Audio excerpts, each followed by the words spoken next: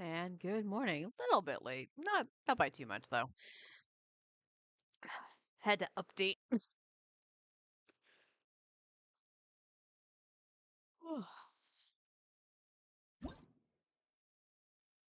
I'm just making sure Paimon's not gonna say anything. I have no idea.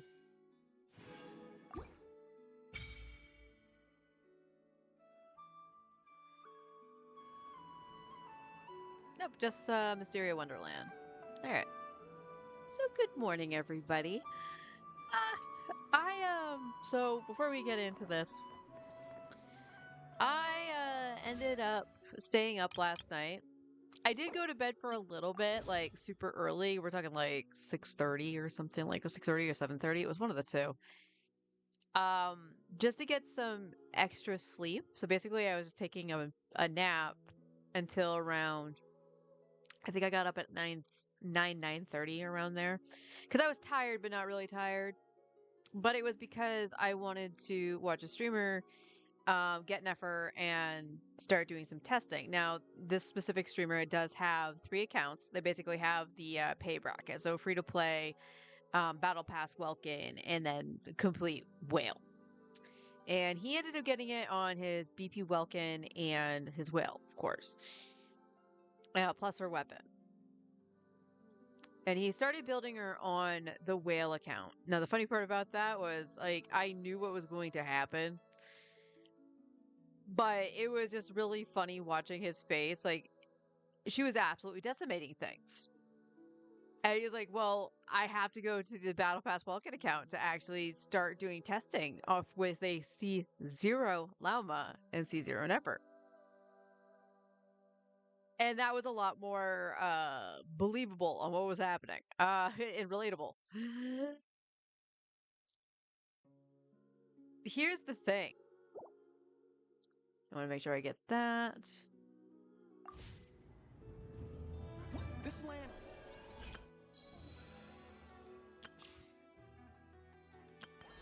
And we'll go in and try Nefer, of course.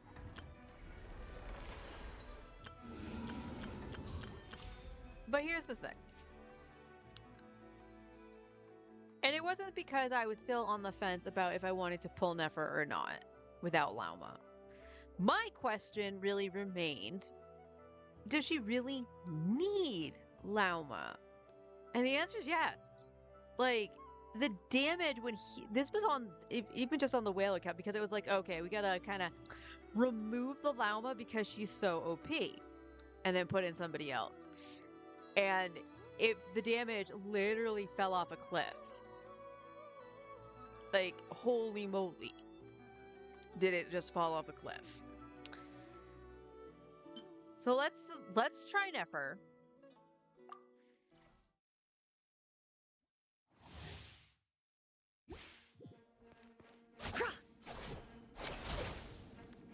I don't get me wrong, she's still cool. I love her weapon. I love the fact that the weapon has the cat. Alright, what do you want us to do? Get 3 Verdant Dew stacks. No more lies.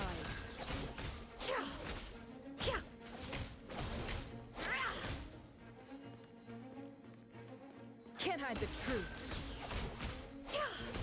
The mystery unravels. No more lies.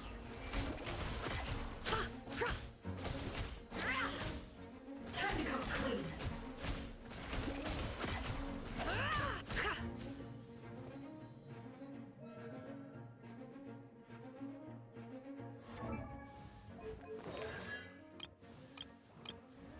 Okay, they're all C0. But to show, can I actually see what you're... Okay, you're using that, but it doesn't show you... No, it does. Okay. EM Sands. Crit damage. Crit rate.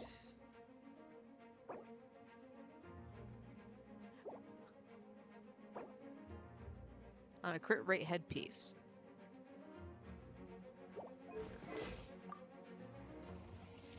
They overcapped her crit.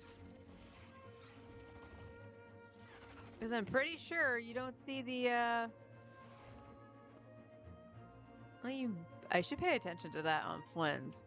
Because to get the crit from the set, you just need to have another Nod Cry character with you.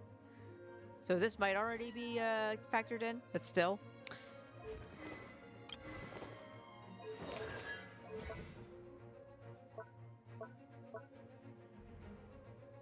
Yeah. So she's getting 30 from there.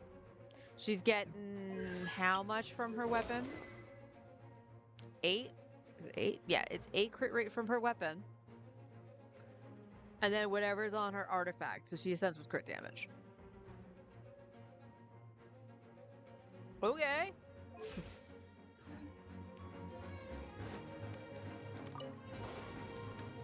Can't hide the truth. Look, the rainbow!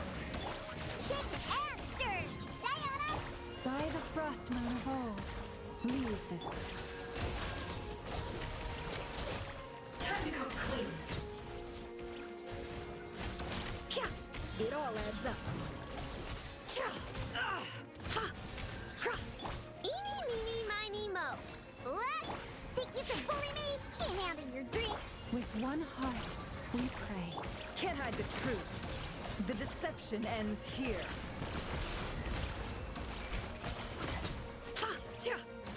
Let's see what you're made of.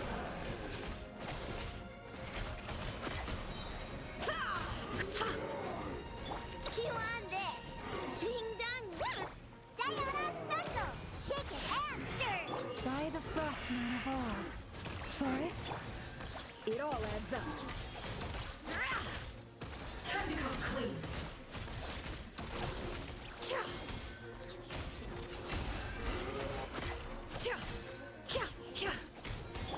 Look, a rainbow. Go. Think you can bully me? With one heart, we pray. Can't hide the truth.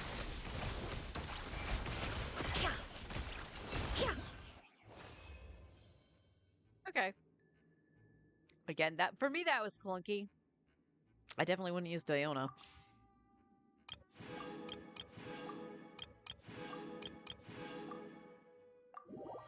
And the damage was kind of moderate there, right?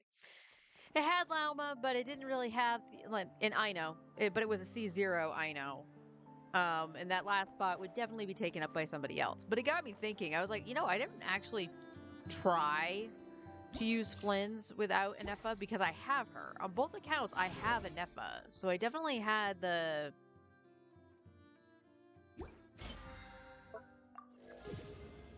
Ooh, sweet. I definitely had,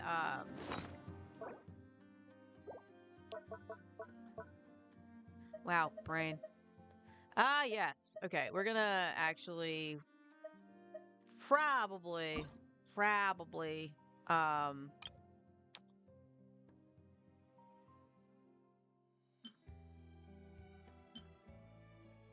my. Ew.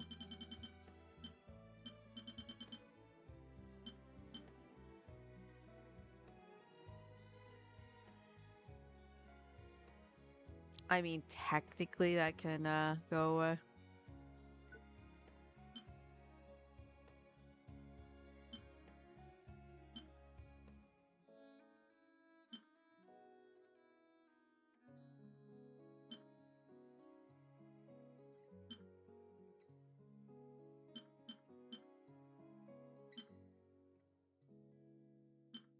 Yeah, I technically had everything I needed because both accounts had an EFA, so I had no reason to. But I am kind of curious if Flynn's damage falls off that hard.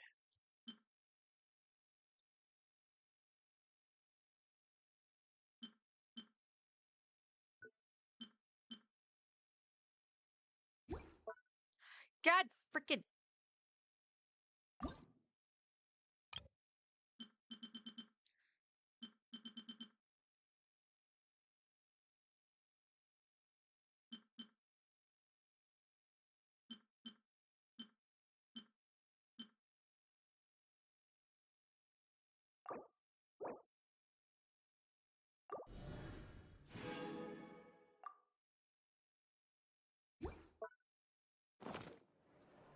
land So holds we're gonna nothing leave but his build promise for alone. adventurers from all. The only thing that we're gonna have to be like keep in mind is the fact that I have a C6 Ino, and there's no way for me to test not having a C6 Ino.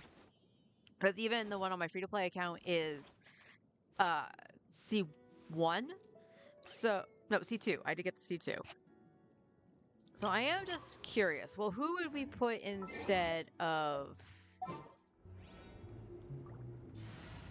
Inefa? And right now I'm just gonna like the actual answer, if you don't have enough ER, would probably be Dory or Fischl. I mean, but then you're really running glass cannon. So, sake of argument, Wait for she my does signal. nothing for him.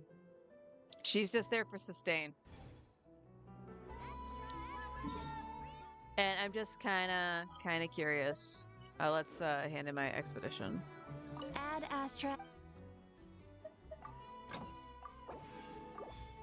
Because again, this was one of those situations where when I was trying to find the stuff from the creative server for people posting and stuff like that, I wasn't seeing anything. Now that could just be my YouTube just messing up my search or whatever, but I wasn't seeing anything for Flynn's. I didn't see anything really for Nefer. Because it almost seemed like a, well, if you didn't get this, you kind of shouldn't pull for it. But here's the thing, like, I didn't want to go to Natlan, I wanted to go to Sumeru. Because again, I'm always the advocate for pull for who you like. So if you really like Nefer, but you missed out on Llama because you liked Flynn's more, or So you're just, this is the you were fabled saving desert. for Nefer.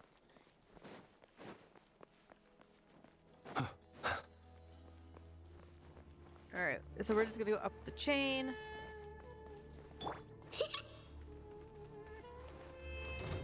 Ding dong water bomb. Our bond is strong. Stand clear. Absorption test. The long sleep beckons. Be silent. Observe.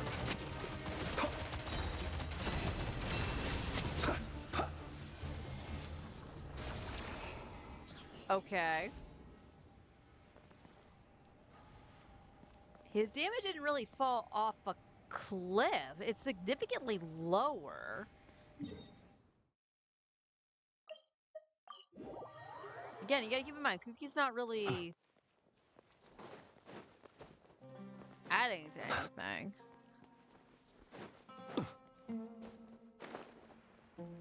And that was also me messing up too. My brain is a little bit slow this morning. Look, a rainbow. Stand with me. Animal test 6308. To dust.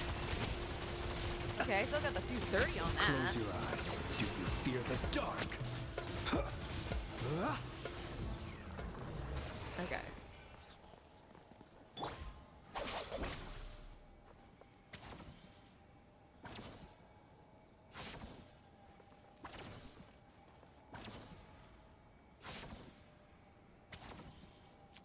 Also, we got to keep in mind, okay, this actually also makes sense too.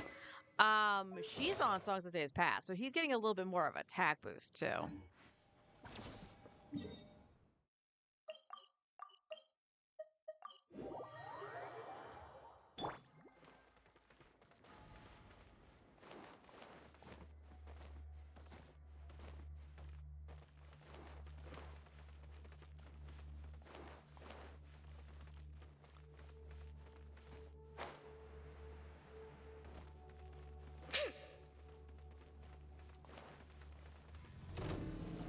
Flash attack. Stand clear. The night cometh. Observe. Be silent. Okay, yeah, there's a significant difference.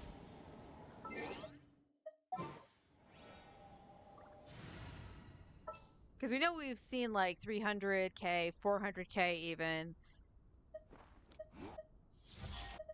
Warm up complete. From the burst.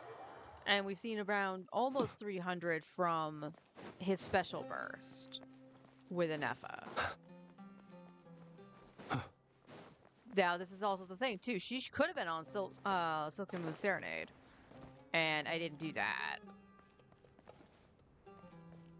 Oh, no, she's got an attack build, not an EM build. Crap.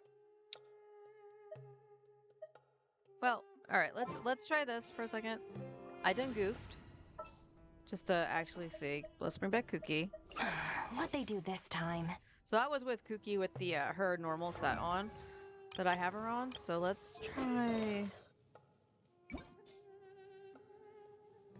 What is your off piece, Anefa?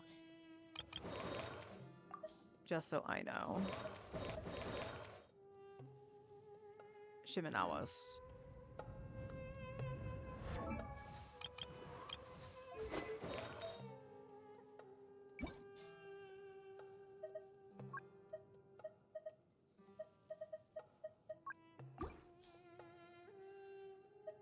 Alright, we're just gonna throw, Oh, that's actually interesting. I don't need to do that.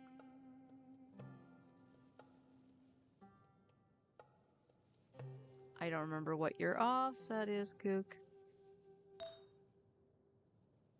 But we'll just do the whole shebang here. Make it slightly easier. Her EM is gonna be dog shit, though. Yeah. But now, let's see. I know. Look, the rainbow! Our bond is strong. Close your eyes. Observe to dust. Be silent. 170.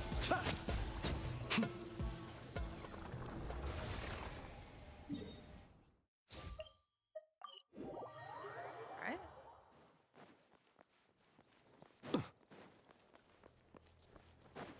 Alright, now I can see it with Lenza's burst.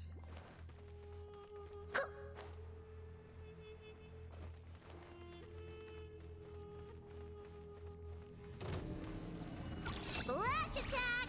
Chila, stand with me! Absorption test, stand clear! The long sleep beckons. Observe.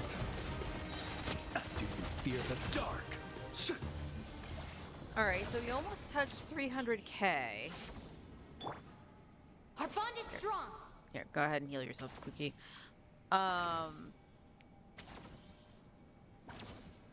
So he did almost 300k with the big burst, and then he did 179, I think it was.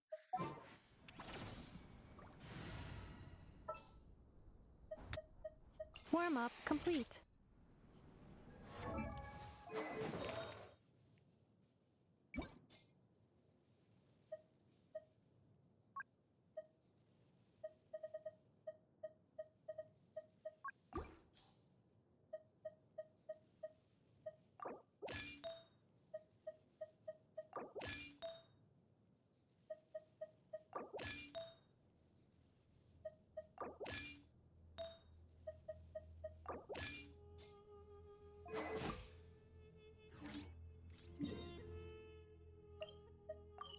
Now, if I remember right, I was seeing the bigger numbers without Nefa's burst.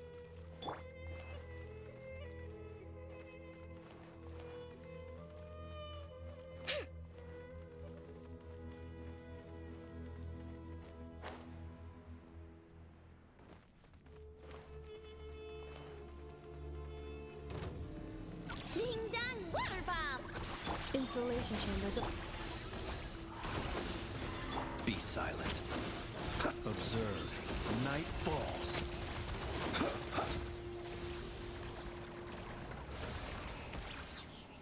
Yeah, there is a significant difference. There is a significant difference, but I do think it's noticeable more with Nefer and Lauma just because of how I was gonna say I feel like Lauma is unbalanced for the amount of buffing she gives He to who Nefer. wishes to peer into the abyss But needs that simply being to said, wander it through is Nodcry on a noticeable. misty night. It is very the march of the noticeable wild the damage hunt will that be sure to drag him Lens in. does with Anefa versus without her.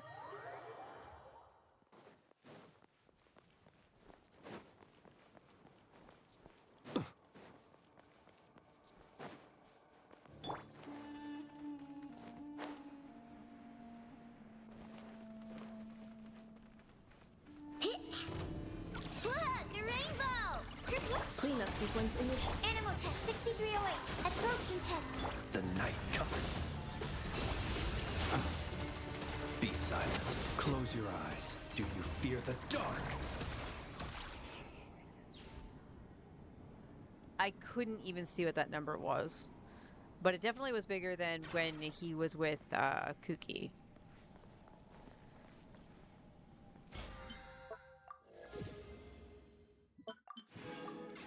Alright, let's go do artifact route and then see if we can get a other piece for Flynn's. See if we can get a goblet or a headpiece.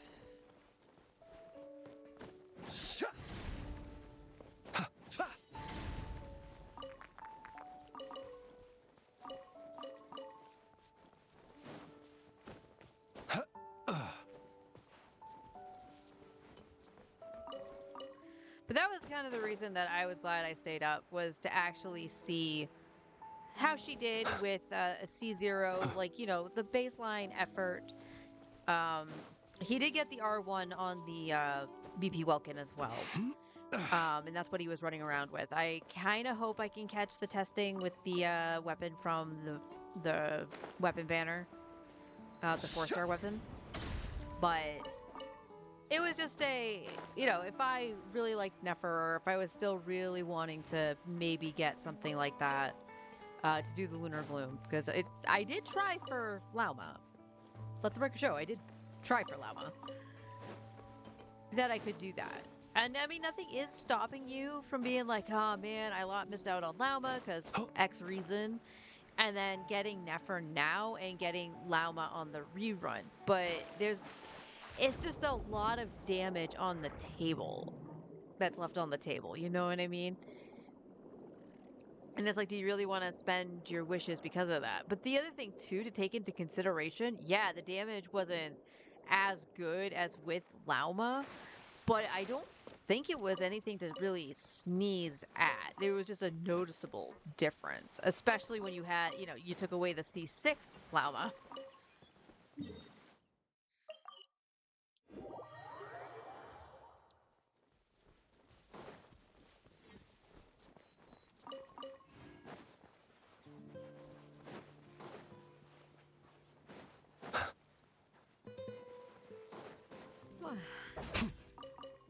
So I do apologize if I am very tired. The first alarm did wake me up though, so it was that was a good thing. That's why I'm here right now. However, I haven't really eaten. I had a cookie just to make sure I had something, but I wasn't really hungry. So I might have to either get lunch early or just another like little snacky thing to throw in my face. Ding dong water bomb! Installation chamber deployed. Stand clear. Animal test 6308. Be silent. Do you fear the dark?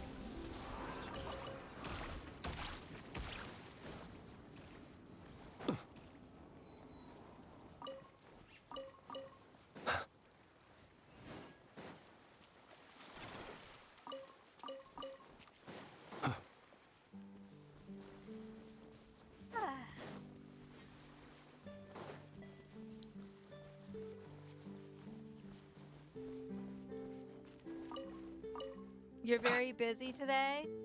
I'm sorry to hear that, hon.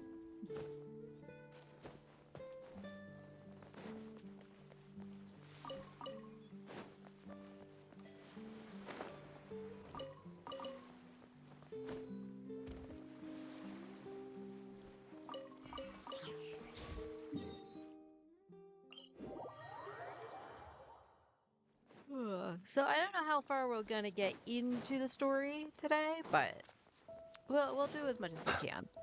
Unfortunately, no new map. So, main account's not getting anything for exploration, that's for sure.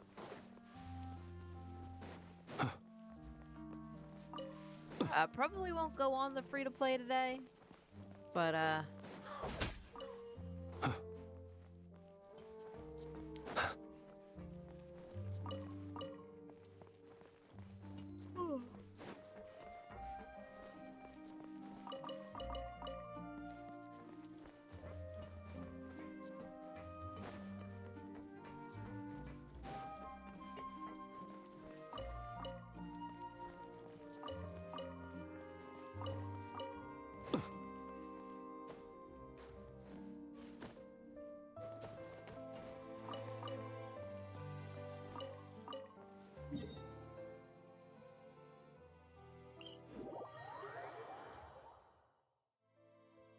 Jeez. Oh, that was the other thing I wanted to say.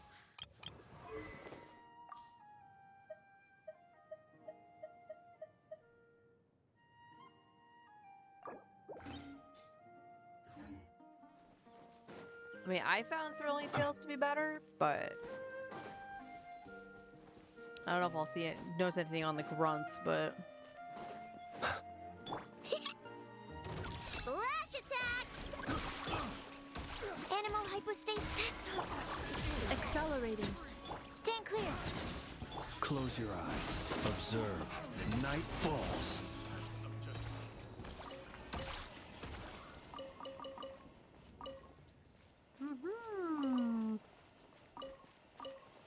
well, that was smooth.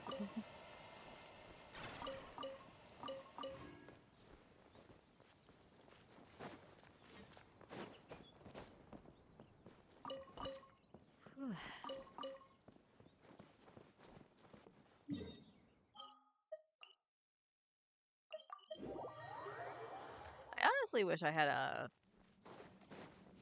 I mean, I have one extra, but I would prefer to have that on another character. I wish I did get a little bit, few more copies of the Evan Star.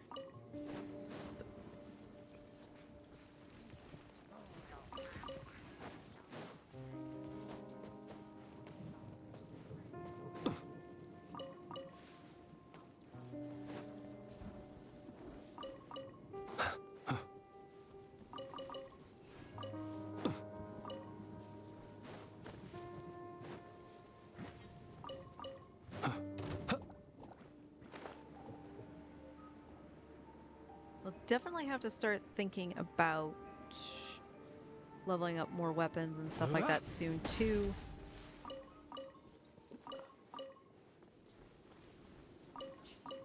Just so people can stop sharing.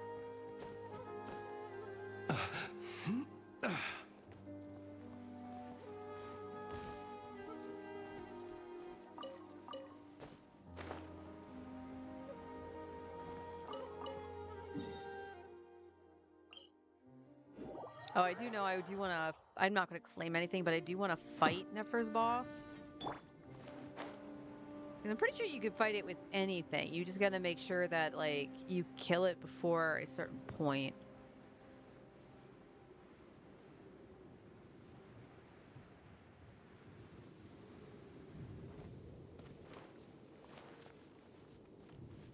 Ding dong water bomb!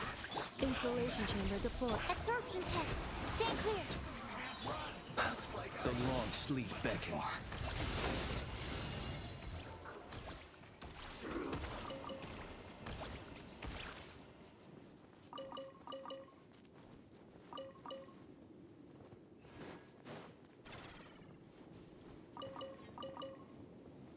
I'm gonna guess his damage was so low because he wasn't inflicted by Hydro.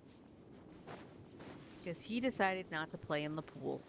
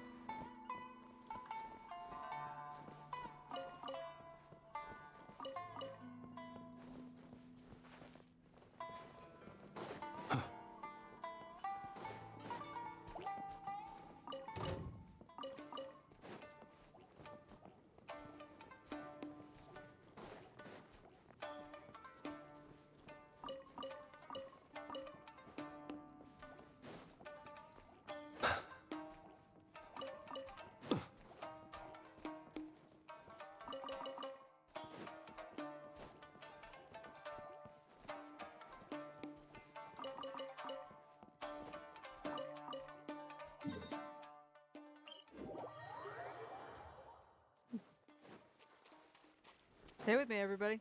That cat can talk.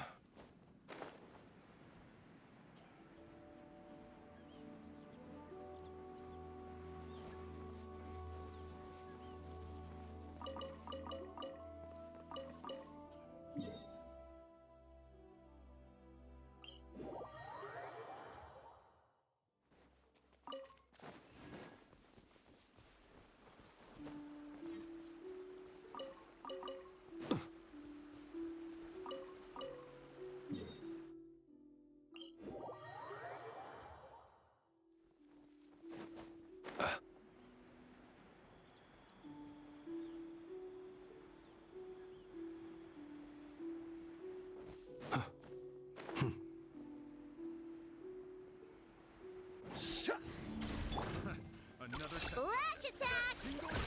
Defensive mode engaged. Swirl, Mark II! Pick the wrong test subject. The wrong test subject.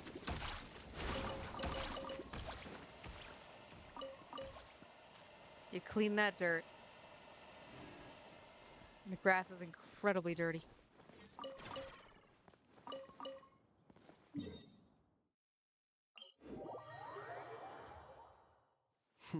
You look worried. Relax. It takes more than a little rainfall to extinguish my lamp.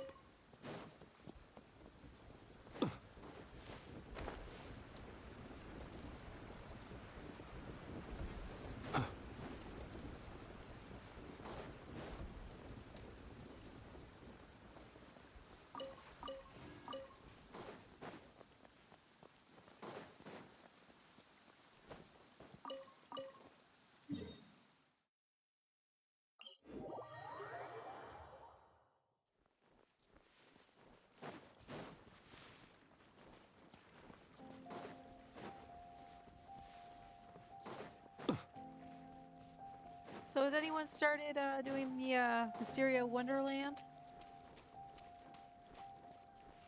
I saw some people in chat saying that it was kind of mid right now.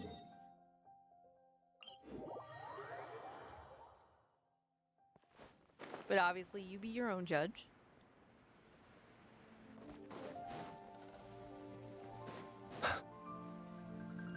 Very curious as to see what it's actually capable of.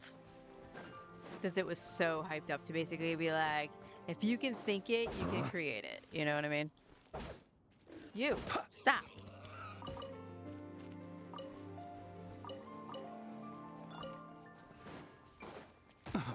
Are you quite finished?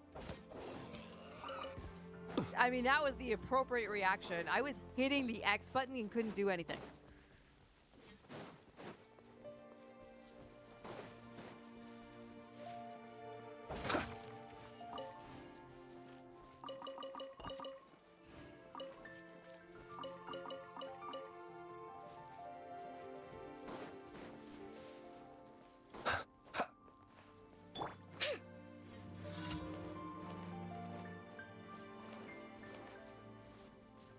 There you are. Ding dong water bomb!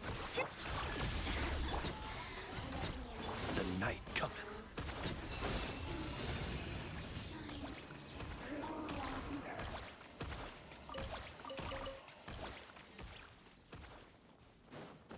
Splish splash.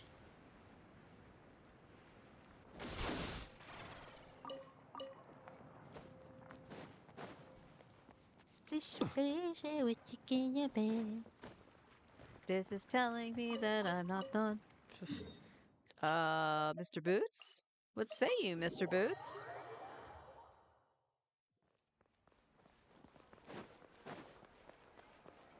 Nope, Mr. Boots says I'm not done. What the hecky?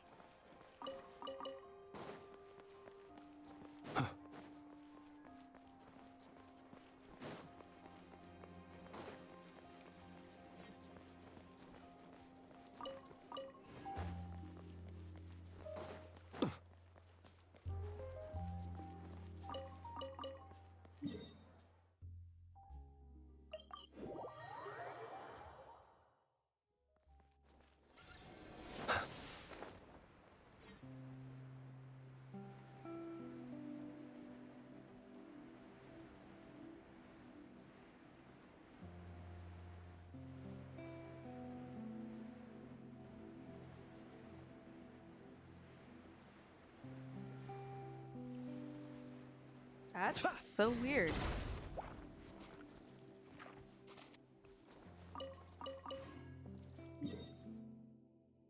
That's really weird.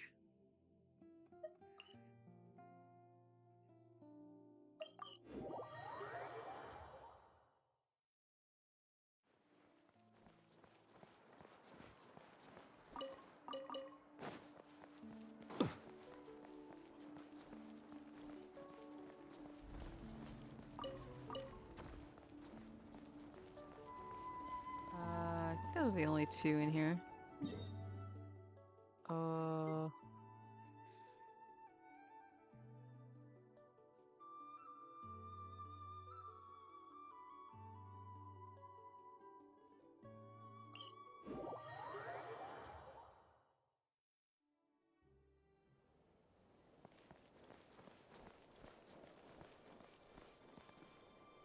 What's not that spot? What? How do I get up here?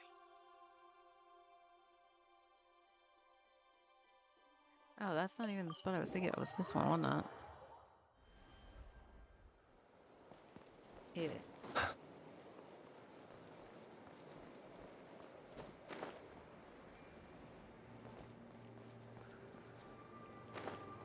Oop, oop.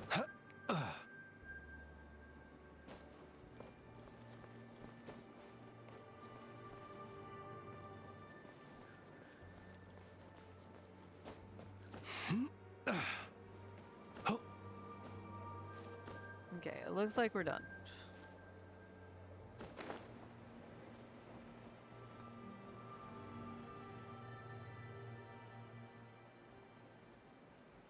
Yes. Okay, now we're done.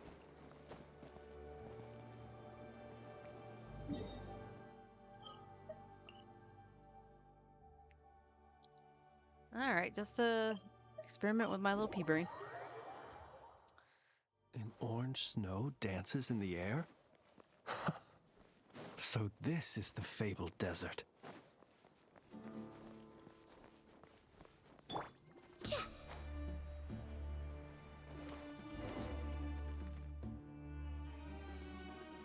Uh-oh, my game froze. Oh! Flash attack! Insulation chamber deployed. Absorption test. The long sleep beckons. Okay. Okay, that looks like it was about the same. I don't know what happened. I've never had Genshin outright freeze on my PlayStation before. That wasn't the remote play.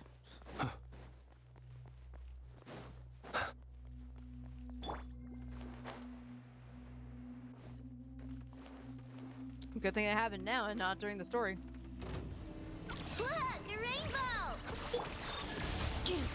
Stand clear. Absorption test. Be silent to dust.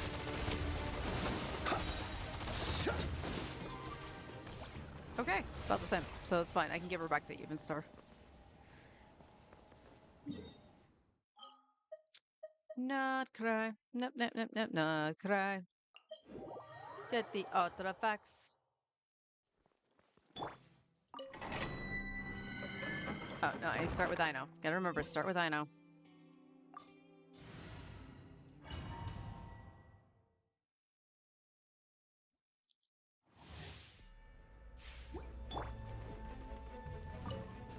Flash attack! Ultimatum protocol. Cleanup sequence initiated. Stand clear. Absorption test. The night cometh.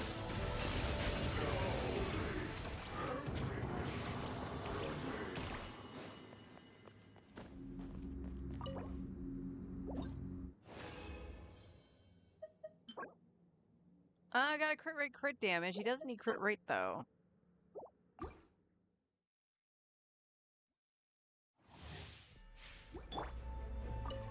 Ding dong water bomb! Defensive mode engaged. Observe. Be silent to dust.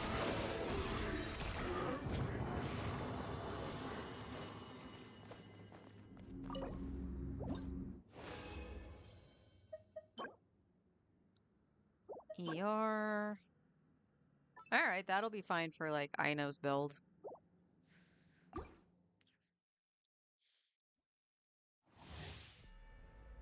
Look, the rainbow! She wants Annihilation mode. Installation check. stay clear. Absorption test. Close your eyes. The long sleep beckons.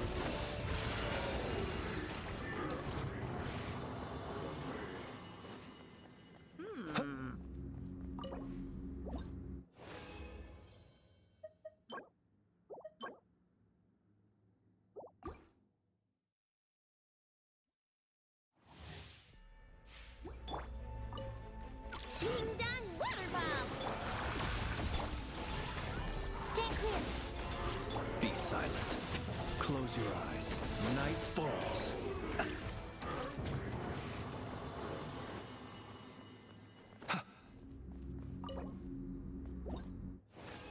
Alright, should be the last one. No, and no. We have to make the goblet. Alright.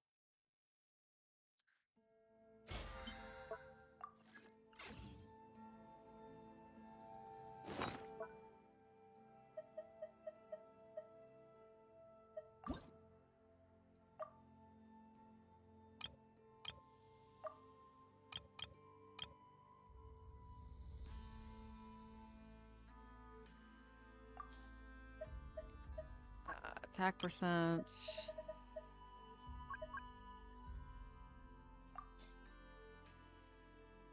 Goblet, yes, fine. Unfortunately not a four-liner, but we expected it much.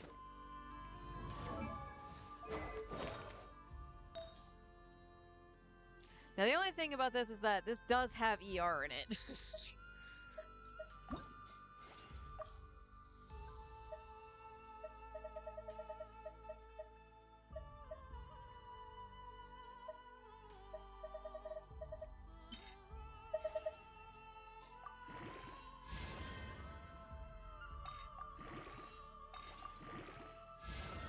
No, game, please.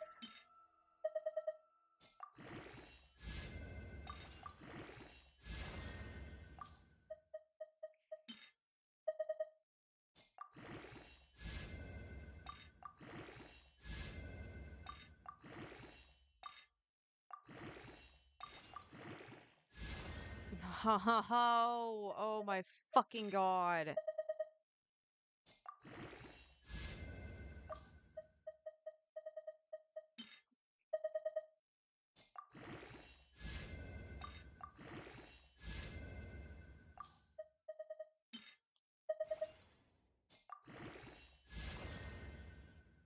It's still shit. And I lose way more crit rate. So, no, that's crap. That is absolute garbage.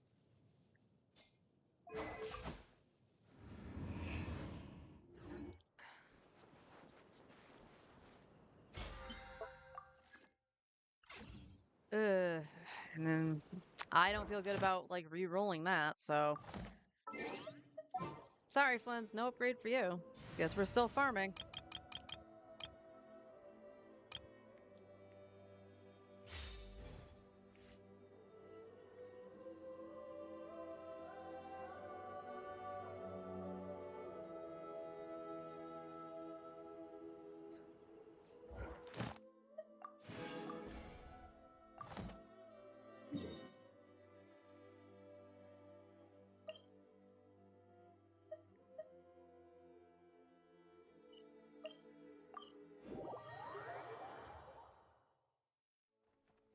Add astro.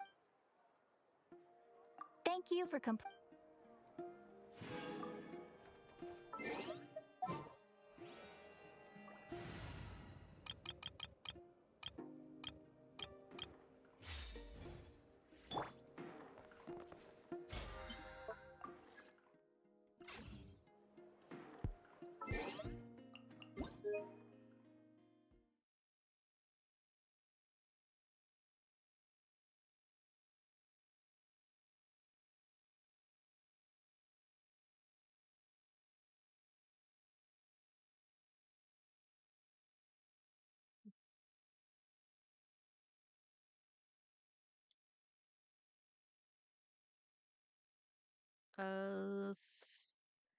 Starting Friday. Okay.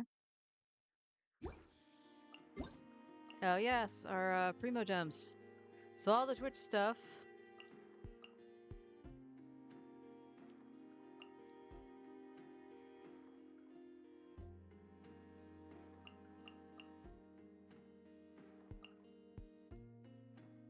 Whoa, whoa, whoa! Wait, what?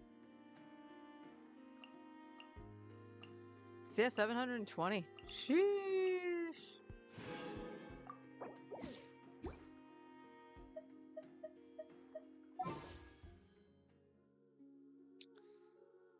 Oh, how do I see?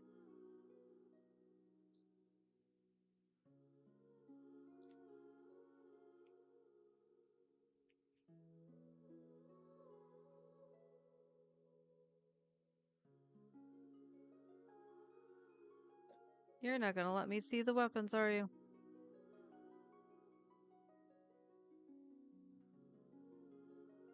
Why?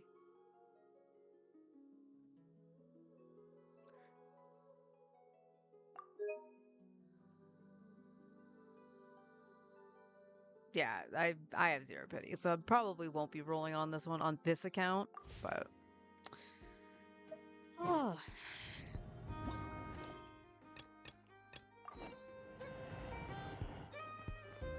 All right, let the story begin.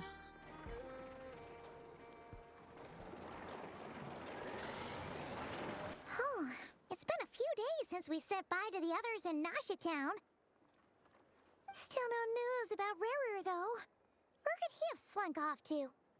If only he was gone for good. But with all the trouble he stirred up before, there's no way we've seen the last of him. Hello! You must be the traveler in Paimon? Mr. Flynn's has been looking for you. Unfortunately, there's been a serious wild hunt attack over at the quarry. He thinks it's time to regroup and figure out a plan. The Wild Hunt? Oh, uh-oh. We better get over there, right away! Come on, let's go! Yes, we have to help out Senor Flins.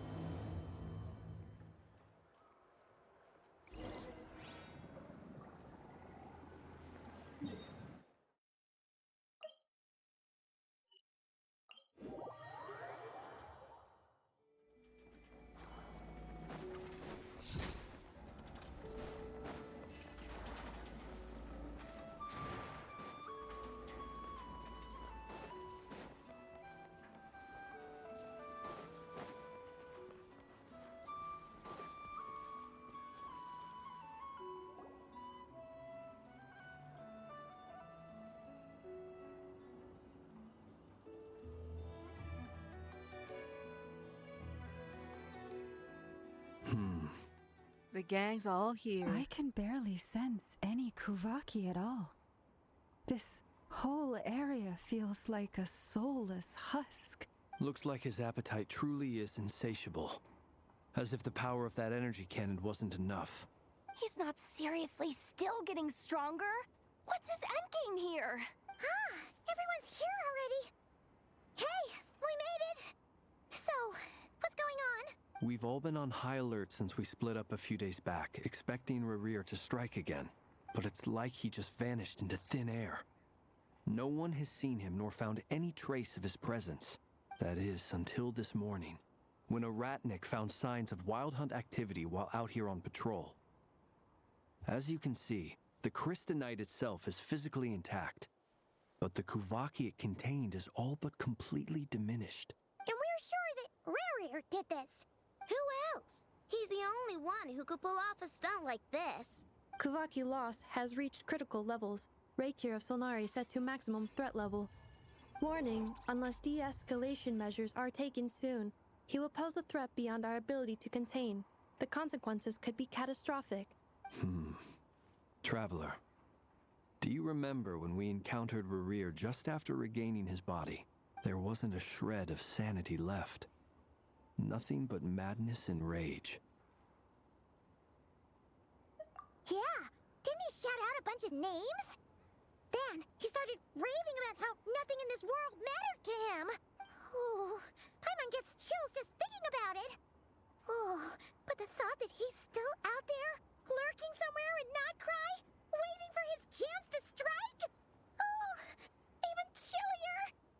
last time we fought, we were already at a disadvantage. If he has such overwhelming strength, why would he suddenly go into hiding? Yeah, if I were him and I wanted more Kuvaki, I'd just take it by force. No point staying in the shadows. Unless something went wrong. His whole resurrection thing didn't exactly go smoothly. The other thing is, how does someone who's completely lost their mind still have the wherewithal to cover their tracks so perfectly?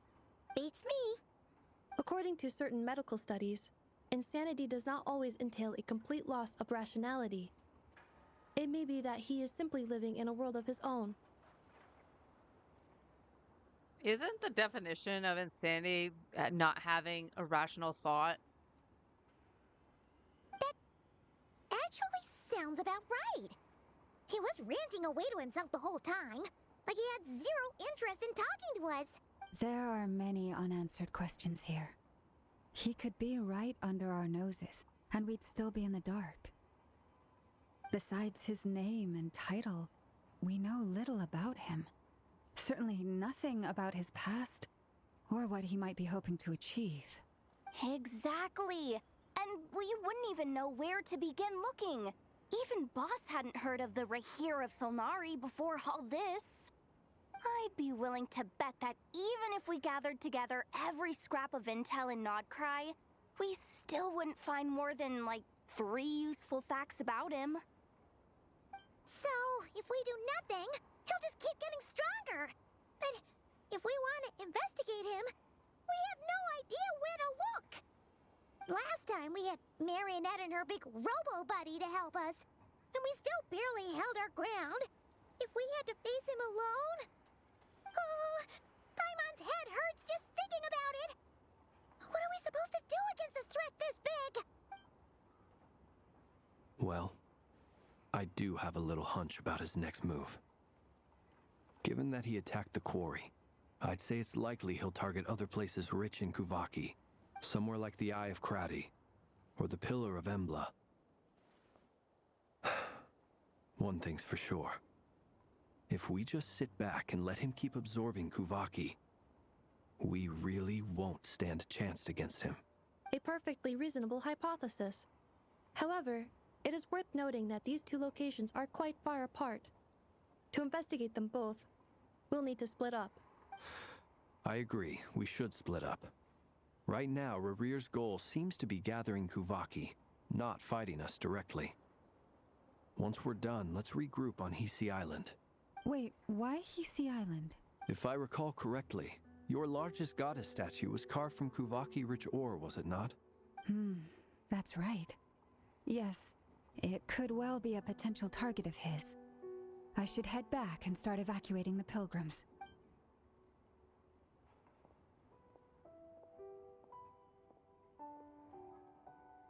Splitting up's always gonna be risky. But I guess we don't have much choice, right?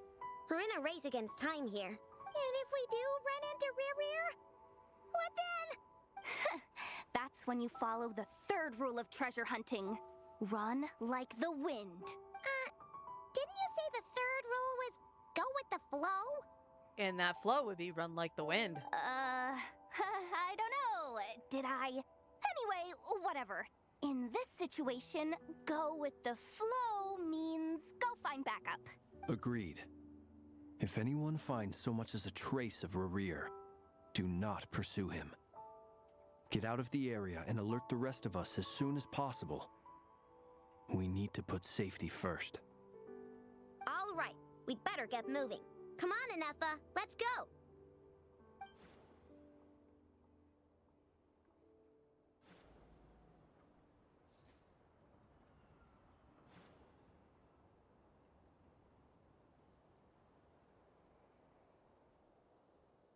Pretty sure you have more people than that, Llama.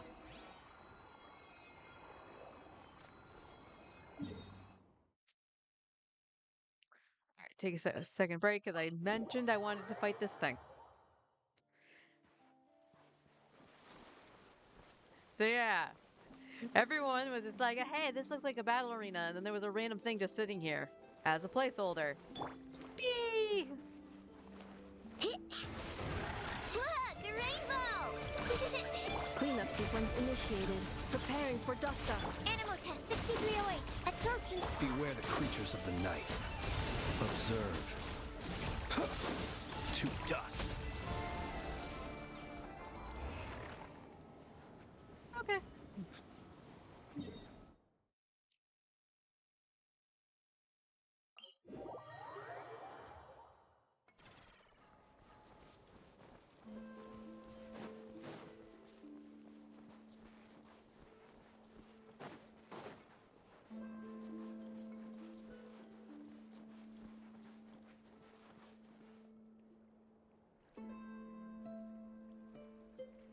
Any leads? Nope. Diddly squat. No clues to where he might be hiding. It's like he's a ghost. It feels like we're sitting on a powder keg that could go off at any second. Oh, I hate this feeling. I'd rather face him head on than be left hanging like this. That face of her holding the powder keg. So, you guys didn't find anything either? Not loving the word either. How about you, Flints? I questioned a few Ratniki and eventually narrowed my investigation down to one suspicious individual. But by the time I got to his place, he was already gone, almost as if he knew someone was on to him. Either that or he's just extremely cautious and doesn't stay in one place for long. He's been biding his time for a while now. The question is, where or what is his next target? No idea. Since regaining his body, he seems to have lost all interest in the fragment in my possession. If he did still want it, he's had plenty of chances to take it. All we can do now is hope that Ino and Anefa turn up some leads.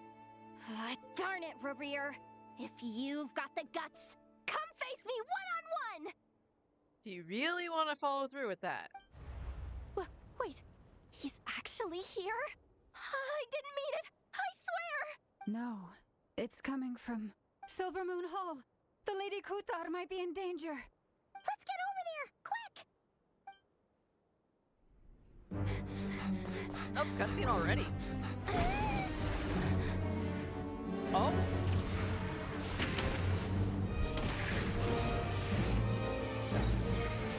He went right for Palomino.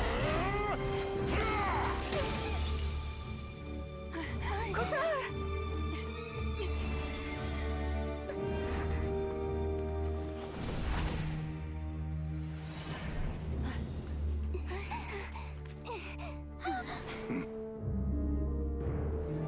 Why is he attacking the damsel elect? What's going on? No time for questions. Stop him!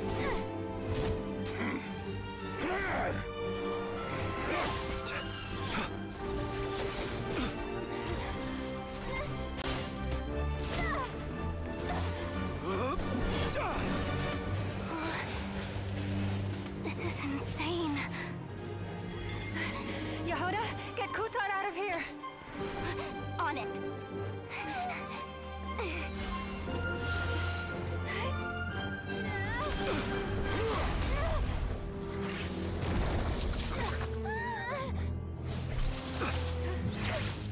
Look where your feeble light has gotten you. Now, you shall plunge into darkness. Paimon, you need to get out of here. Soon, I will find a way. Watch out!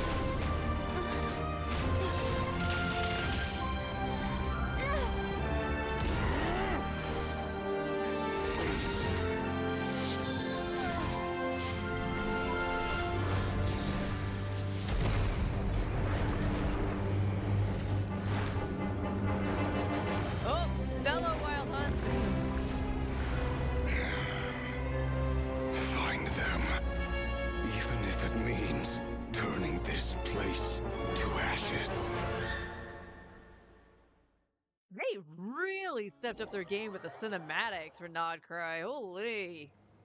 That was too close. We barely made it out of there alive. What's that guy's deal? How'd he get so crazy strong? He's a threat to this entire nation. I doubt his strength could even be measured by conventional standards. I have a question. Anyway. When me and Anefa showed up, we saw him chasing after this lady like he wanted her dead. What was that all about? We weren't there for the whole thing either. They were already duking it out by the time we arrived. Yeah, we didn't see how it all started. It all escalated so quickly, we had no choice but to step in. Kutar, can you shed any light on the situation? Kutar. Cross-checking database. I see. So you're the one that the Frost Moon Scions refer to as the Moon Goddess? Wait, she's the moon goddess? Oh, no wonder she looks just like all those statues. There are many reasons why people might worship the moon, and just as many why they might despise it. I've never met that person before, but there was no mistaking his deep-seated hostility towards me. Why he holds me in such contempt, I cannot say. But since he hunts the power of the moon, it's no surprise that I am a target. Kutar. There are many potential motives. For instance, you help the traveler escape his grasp. This could be his way of taking revenge. It is also possible that he covets the Kuvaki inside you and seeks to take it for his own. The list goes on. But right now, devising a counter strategy should be our #1 priority. The likelihood of this location being discovered is close to 100%. A counter strategy? But we don't stand a chance against an enemy like this. Surely our only option is to run. He's not gonna chase us to the end of the world, right? So as long as we can sneak out of Nodcry undetected. No, I can't say that. Come on, Yehoda. This is serious stuff. You can't suggest we all just chicken out. Running is our only option. Huh? You seem surprised. But what other choice do we have? We are facing an enemy we cannot possibly defeat in battle. Well, I mean, yeah, but still. It's not too late. I can distract him, so you have plenty of time to make your escape. Yeah, that's not happening there, Columbina. What? You're gonna act as bait? Doesn't that make sense? I'm the one he's after.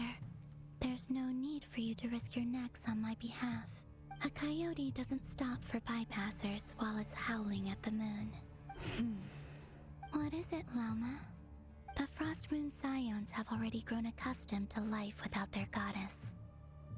My presence here is no longer essential, and this is not my home, so you needn't ask me to stay. We can't just roll over and let him get away with this. That's not our style.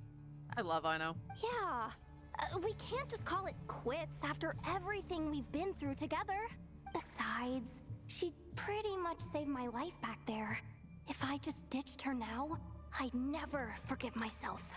We can't overlook that you have saved our lives multiple times now. To talk of returning the favor would be a little crass for my liking. But suffice to say that we are friends, and friends look out for one another. River's true objective remains unclear. Even if we were to sacrifice Miss Kutar, there's no guarantee he would stop. But Kutar, I know why you left the Frost Moon Scions so long ago. It was because people started treating prayer as a form of trade.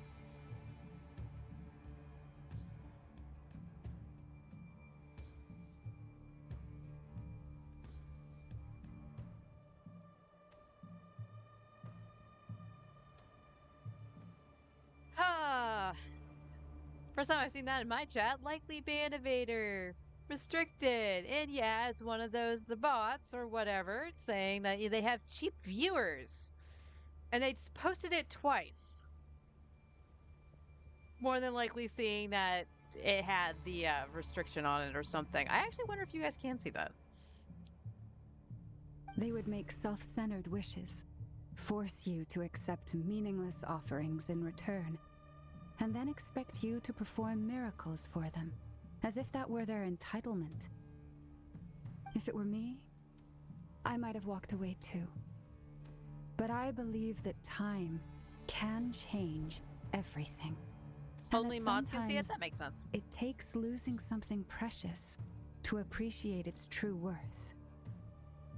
After much reflection, I've realized that this was never about whether the Frost Moon Scions need you. Any relationship based on need is purely transactional. What I truly hope is that you'll choose to stay, not out of obligation, but as part of our family.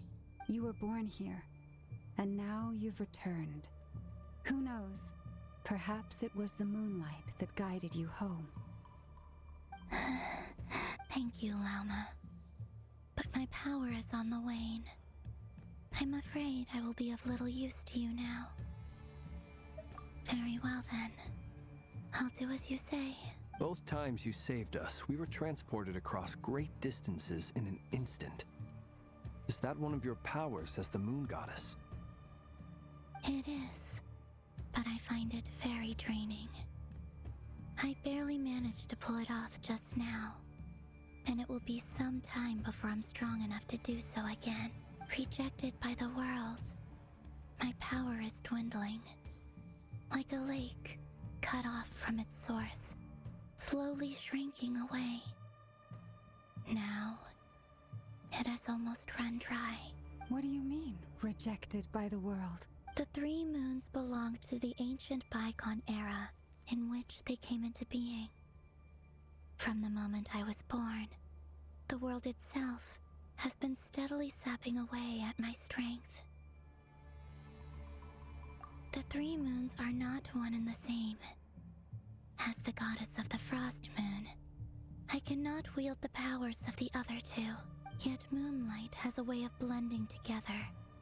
Each can reflect the other's glow, so when our fingers touched, I was able to restore my strength by drawing Kuvaki from the eternal moon's marrow.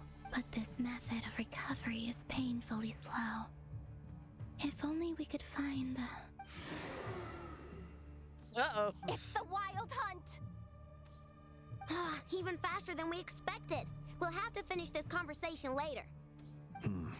See how those wild hunt creatures are running away from us. They're likely just a scouting party, which means Rerir won't be far behind. Then what are we waiting for? Let's get the heck out of here! Oh! I wasn't expecting that. Alright. Ding dong weather bomb! For the everlasting forest, lush as the moonlight. Oh, they just keep coming! This is driving me nuts! Rerir's closing in on us. We need to pick up the pace. There's too many of them! And this time, we can't fall back on Utar's help to escape! If this goes on much longer...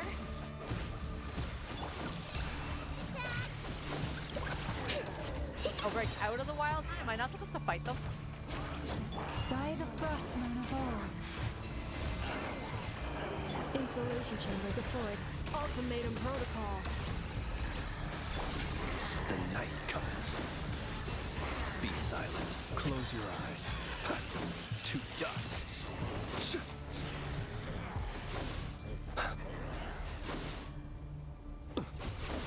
Yeah, I don't know what I'm supposed to do. It just says to break out of the onslaught. Ding dong weather bomb! Chew on this! With one heart, we pray. Receive my blessing. Preparing for dust up. Cleanup sequence initiated. The long sleep beckons. Observe. Be silent. To dust. Close your eyes. Night falls.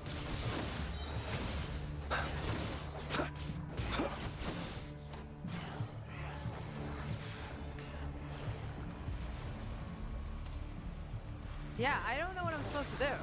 There we go. I guess just outlast them for a while? That seems a little meh. Oh, Barca!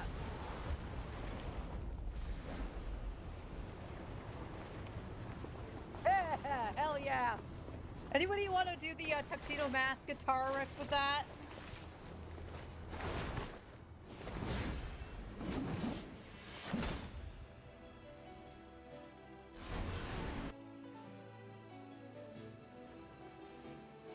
What's the matter? Bit off more than you could chew? Who are you? Uncle Varka! You're back from Amsvartnir? Whoa! You're Varka? Grand Master of the Knights of Favonius? We could save the intros for later. Right now, let's get you all out of this hellhole. Follow me. I know somewhere you'll be safe. Oh, is that where I think it is? That's the one. Come on, move! There's no time to waste.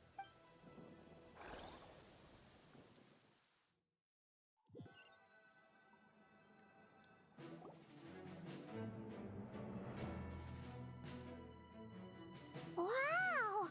Where are we? This is so well hidden. Well, that goes without saying. This is the Knights of Favonius' meeting place in Nodcry, and a contact hub for the Northern Intelligence Network, aka the Black Market of Intel. No matter what faction you're with, it's the place to buy and sell information. Their headquarters are in Nodcry, but they've got contacts in every nation. Okay, is it me or does he look like he belongs more on Star Rail than Genshin? Like, they cooked on the render for his face. Like, no shade, D-Luke. I love you, especially with the skin. But, this is next level.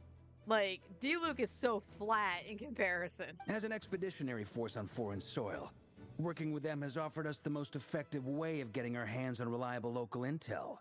This is where we meet, so naturally, it's secure. Anyway, where were we? Folks from Nodcry should be pretty familiar with me by now, but I believe this is the first time we've met. Allow me to introduce myself. I am Varka, Knight of Boreas, and Grand Master of the Knights of Favonius. We've heard all about you. This meeting's been a long time coming. You look way younger than Paimon expected, but you definitely have that Grand Master vibe. Well, I'm no spring chicken. Just not showing my age yet. Definitely feeling some of that back pain today, though. Rushed back from Amsvartnir without a wink of sleep, only to get right into another fight with that freshly revived maniac. Another? You mean you fought him before? Yep. He wasn't nearly as strong back then, but he was still a formidable foe. I brought some of the knights along to give him a little surprise, but he saw us coming from a mile off. My squad took heavy injuries, and I barely made it out alive myself. We knew it might have been our last chance, so we staked everything on it. But still, it wasn't enough to stop him. I tried tracking him down afterwards, but he didn't leave a trace. Even in his unhinged mental state, he's as cautious as any trained operative. So, I decided to come find you. And as luck would have it, turned up to find you being ambushed by the Wild Hunt. The rest, you already know. Is that why he's been frantically absorbing Kuvaki these past few days? Because he sees you as a threat? Maybe I'm part of the equation, but even if I weren't, I'm sure he'd still be gathering power. He's clearly working up towards something. Note to self, Uncle Varka's strength rating officially upgraded. Guess it's my turn to ask questions now. So, what exactly has been happening in Nodcry?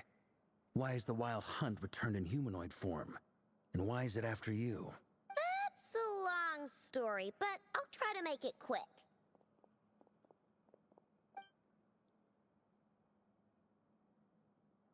Wow, I had no idea so much had happened.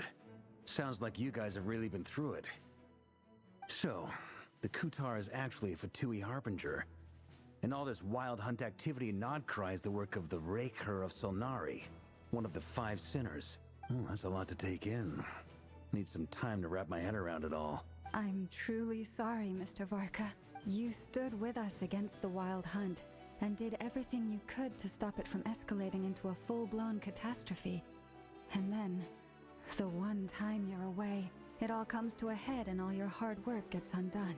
You've got nothing to apologize for, Miss Moonchanter. You can plan 100 steps ahead and still slip up. That's just life. No one knows what tomorrow holds. You can't predict which way the wind will blow next. And, to be perfectly honest, I can't say I'm surprised. For all the times we've defeated the Wild Hunt in the past, we've never been able to completely wipe it out. Turns out, we were just delaying the inevitable. But now that a new variable has come into play, fate may well take a different course.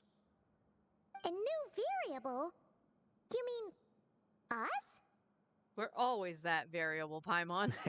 Who else? And in a strange way, I think his resurgence might not be an entirely bad thing.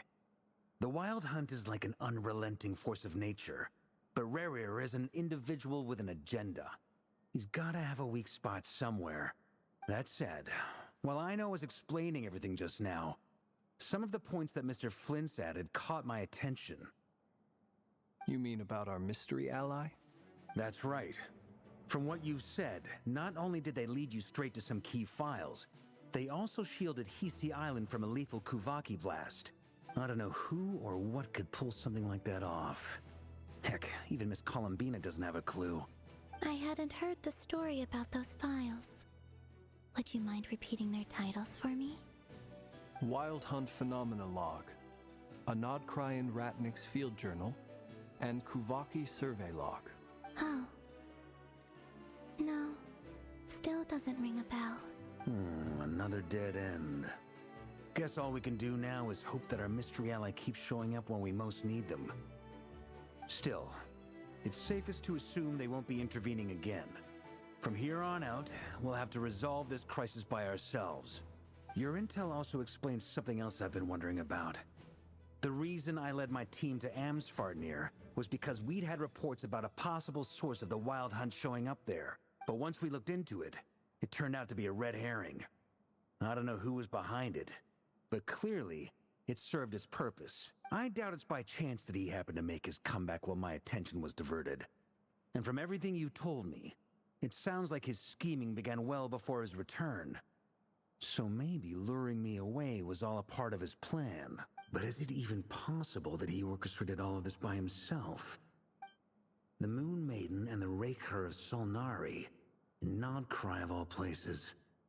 The way everything is unfolding, it can't be a coincidence. So, what do we do now? Got any ideas? Right now, we've got at least 3 things to consider. Let's go through them one by one. First, we need to figure out how to take down Rerir. If we can't beat him in a straight-up fight, the rest won't even matter. To my knowledge, the bulk of Nodcry's fighting force is already gathered here. But even with everyone united, we're still no match for Rerir in his current state, let alone with his power still growing. What if there was a way to tap into a new power of our own? How so? Have you thought of something, Columbina? 3 moons once watched over this world. The Eternal Moon was the largest. The Frost Moon was the brightest. And the Iridescent Moon was the most mysterious. They say that back then, the 3 moon goddesses wielded immense power. Enough to shape the workings of the world itself. I now bear the Frost Moon's power, and the Eternal Moon's marrow resides within the Traveler. Hold on. Are you suggesting... The iridescent moon, the last piece in the puzzle. That's right. If we can find the Iridescent Moon's marrow, I will be able to regain my strength much more quickly. The 3 moons are said to stir the tides and illuminate all things. Perhaps they hold further secrets beyond our understanding. According to my analysis, this solution is feasible. However, it is subject to one major condition. How do we locate the iridescent moon's marrow? I know a way, but we will need to visit the Fatui's Experimental Design Bureau. The Experimental Design Bureau? Are you saying we need to involve Marionette? Yes. I must speak with Zandrone. It's a long way from here to the Experimental Design Bureau. There's a high chance you'll be spotted. You shouldn't go alone. Then that's settled. Next up, our second priority. Somehow, we need to figure out Rarir's end goal. As you saw for yourselves, when he was still in his wild hunt form, everything he did was for the sake of recovering his body and resurrecting himself. His first act since then, after laying low for a while, was to try and assassinate this young lady. People's obsessions often reveal their greatest vulnerabilities. There must be a reason why he despises the moon so deeply. Perhaps it sheds some light on his title, the Raker of Solnari. The Wild Hunt has plagued Notcry for centuries now. If we want to stop it for good, we have to get to the root cause of what's driving it. It's true. We still know very little about him. If Kuthar hadn't given us that lead, we wouldn't even know his name. But where would we even start? I doubt even the Intel Queen of Notcry has a clue, and she has info coming out of her ears. Oh? That's a rather hasty conclusion for someone who's so painstakingly meticulous when it comes to dealing with machines. Where'd you come from? She heard me.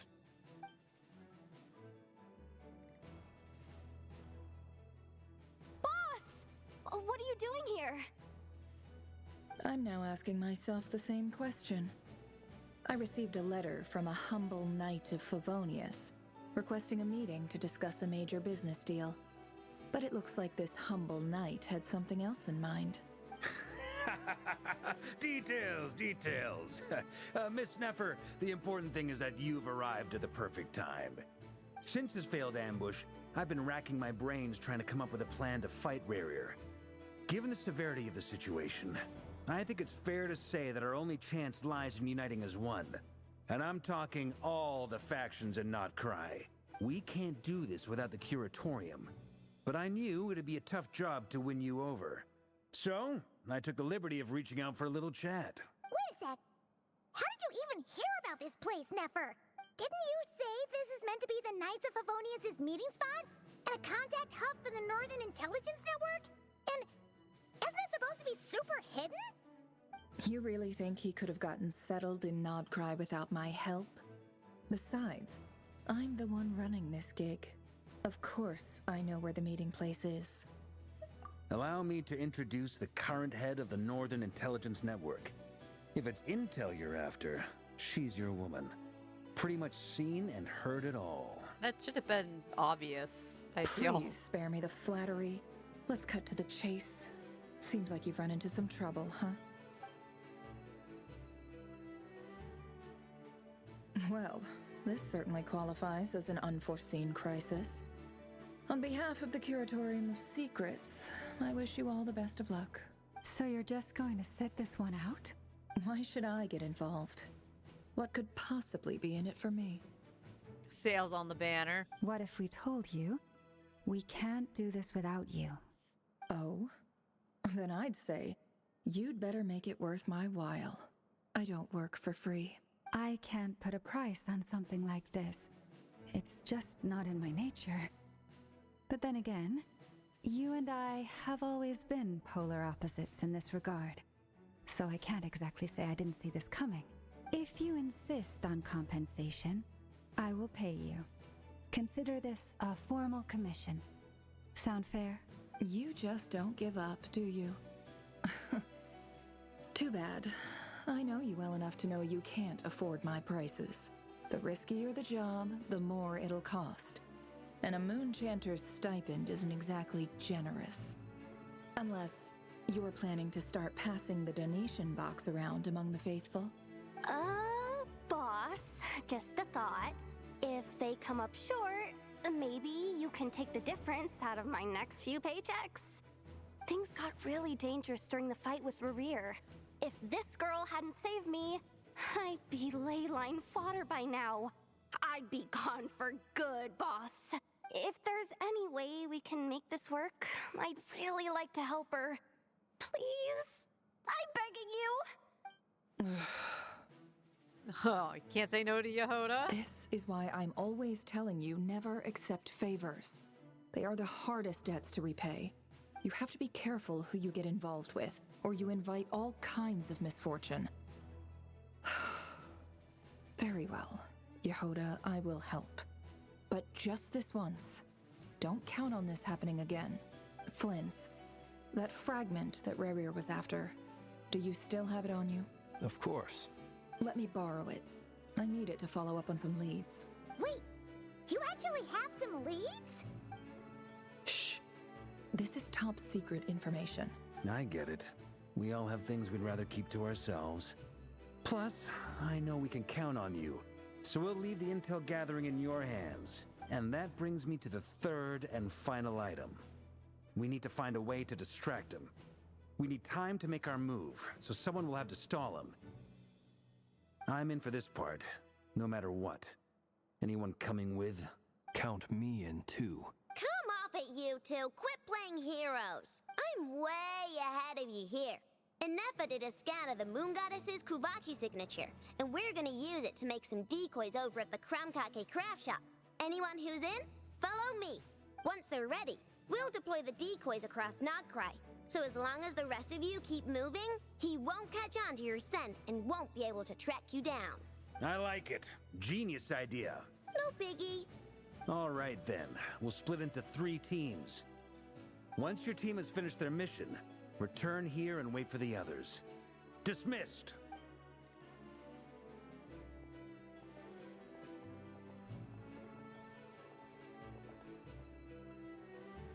Anyway.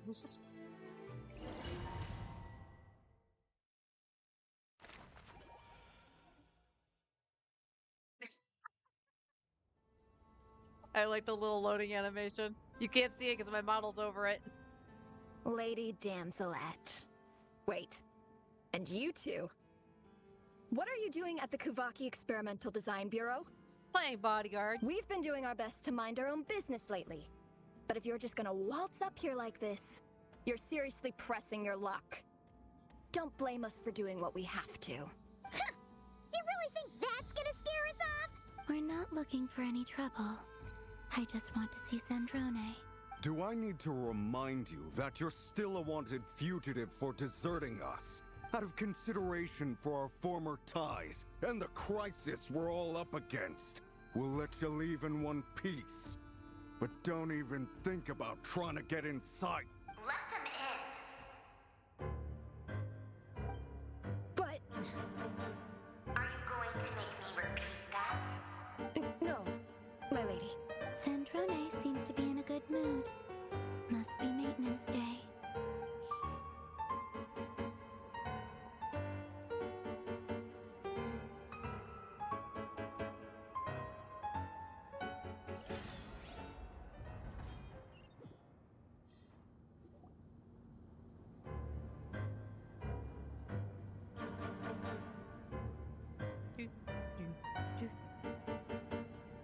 So tell me, to what do I owe the honor this time? Actually, before you answer that, just so we're clear, we're not colleagues anymore, Columbina. I don't owe you anything. I promise it's nothing big. It seems like you've gotten the wrong idea here. The only reason I let you in was because I was bored. It seemed like a way to kill some time and satisfy my own curiosity.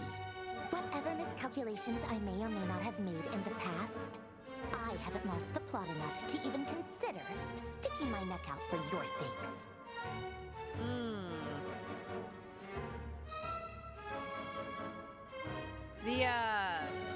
The audio balancing is off.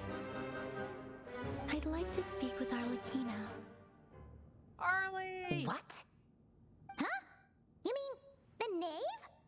Is there any other Arlecchino that you know of, Paimon? I'd like to speak with Arlecchino. Is she in Nodcry? No, she's not. Once the work on this facility was completed, she went back with the Rooster and Regrator. The only ones in Nodcry are me and... What is it you need to speak to her about anyway? Rerir is hunting me. If I'm going to face him, I must first retrieve the lost moon.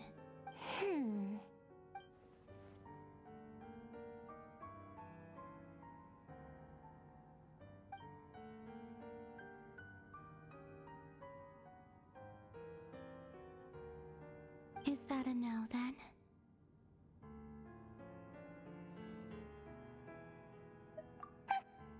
I need reminding. I was this close to settling things with him before someone decided to whisk me away to their weird little garden. Have you held any tea parties lately? Tea parties? Yeah, obviously. You don't seriously think we'd pack it all in just because you aren't here. If anything, they've been more eventful than ever. Just me, Arlecchino, and a bunch of insolent and sensitive guests who won't stop asking where you've gone. Oh, they've been a real joy. I bet you served them the worst tea you have. Just like you used to do to me when I upset you.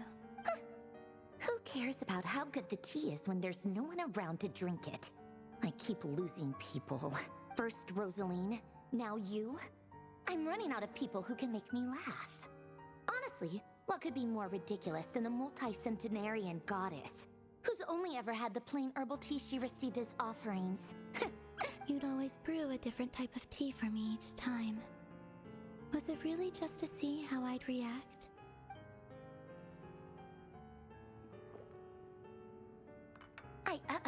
Well, duh. Why else? Watching you squirm was practically my only form of entertainment.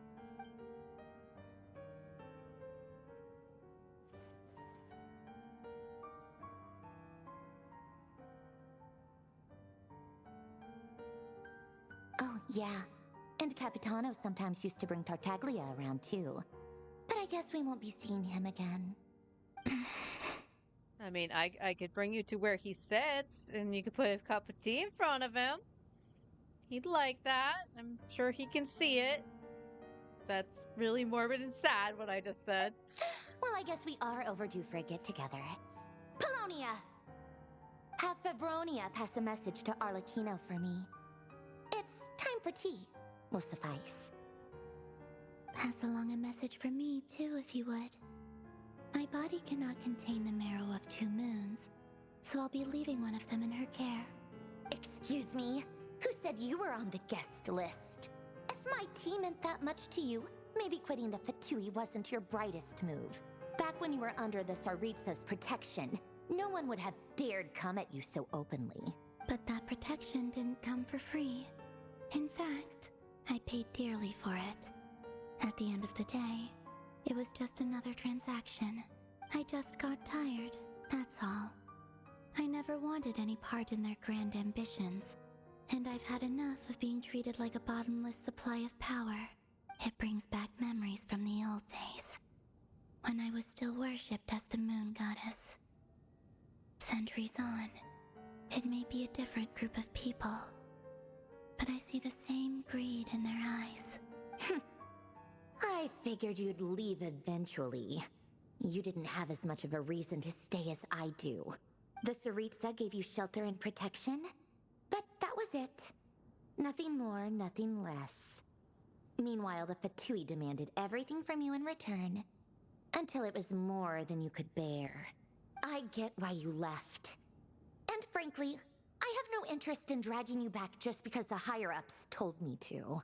But if you keep hanging around with this riffraff, the next time we cross paths, we might be enemies for real.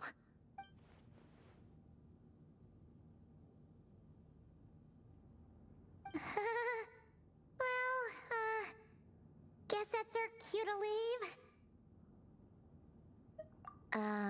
That might be your plan. But it sounds like someone else wants you to stay a little longer. Huh? What do you mean? Listen.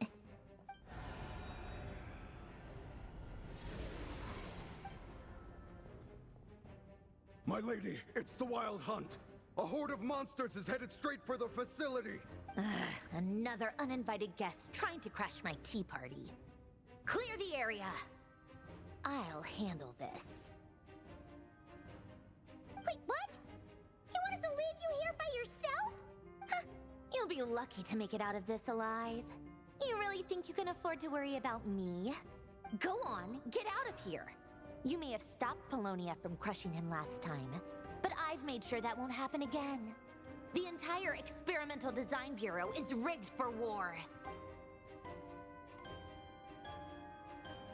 Stay and watch if you want, but it'll be at your own risk. You're not flagged as friendlies in the weapon system. Don't tell me what to do! Look, if you're leaving, make it quick. Or you'll just get in my way. There's a secret passage on the second floor. It'll take you right to the plains out back. Stare all you want, Columbina. You're not getting another invitation to my tea party. I know. But thank you anyway, Sandrone. This is exactly why you shouldn't hang around with those people. All their melodrama and sentimental nonsense is rubbing off on you. Anyway.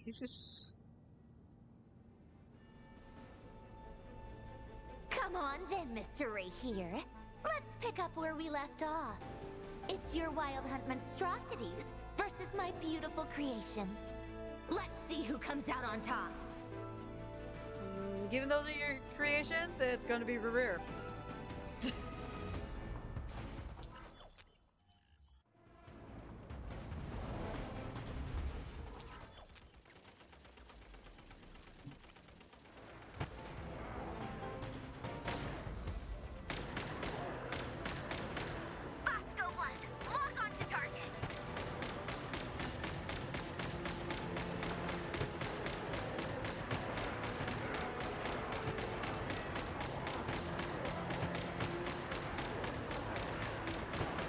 How many of these do we have to kill?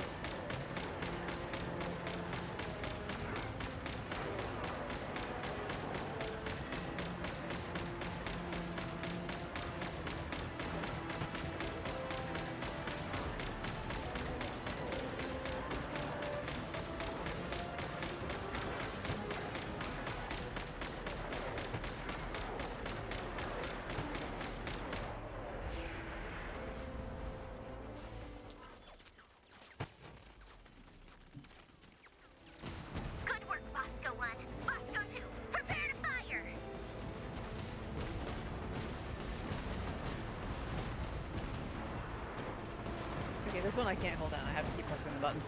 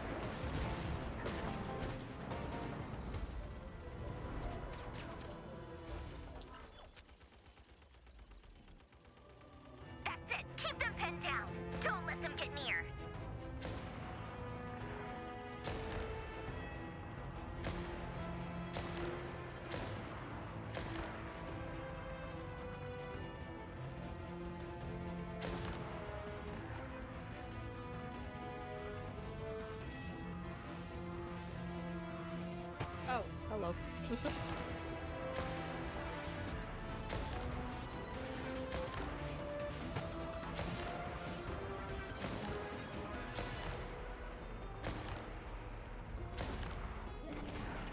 Rotate out!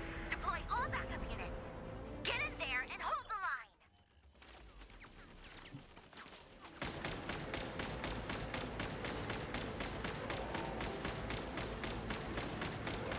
They're more tenacious than I thought. Whatever. This is where the real fun begins.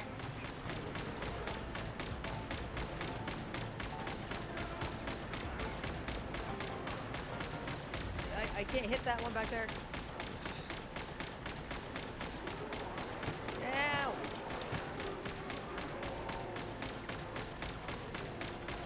Don't worry. Once this is over, I'll put you all back together again. I promise.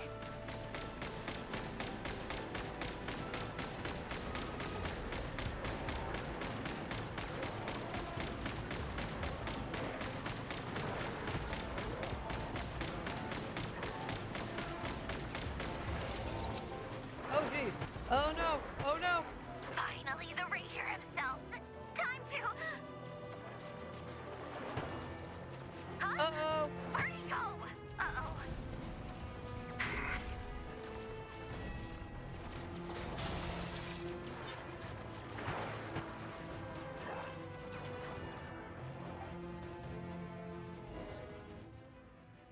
Well, at least that was supposed to happen.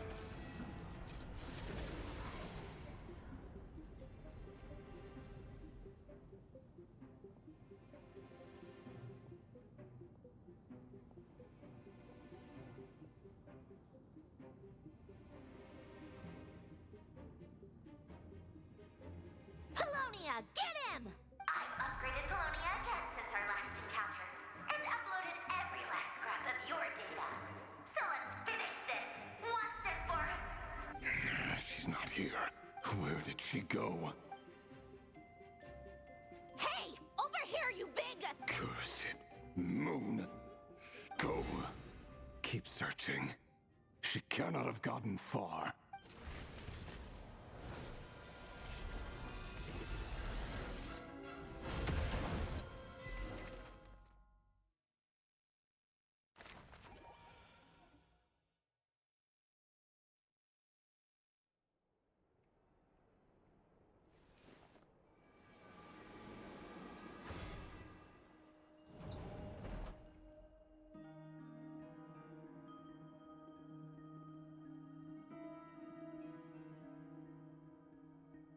So this is your method for investigating Rarir's past. It almost looks like some kind of ceremony. Good deduction. But it's quite a different affair from what you're used to with the Frost Moon Scions. Whoa! First time I've ever been in here. Boss always said it was off limits, so I pictured some kind of creepy dungeon. But it's actually kinda nice. Oh, I guess this must be Sumero decor? That's where Boss is from. And that nice shopkeeper who sold me my treasure compass. I'm not sure exactly what you've got planned, but it looks like you're all set. When do we begin? Anyone wondering what the poster is back there with the cat on it? Whenever we wish. But for some reason, I've got a feeling this isn't going to end well. I've never faced Rarir myself, but from what you've told me, his power is beyond anything I could imagine. I, on the other hand, am just an ordinary businesswoman. Our paths should never have crossed, yet here I am, forced to make an enemy of him. If you ask me, you're about as far from ordinary as it gets. So what are you saying? You're getting cold feet? Once I take a job, there's no backing out. Still, I have to ask myself if the power I'm relying on will even work on an opponent of this caliber. And also how to make sure I come out of this alive if things spiral out of control. Death is the one thing we can take for granted. It is the great equalizer, however fortunate or unfortunate we may otherwise be. So it's important to consider how to spend what lifespan we have left. Come on, boss. Lighten up. Quit talking about death. It's bad luck.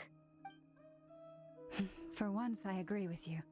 When you're up against a foe like Rarir, there's no such thing as being too prepared. Is there anything I can do to help?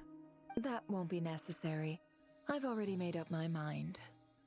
Time to cash in a precious favor I've been saving for a rainy day. Yehoda, I need you to find someone for me. The sooner the better. Find who? That shady merchant who sold you an overpriced treasure compass the other day. Come on, boss. You're pulling my leg again. In what way is she shady? She showed up when I was completely lost and sold me a neat little gadget that was exactly what I needed. Trust me, she's a good person. If you're talking about Dory, I highly doubt that. Anyway, I know who you're talking about. Don't go anywhere. I'll be right back.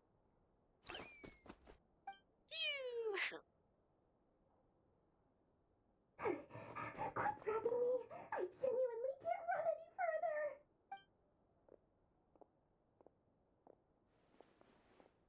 Hey, aren't you? What is it? What's the big rush? You dragged me out of a dream where I was literally swimming in Mora. I'm charging double my usual attendance fee. See, look how easygoing she is. After that rude awakening, she could have completely snapped at us. But instead, she kept it together and just asked for an extra fee. Dori Sangama Bay? I never would have pictured you two doing business together. If you want to make it big in Notcry, it's all about connections. Lady Nefer just so happens to have a lot of intel that interests me. And she also did me a big favor in the past. It was back when I first arrived in Notcry. My trusty assistant, the genie in my lamp, had an adverse reaction to the Kuvaki and fainted. And when you know it, that's when I suddenly find myself in a life-or-death situation. Good thing my compatriot was there to swoop in and save the day. I've been giving her a 30% discount off all of my goods ever since. Now, so that no one here feels left out, I'm willing to extend a 20% discount to fellow friends of Boss Nefer.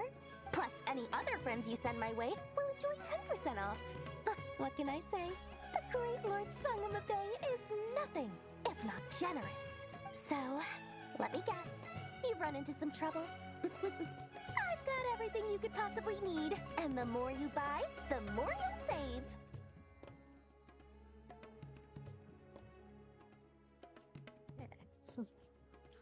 You guessed correctly. What have you got in the way of survival gear?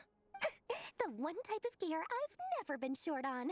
What are you looking for? A jetpack fresh from the Academia's labs? An ancient suit of armor dredged up from the bottom of the sea?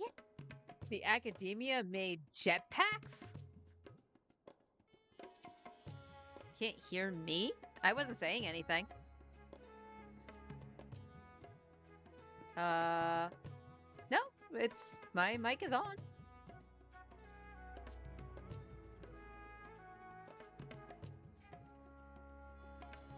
At the very least, I need to know what kind of opponent you're dealing with here. If even you're worried about staying alive, it must be pretty serious. Oh, that must have been. I moved my headset so I could get the hair to go, like, get off my ear.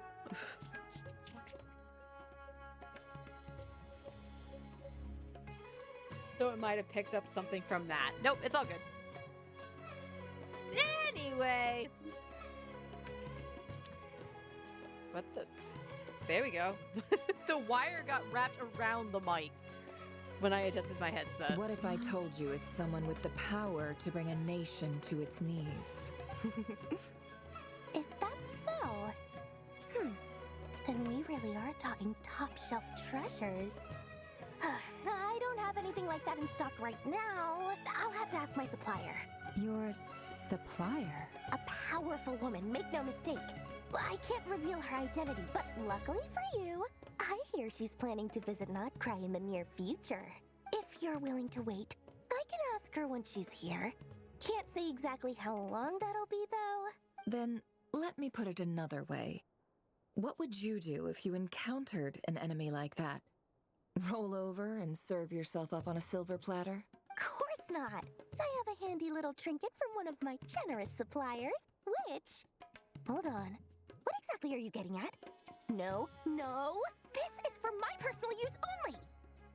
Let's just say I'm borrowing it, all right? Just for insurance purposes. You'll get it back later. Favors are the worst kind of debt to owe, and now you've got a chance to repay one. A win-win situation, don't you think? Fine. You can borrow it for 5 days. No, make that 3. And for every extra hour after that, I'm charging you 1,000,000 mora. Deal? Deal.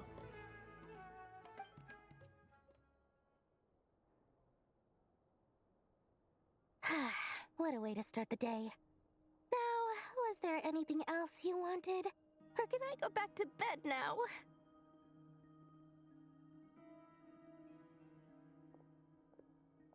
That will be all. Take care now. Don't trip up on your way back, friend. See you later! You're my favorite shopkeeper. At least she's somebody's favorite.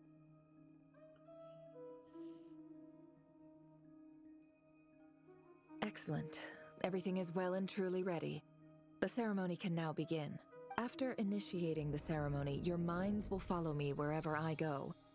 You will see many strange things in your mind's eye, so remember, Don't be frightened, and don't make a sound. Eep. Now then, let us peer into the Raker of Solnari's past.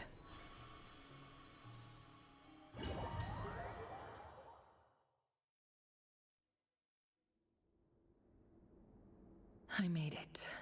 I don't recognize this style of architecture. Must be Conrian. Simple furnishings, table and chairs. It's a more ordinary house than I might have expected.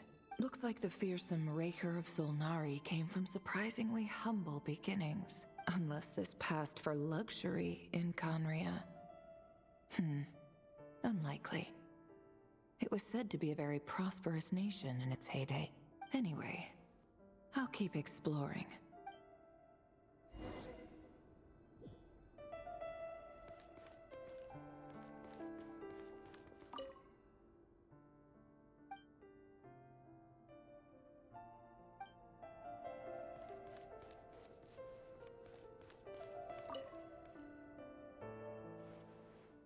Hi, River. Since you're working extra hours tonight, I thought I'd keep myself busy by checking out that new kebab shop. I've heard good things about their menu. I'll test it out, and if it's as good as everyone's saying, let's go back together sometime.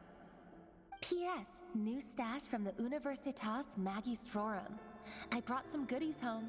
A few teacups and a pin rack. Hope you like them. They didn't sign their name.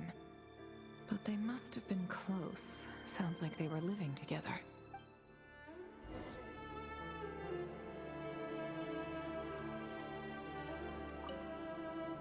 Oh, my wrist. Ow. I went over to Joseph's for drinks today. They have a fine collection, but I went alone. Felindis was tied up with something and couldn't make it. Joseph asked why I came alone, but I didn't really have an answer. He then went on to ask about other things. If you ask me, someone who asks that many personal questions is too nosy for their own good. But if he invites me again, chances are I'd still go. Felindis. That's the same name Rerir mentioned. Crane imports keep falling. If things don't pick up, we'll soon be back to meat and mushrooms only. Honestly, I'm not a huge fan of that new type of mushroom everyone's been into lately. Didn't it start out as a lab-grown variety? I heard it's even mildly corrosive. Seriously, why would you even eat something like that? I don't care if it's an impressive feat of alchemy. That just isn't the kind of thing I like to eat. Grain has to be imported, and they're eating a diet of mostly meat and mushrooms. Could it be because Conria is underground, so it doesn't get much sunlight? That would explain why they use so much stone in their buildings. They even use alchemically modified strains for food. Seems like the people of Conria don't have many options when it comes to dining. I've just about saved up enough now. Time to buy it and keep it somewhere safe. Making a big purchase. I wonder what it is.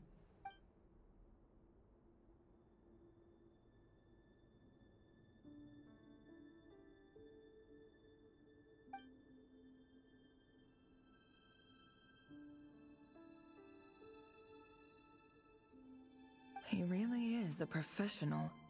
No wonder he's so good at covering his tracks. Despite what he's become, it seems like he's retained certain habits, at least in this regard.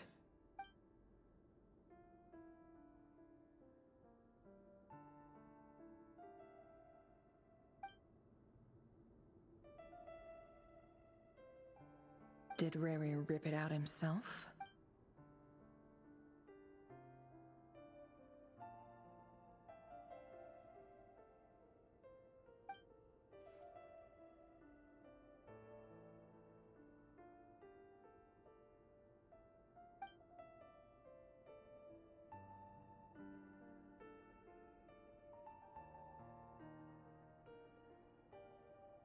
Before I met you, I was convinced that my heart was nothing more than a stagnant pool, the burial place of a fallen moon. A withered, windless grove where the waters rested forever unrippled. It was you who helped me see that my heart hadn't entirely withered away. That it could still beat to the rhythm of love. This is just trivial sentimentality from the looks of it. Why would he go to the trouble of hiding that? The burial place of a fallen moon.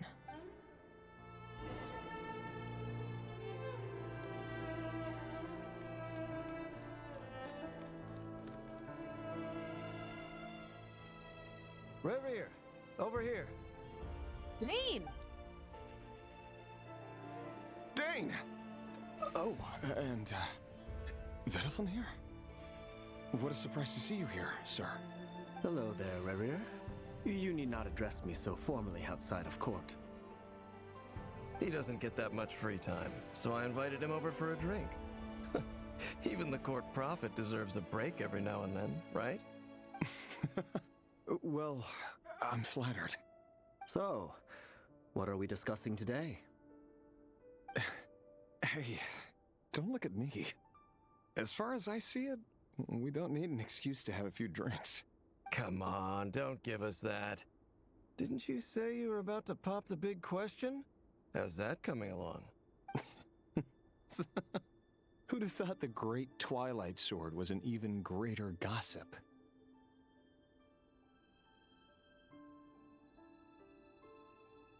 I just didn't expect you to be the first one to settle down and get married, that's all. Verdorfnir? Verdorfnir? I'm going to say that wrong. Yeah. If you told me that a few years ago, I wouldn't have believed you either. So, are you planning to come clean about your job then? I'm guessing you still haven't told her. Sure, I'll have to tell her at some point. But I'll need to pick the right time and place. To be honest, I have no idea how she'll take it. Come on, stop being such a pessimist. For all you know, she could be thrilled. I bet she'll be much more impressed by your actual job than the one she thinks you're doing now. A member of the King's Guard. Quite the cover story. Does the king himself even know? Or, wait, or is Rerir Dane's brother?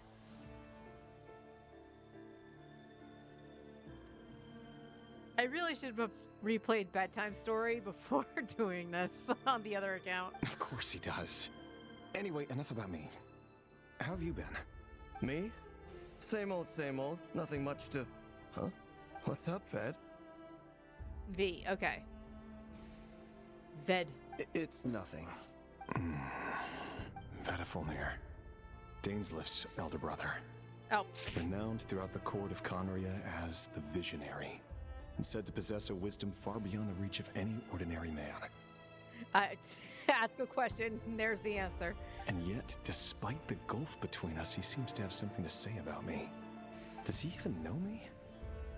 Does he see me as a friend of his brother, or just another of the Vinster King's blades?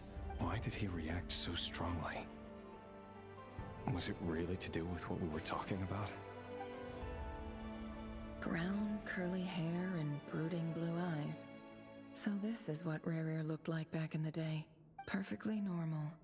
No different from anyone else. As frightening as this monster is in the present, there's something even more unsettling about seeing the human he used to be.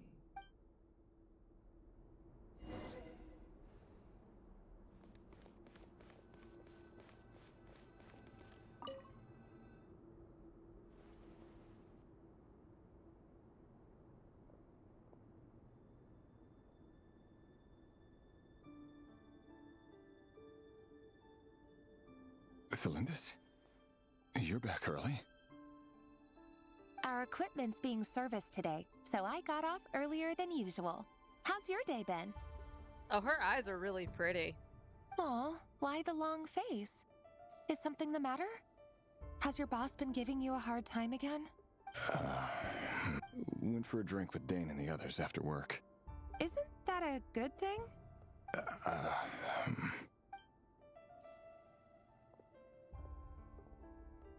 Vediflnir showed up today, too. You know, Dainslift's older brother. Ah, Mr. Vediflnir. Yes, I've heard of him. They say that everything he says ends up coming true. He overheard Dainslift mention that I'd recently proposed, and seemed to have an issue with it. But when I asked what it was, he kept it to himself. So, you're worried? You can be such a child sometimes, Revier. We're nobodies. Why would the Visionary be concerned about us? I'm sure someone in his position has much bigger fish to fry. Maybe you're right. You worry too much, Revier. We've been together for ages now, and everything's been going so well, has it not? You've even proposed to me. So, you do remember. Tell me then. What's your answer?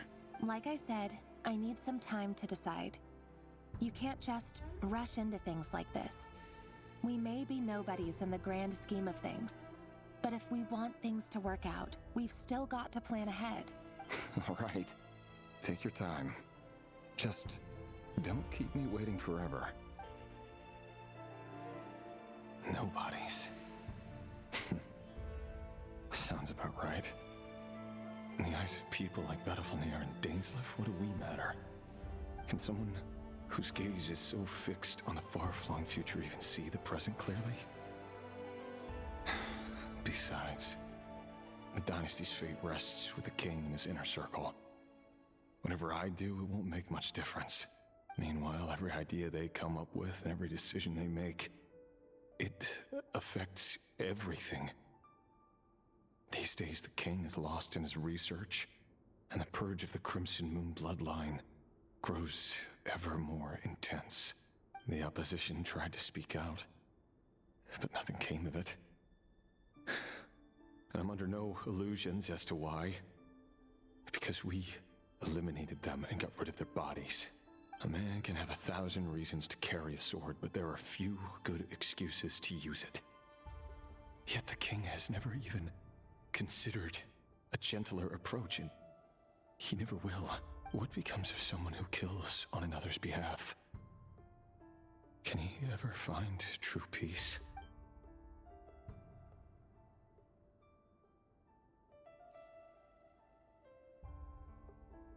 Thelendis?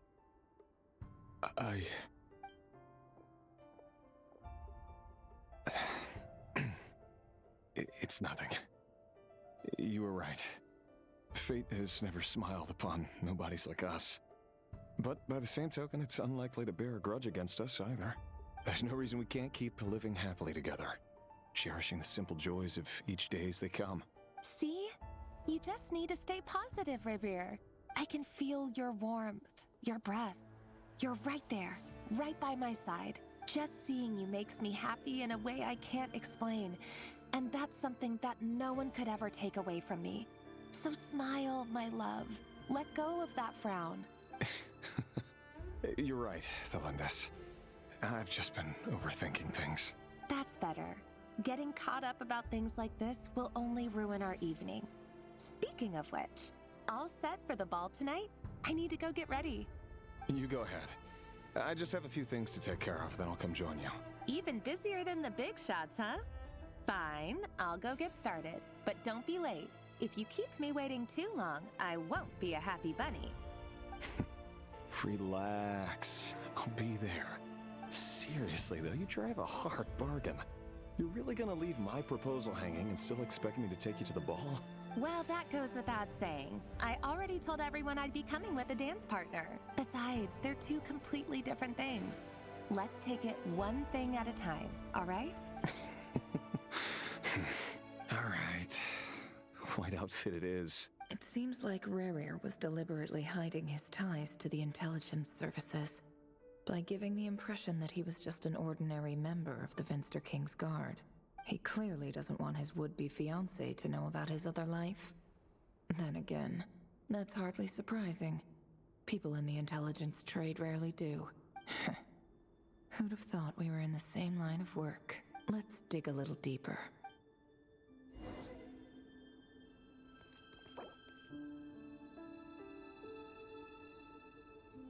No, okay. Alright. Let me AFK and get something to eat. We might skip Star Rail, I don't know. But I definitely need something, and my alarm did go off, so I'm gonna be right back. Just gonna go make some pizza rolls and grab soda.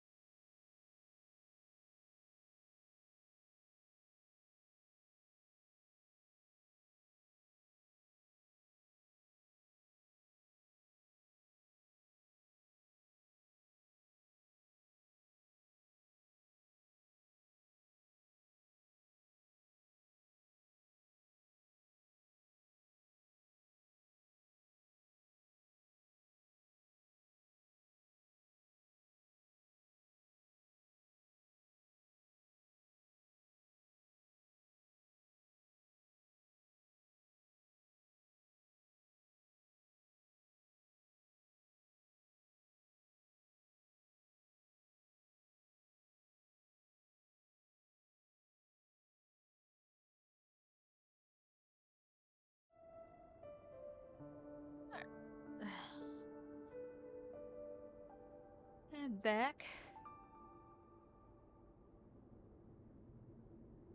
Yeah, since I have to eat during this stuff, because it's like, oh, you'll have to do it again. Let me just change this to take off the star rail. I guess we will skip star rail today, which is fine. This is pretty much all story anyway, so I should be able to at least eat my pizza rolls just fine. Oops, where are we going? Oh. It was a door. Our last operation was a resounding success, and all thanks to you, Rehir of Solnari.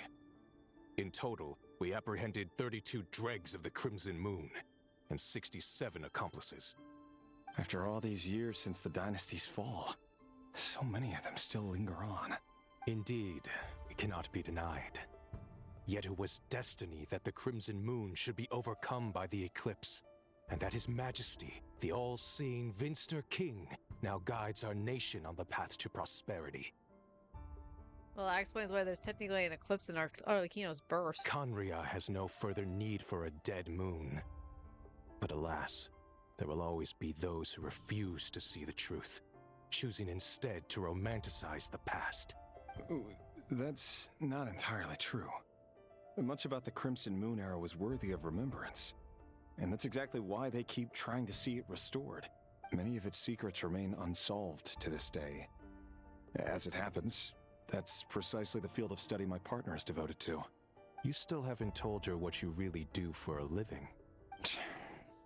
Where would I even start? How do you tell someone that you're one of the king's hand-picked executioners? That your hands are steeped in blood? You didn't choose this life, any more than I did. Orphans like us don't get a say. But I'll sure as heck be the one to pay for it. Speaking of which, we need to be more rigorous in the way we identify direct descendants of the Crimson Moon. Someone, it seems, has strong opinions about my future plans. Most likely my marriage in particular. I have a feeling that we may soon become targets of the Crimson Moon's retribution. Your concerns are not unfounded. They've taken out many of our colleagues these past few years, and for that very reason. These are no helpless lambs we're leading to the slaughter. They're wolves in sheep's clothing. Take care, Rehir of Solnari. I look forward to toasting you at your wedding. Thanks, Thorkel. You look after yourself, too.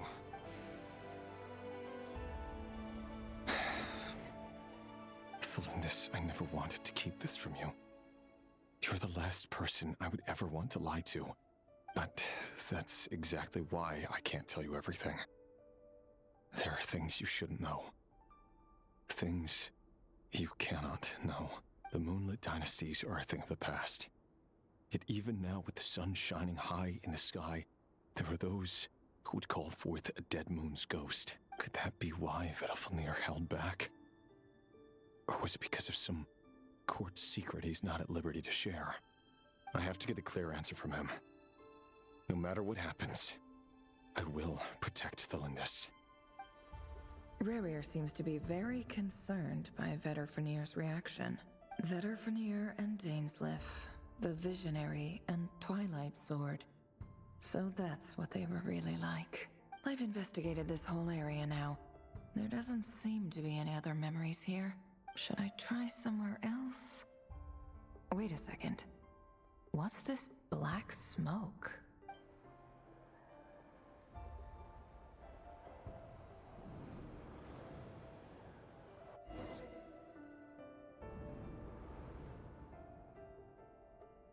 So, he's late after all.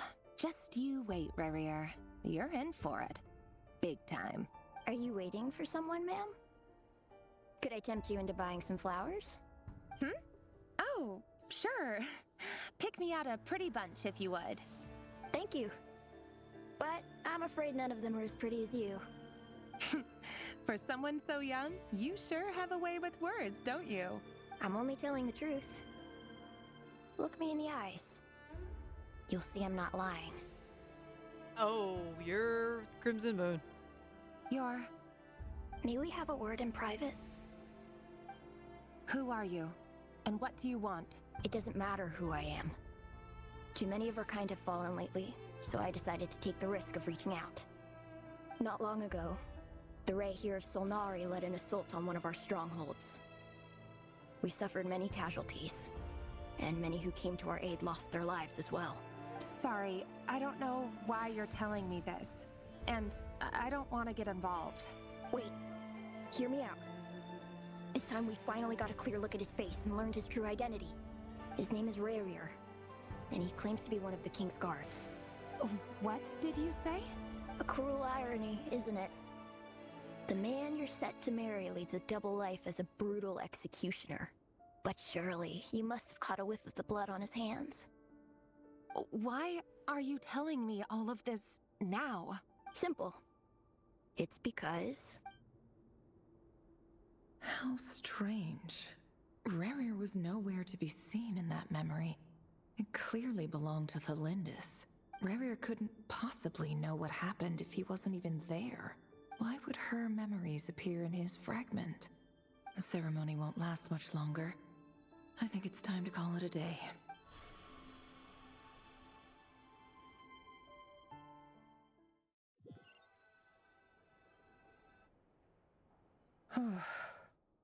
So that was your doing? Did you just pull us inside Rarier's fragment to spy directly on his memories? Any more questions, and I'll have to start charging.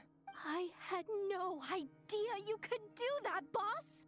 Seriously, that was amazing! We're not worthy. We're not worthy! The 4 stars are kind of stealing the show this time around. I gotta admit, though, I'm itching to see what happens next. Feels like we barely scratched the surface. Then again, Aoife and Auroron are probably my 2 favorites in Notlon, so... Yeah. I'm just as curious as you are. But the ceremony only allows for limited time inside. That's all we can see for now. Luckily, we managed to learn quite a lot. So far, so good. I just hope the others are doing okay too. Especially the group with the Traveler. Their mission is a risky one. Let's hope it's all going smoothly. If you're worried about them, go see how they're doing. If I know boss, she's gonna need some time to write up all the details and make sure it's all coherent. I'll stay behind to lend a hand, but feel free to head back and meet up with the others.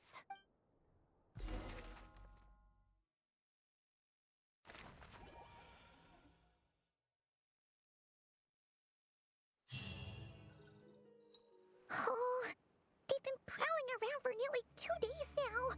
These things just won't quit. 2 days? Isn't the memory that long?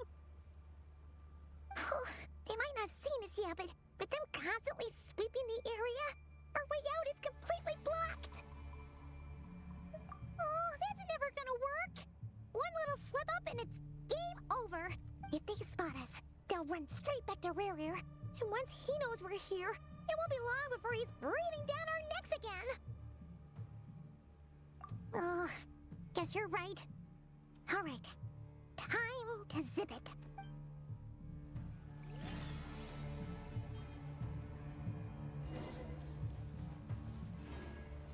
Quick, hide! We almost got spotted! Phew! That was a close call.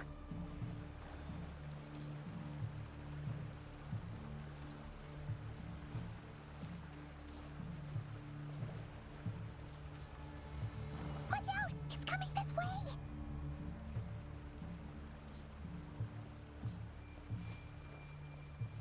Keep going. We're nearly there. This is the final hurdle.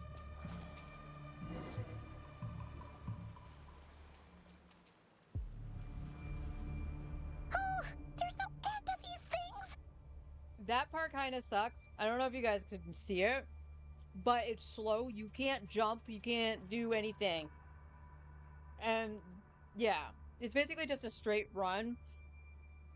But, you know, then whipping the camera angles, Paimon telling you to hide. It's like, you're kind of giving me mixed signals, game. Don't do that.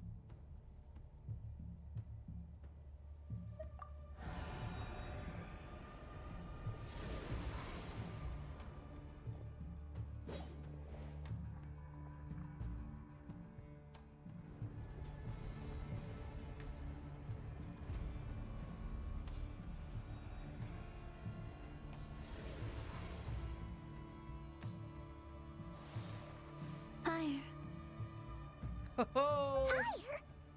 Wait, what's that smell? Oh no, there's a fire! it's fine. It's just early.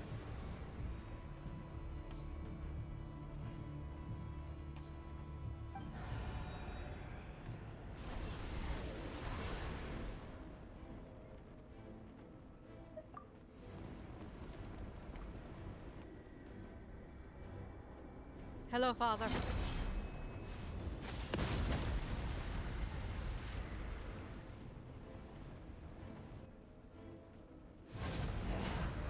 Sandrone was right. You look weak, Columbina.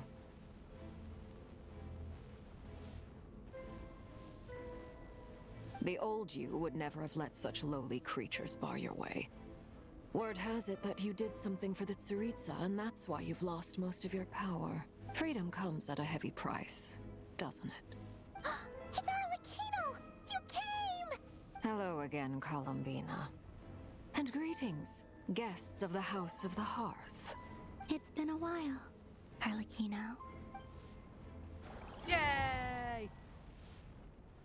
Then we're gonna get back to. Can we get back to Marco and Flynn's, please?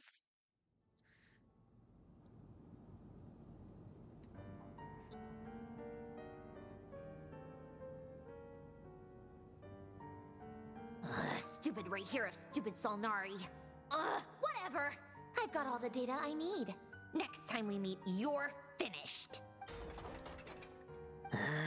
He sure doesn't pull his punches. Excuse me, do you need a hand? You can do me a favor by staying out of my way. Can't you see I'm busy? Wait a minute. I recognize that voice. Hello, Miss Sandrone.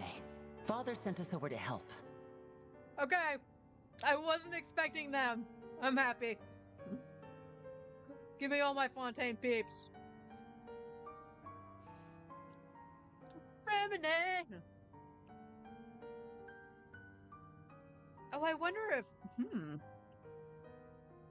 I wonder if Lynette has a new voice or if she's back.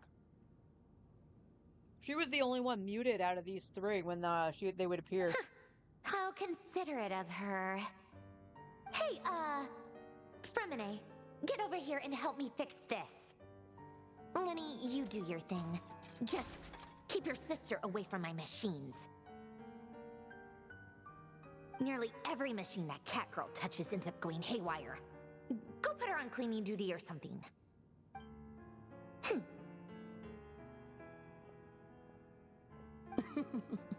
Then let's start downstairs.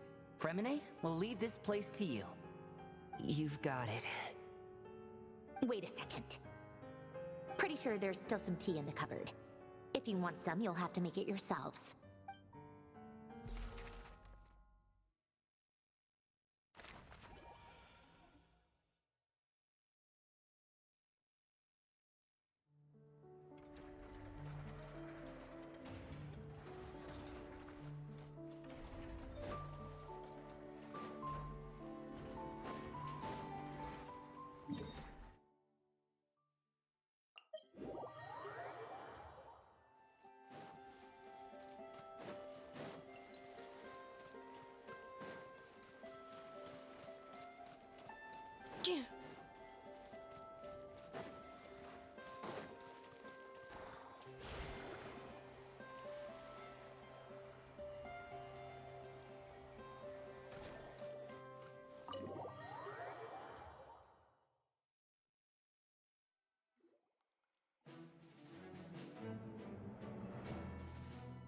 It's a relief to see you all made it back in one piece.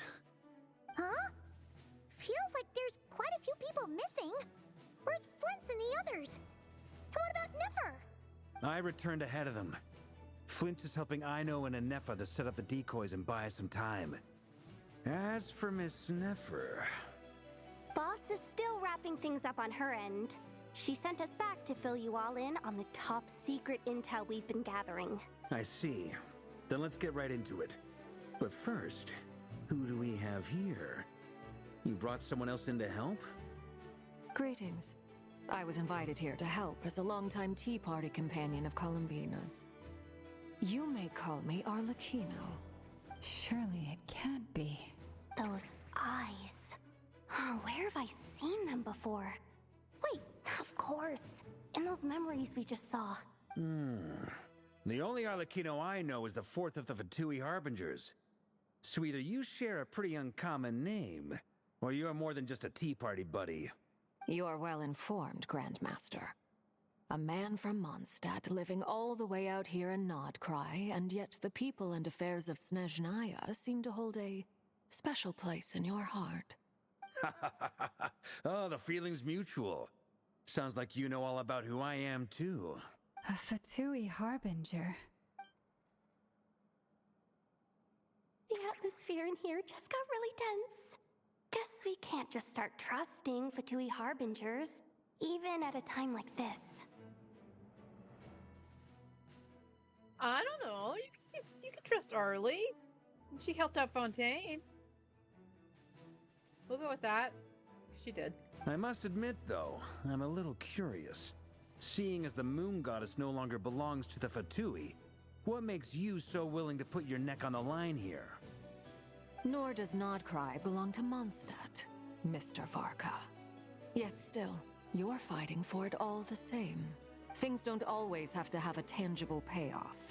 Sometimes, stopping things from spiraling out of control is a higher priority than chasing the spoils of victory. Of course, I can't say there's nothing in it for me at all. But that's between Columbina and myself. Forgive me. I don't mean to doubt you. It's just that the Fatui really have been the source of many of our troubles. We have our own way of doing things here in Nodcry. But ever since they arrived, the Fatui have treated us with nothing but hostility. I know there's been a lot of bad blood between us in the past. I've done my utmost to avoid friction whenever I could. But sometimes fundamental conflicts of interest simply can't be settled amicably. That's why I'm here solely in a personal capacity. This has nothing to do with the Fatui. As a gesture of good faith, I'll be frank. I can help Columbina track down the iridescent moon's marrow, which will help her restore more of her power. Anyway, what else is on the agenda? Let's begin. She says she'll be frank, then completely skips over the details. Looks like she doesn't want to give away too many secrets after all, but she clearly wants to change the subject. It'd be awkward if I tried to bring it up again now. I guess we'll just have to go along with it. She's the fourth of the Fatui Harbingers after all. One look and you can tell she's not someone you'd want to mess with.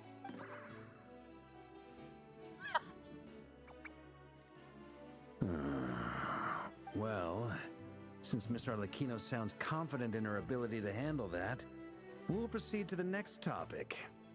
Yehoda, time to share that top secret intel. All right, listen up everyone. First, we now know that Rerir was originally a Conrian secret agent whose primary mission was to hunt down and assassinate the so-called Dregs of the Crimson Moon. The Dregs of the Crimson Moon? In the memories, there was a lot of talk about the Crimson Moon and Eclipse, and a whole bunch of other stuff from the time of Conria. To my knowledge, those were the names of two different Conrian dynasties. Long, long ago, it is said that the people of Conria worshipped the Crimson Moon, drawing a mysterious power from its reflection. But one day, a coup saw the Crimson Moon eclipsed, hence the name of the new dynasty that replaced it, and how it became the new emblem of Conria. Still, long after the Crimson Moon dynasty had fallen, the last ruler of the Eclipse dynasty, the Vinster King, still coveted the secrets it left behind. So, he sent the Rehir of Solnari to secretly hunt down the Crimson Moon's few remaining followers. In those days, Rerir showed no signs of madness. In fact, he was as normal as any other person. Oh, and he had a fiancé, or at least a would-be fiancé, called Tholindis. What's the matter?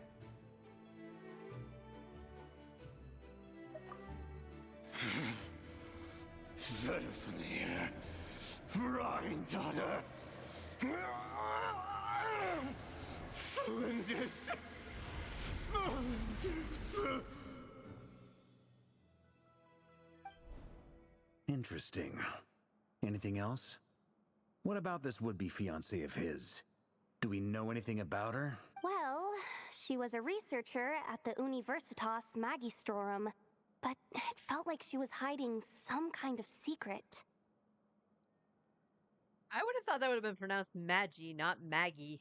Oh, and one more thing. For some reason, Rerear's fragment also contains some of Thelindis' memories, though only a very small portion. Well, no shortage of potential leads, I'll give you that. In any case, it sounds like we can conclude that while Thelindis was still around, Rerear appeared to be lucid and quite normal. Thelindis, it seems, must have been the one thing in this world that he couldn't let go of. Tell me, though, were these pure-blood Connorians we're talking about here? Why do you need to know that? Hold on. If she was a pure-blood Conrian... Oh yeah! Just like how it was with the captain! If we could somehow find her, do you think there's any chance Rerear might regain some of his sanity? It's possible, but it would take a miracle. We can't pin all our hopes on that. That merchant who never knows, Dori Sangama Bay. Maybe we could hire her to look into it. All right, then. Let's keep working in our separate teams. Traveler, Paimon, Kutar, and Miss Arlecchino will go look for the iridescent moon's marrow. As for the others... On the way over here, I noticed that the Wild Hunt monsters had grown even more frenzied in their search for Kutar. At this rate, the people living here will be in grave danger too. So I'm thinking of gathering together some of our followers to go wipe them out. I'll head back to the curatorium and meet up with the boss. Feels good knowing we've all got something to be getting on with. Given that the Wild Hunt has been a lot more active lately, the Lightkeepers have likely begun their own operations too. If that is the case, someone will need to pass the news on to Flint's. I'll hold the fort for now, then discuss our next move with Flint's, Aino, and Anefa when they get back. All right then. Well, the clock's ticking. If that's everything, we'll be on our way. We'd better get moving too. We'll try to buy you as much time as we can. Relax. Just do your thing. Now, I decided to call in some backup since things are getting so hairy. Our reinforcements should be here any minute now. Stay safe, everyone. Dismissed.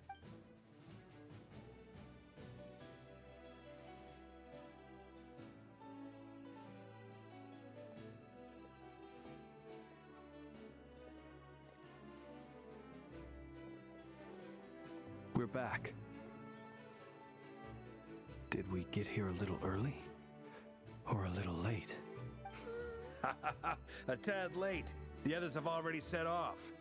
To summarize, our resident moon goddess has found us a new ally, and Boss Nefer has uncovered some promising info. Everything going smoothly on your end? Not great. I don't know how long we can stall them for. The decoys are getting taken out way faster than we imagined. I'm gonna make some more later, but I need a timeout first. I'm so tired right now. Aww. Oh, right! Inefa, could you fill in Uncle Varka on what we just discussed with Flint's? Sure. Uncle Varka, you previously told us about how when you went to investigate a source of the Wild Hunt in Amsvartnir, you discovered that it was just a diversion. But according to Flint's intel, several outbreaks of the Wild Hunt had already occurred in Nodcry in the period leading up to that. That was before Rerear had regained his body, when he was far from regaining his full strength. In other words, in theory at least, he still lacked the means to act in two places at once. Flint's, with everything that's been happening, the Lightkeepers across Nodcry are rallying to fight back against the Wild Hunt. They're gonna need your help. I know, I'm sure you're capable of coming up with something far more effective than decoys. But for now, you should stay here and get some rest. Anefa and I will head back over to Amsvartnir to see if there's anything I missed. I told you Uncle Varka would say that, didn't I? A deal is a deal. Not a word about my snack intake for the next week. Database updated. Reliability of Aino's predictions increased. What does that mean? They were betting on how you'd respond after hearing their intel. It's the obvious choice, isn't it? That's hardly worth betting on. We already decided that Anefa should go investigate the situation over at Amsfartnir on her own. You might as well stay here and keep watch. Someone needs to hang back and oversee our strategy meetings. And besides, you still haven't fully recovered from ambushing Rerir. So I've ended up with the easiest assignment. Well, I appreciate it, everyone. See you when you get back.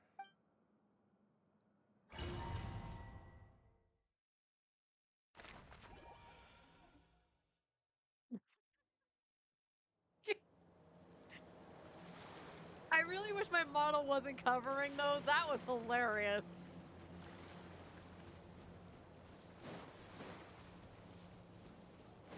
Accelerating. Here, this will serve as a good spot to cross over. Arlecchino, hold up a second. Since you brought us all this way, would you mind telling us what you've got planned? We still haven't got the slightest idea what's going on here. And if even Columbina doesn't know where the iridescent moon's marrow is, how do you? Simple. Because I am an inheritor of the royal bloodline of the Crimson Moon, and one of the last surviving embers of the Two Worlds' flames. Huh? Are you serious? Isn't you're a descendant of that Crimson Moon dynasty we were just talking about? The one from ancient Conria? Your surprise is understandable. I was also taken aback when I first learned of it. But the more I thought about it, the more I realized the signs had been there all along. When I was young, I discovered I could wield a very special kind of fire. It coursed like blood through my veins and smoldered away inside my nerves. What's more, whenever I experienced strong bursts of emotion or drew too deeply on this power, it was like some kind of presence within the fire would begin to gnaw away at me, consuming me from the inside out. Exactly. That is why my hands are like this, too. At first, I saw it only as a curse, but once I became a harbinger, the jester apprised me of the truth. Together with my own investigations, over the past few years, there are several things that I have gradually come to understand. For instance, take the so-called Crimson Moon. In truth, it is nothing more than the shattered remnants of the iridescent moon, fused with the abyss to prolong its lifespan.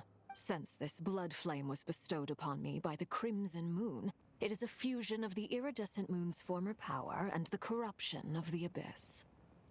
You all understand the nature of the abyss well enough.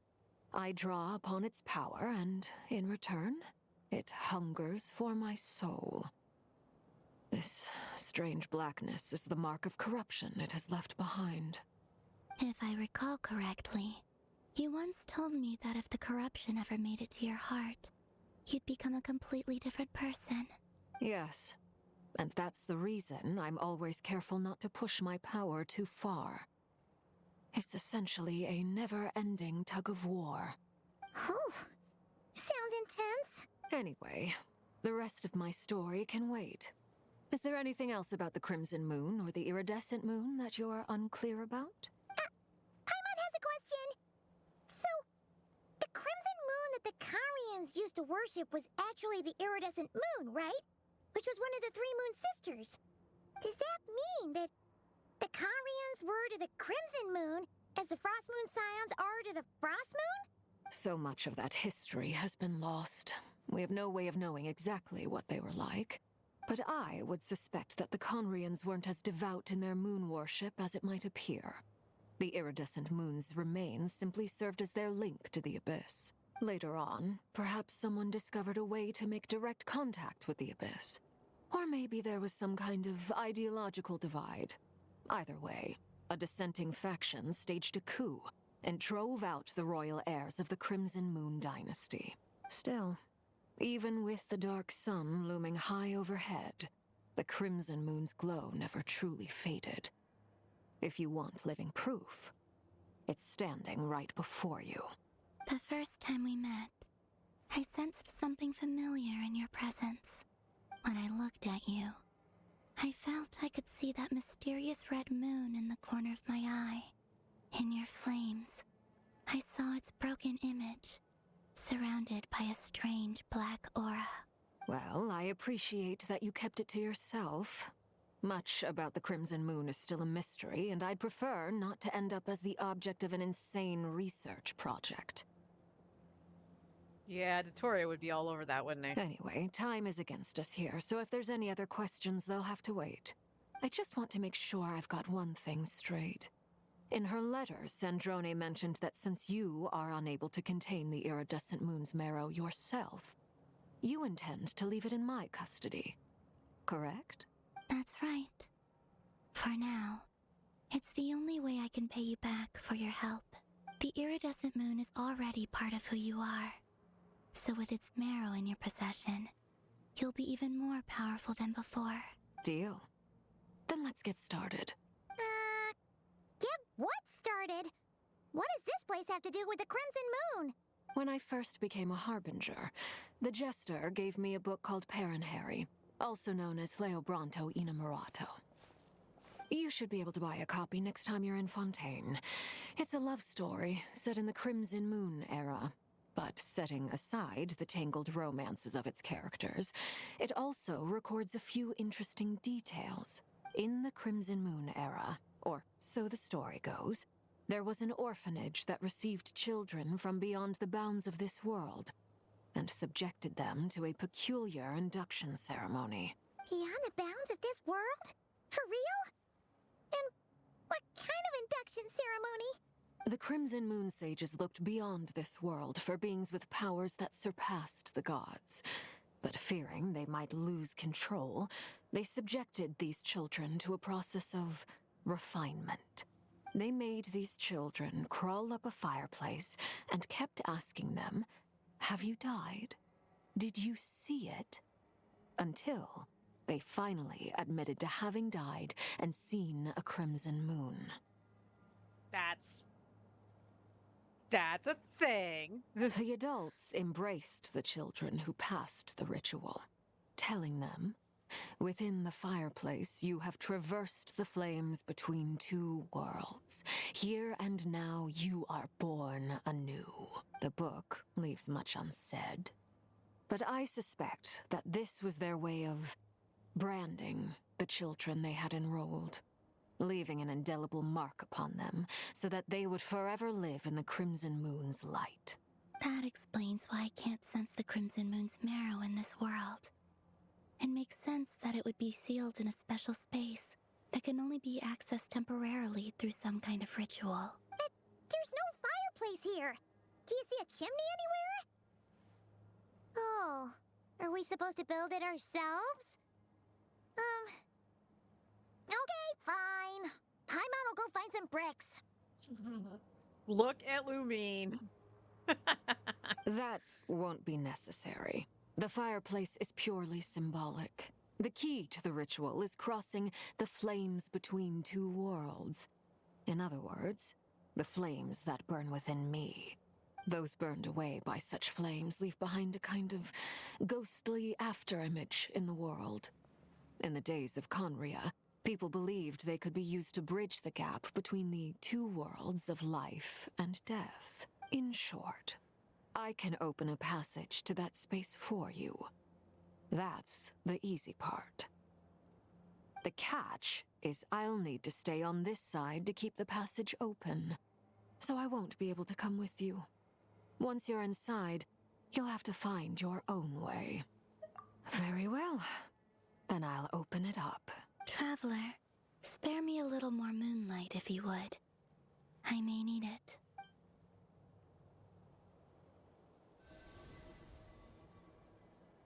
Thank you. I feel like I've recovered some of my strength now. It should be enough to move us across short distances and confront whatever dangers might await.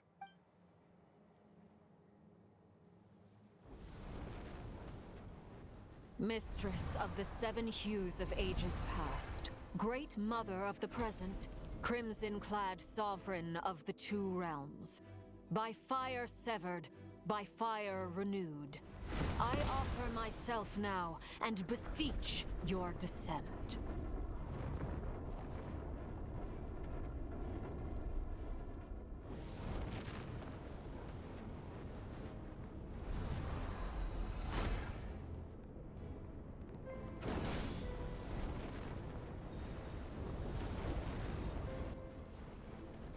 Okay, that's kind of cool. Whoa!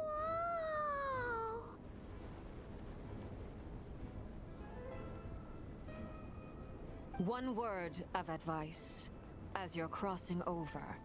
No matter what voices you hear, do not answer.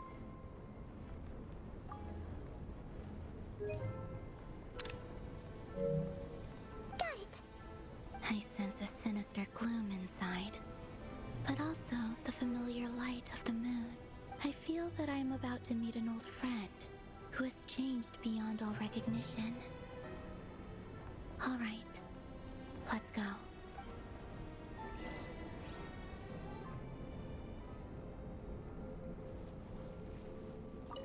Seismic changes often begin with small windows of opportunity. This could be your window.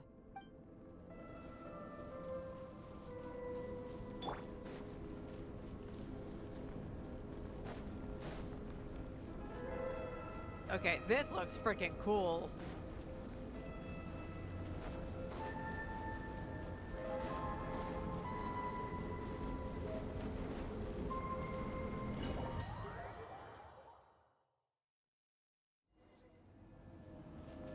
I sense your presence and craving death and rebirth.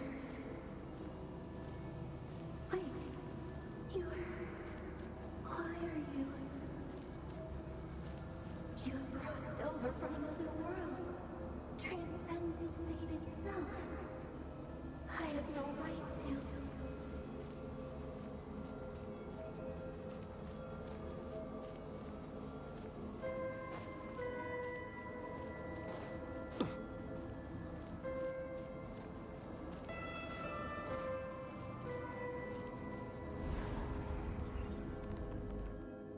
Hey! Look up at the sky! A red moon! This must be the spot, right? Is that the abyss? It's practically filled the entire place! What now? What a tragic sight.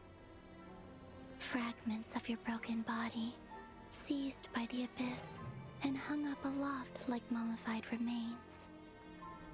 Iridescent moon. Was this truly what you wished for? Careful! There's something spooky about this place. Feels like something is lurking in the fog. Haimon's right behind you. Whatever you do, don't run off without her.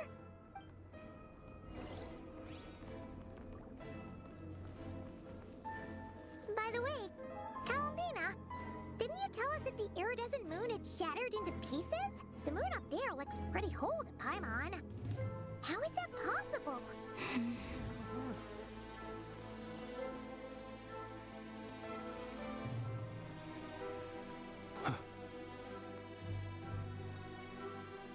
Okay, so we can change the party setup if we want.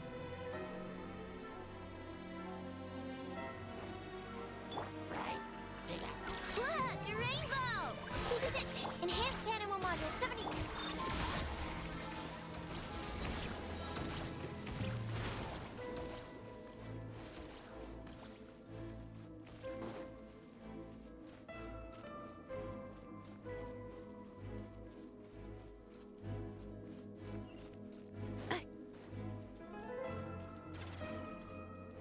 Just like I thought. It was only a facade. Oh, look at that. That is cool looking.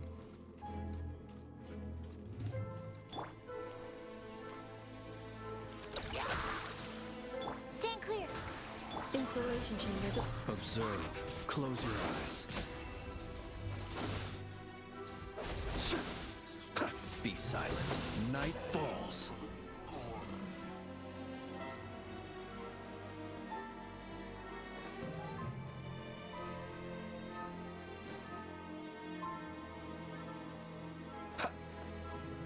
Good thing I stopped running. I was just gonna run right off the edge.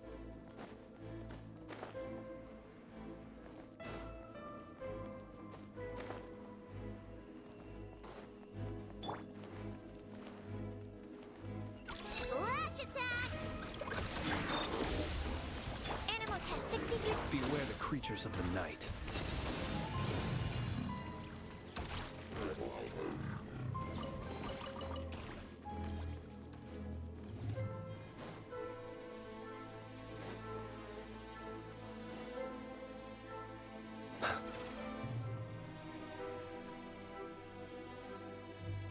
Huh?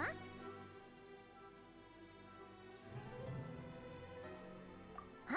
For real? That's way too high! There's no way we'll be able to reach it! No. I'm not sensing anything up there. It's coming from under the mountain. Let's see. Ah! There's some kind of weird shadow over the water! Wait, see that? Looks like a mechanism of some sort. Let's check it out! Is it wearing a witch hat?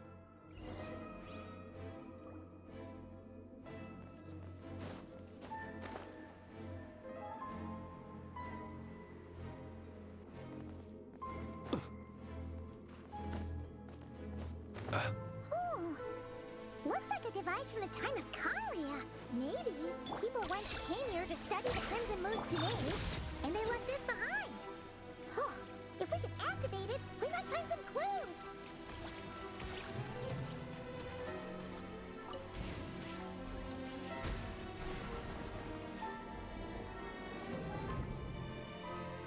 Okay. It's dissipating. Slowly. Hey, look at that! Now that the mechanism's running, the shadow in the water looks different. Do you think these mechanisms might be the key to unlocking the secret? Let's try to find more of them! Felindis, we'll leave the rest of the research in your hands. We'll be heading back now. I hope this isn't ruining date night. Ugh. Mind your own business. Just leave me some snacks on the table. Felindis? Is that Rere's girlfriend? How come we're hearing her voice here? Oh yeah! So, do you think she was studying this strange space all along? I wonder if they are forbidden knowledge, like in the chasm. Oh, maybe. The abyss has made this space extremely unstable. I don't know why my voice did that. Blah. Maybe that's why some of the things she said and did were preserved here. Like echoes. Or after images. Whenever I see this view, it takes me back to a poem from my childhood. Waning moon, oh lifeless damsel, weeping on the mountain crest. Mourning still in wistful tone, her fragile soul now laid to rest. For me, of all people, to be here investigating the mysteries of the Crimson Moon space. Is it a coincidence? Or something more?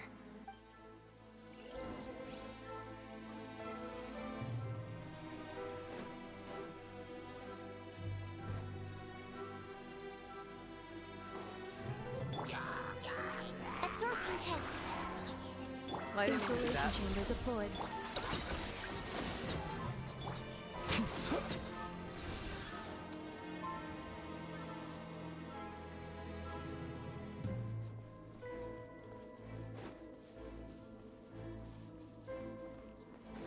Treasure boxes. Oh, looks like the abyss has messed up this mechanism.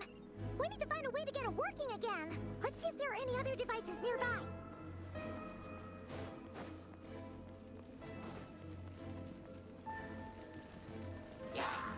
Treasure boxes! Yay. Look, a rainbow! Animal hypostasis emulation. Stand clear. Cleanup sequence initiated.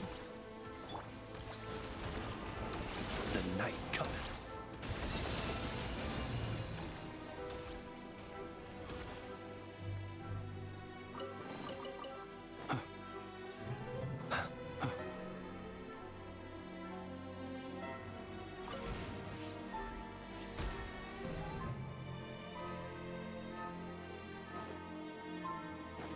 Okay. I don't know why, that just seems kind of weird.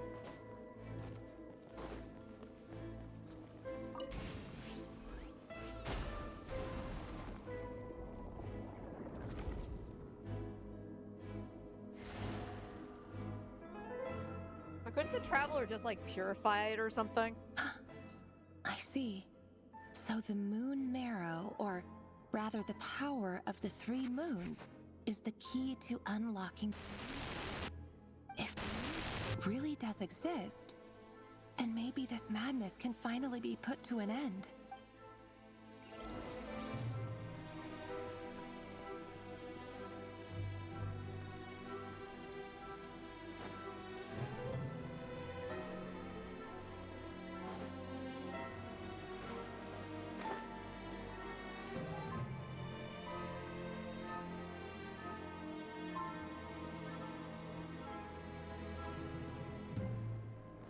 Take cover behind the rocks! I was behind the rock, sure.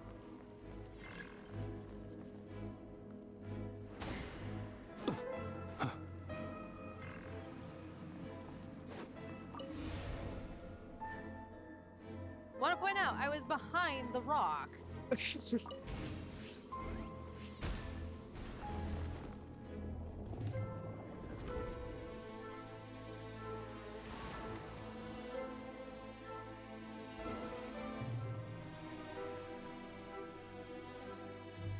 With the Abyss inhibitors in place, I should be able to access the chamber with the moon marrow. Oh, Revier, with every step you take, you're drifting further from what you truly desire. But you're not the root of the problem. Ever since that outsider set foot in Conria, the Vinster King has sunken deeper into madness. Since the traveler showed up? Or the Abyss sibling? If only I could get my hands on that outsider.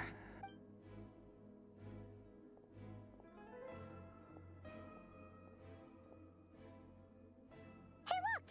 The moon's reflection is back to normal!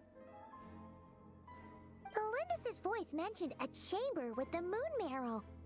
Do you think maybe it's hidden in the moon's reflection? It must be.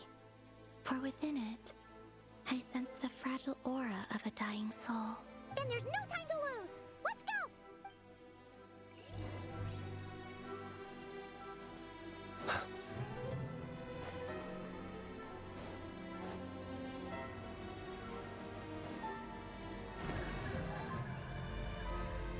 Oh, that's...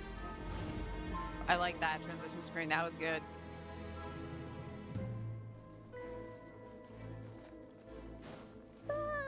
These things are so creepy! Looks like we'll have to destroy them if we want to get to the iridescent moon's marrow.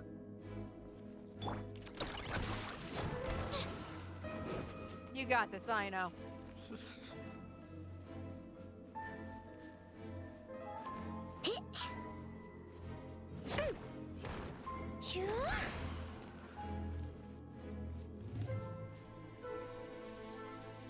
That must be the iridescent moon's marrow! Oh, we'll need to destroy these things before we can reach it! Ooh, freaking Rift Hounds.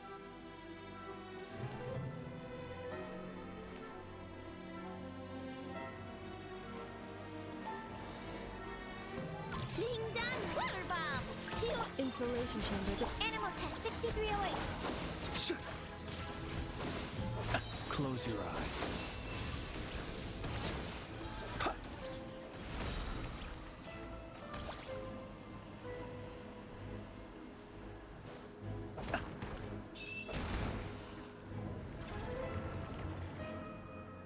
Oh, this is definitely like the thing we saw in the castle.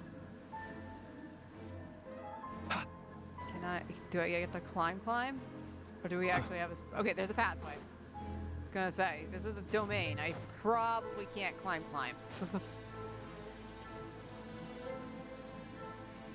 Or...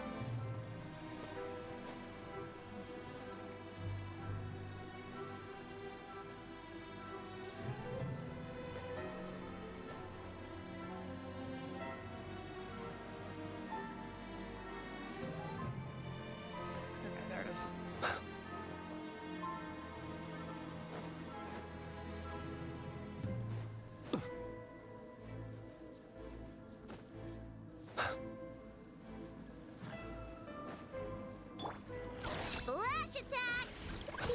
Defensive mode engaged. Stand clear. The long sleep beckons.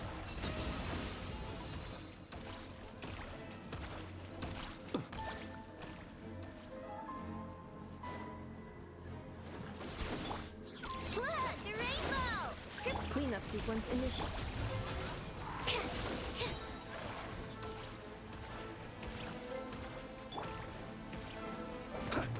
Hang in there! We're so close! We're fine, Paimon. Like, chill out. Lash attack! Installation chamber. Swirl, Mark 2, Animal Test 63. Observe. Close your eyes. Be silent. To dust.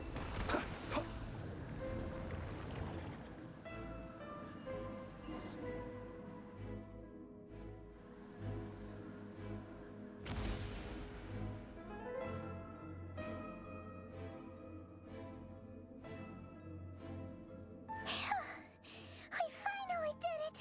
The iridescent moon's marrow, still burning away like an undying flame, yet now contaminated by the abyss. It has taken on a new form entirely. If we can purify the abyssal power within, we should be able to obtain its untainted essence. Let him, it's my time to shine.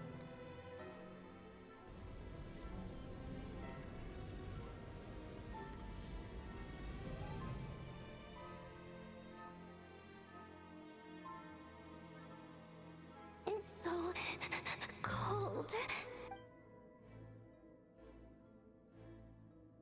Is it you? Are you here? Huh? Are you talking to us? At long last, I can see you once more. Our fates have crossed, and I am finally free.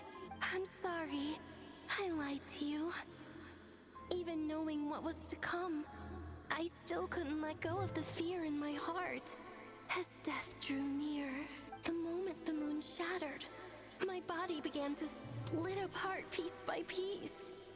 Like I was being cut into pieces by 1,000 blunt blades. My thoughts scattered as the cold crept in, but I could not bear to fade away like that.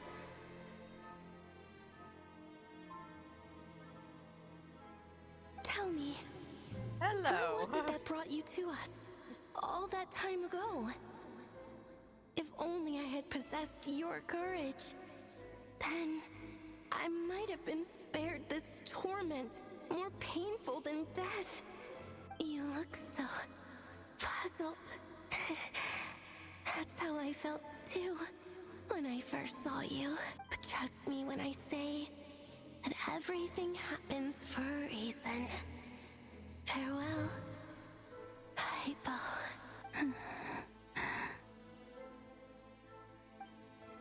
What was that all about? Was that the goddess of the iridescent moon? It sounded like she was speaking to a long-lost friend. But none of us have ever met her before, right? Perhaps. She took me for the goddess of the frost moon she once knew. For a fading soul like hers, our auras must be too similar to tell apart. But anyway, we've got the iridescent moon's marrow now. That should help you regain your strength, right? Alright. Time to leave this place and meet back up with Arlecchino. Let's go! That was an interesting domain. That's odd. This place looks different than when we came in. Waning moon, Huh? oh lifeless damsel. Oh. It's crumbling? Hurry! The place is collapsing! It wants to trap us here. Who's it? The abyss? Now we've taken the moon marrow. All that's left here is a dark will. It will show us no mercy.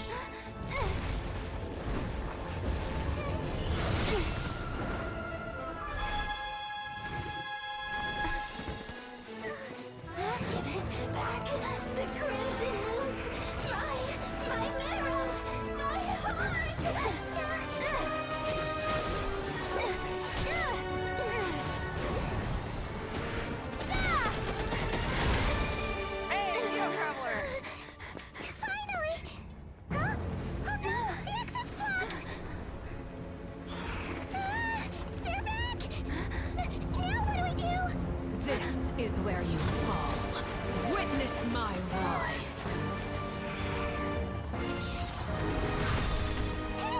What are you waiting for?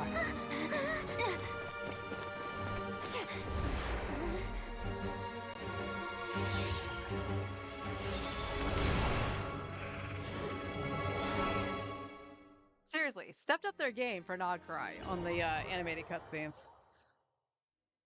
So good. So good.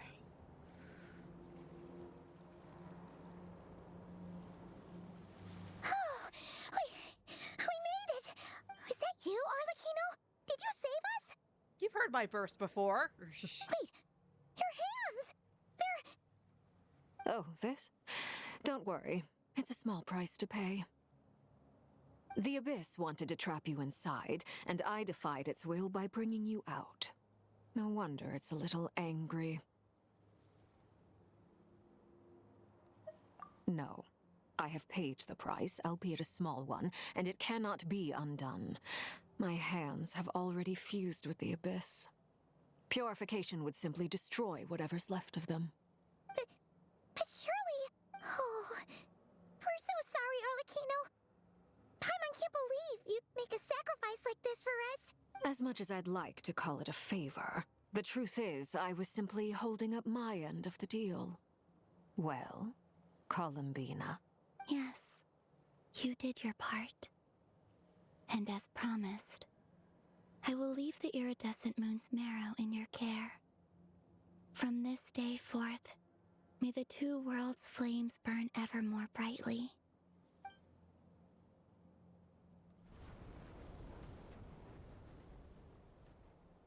I'll take that as a blessing. Now, Columbina, give me your hand. Accept this moonlight I offer in return.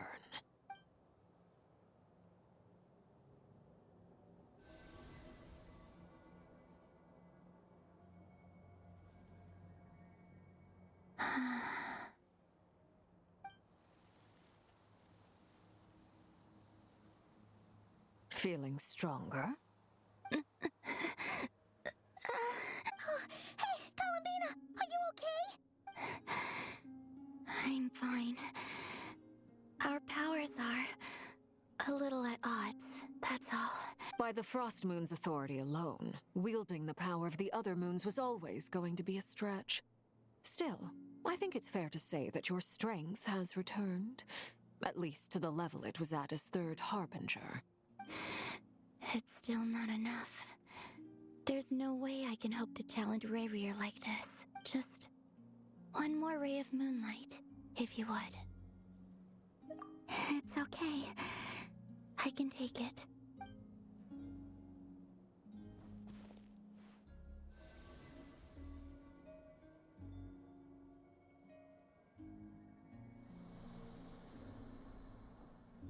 Too pretty.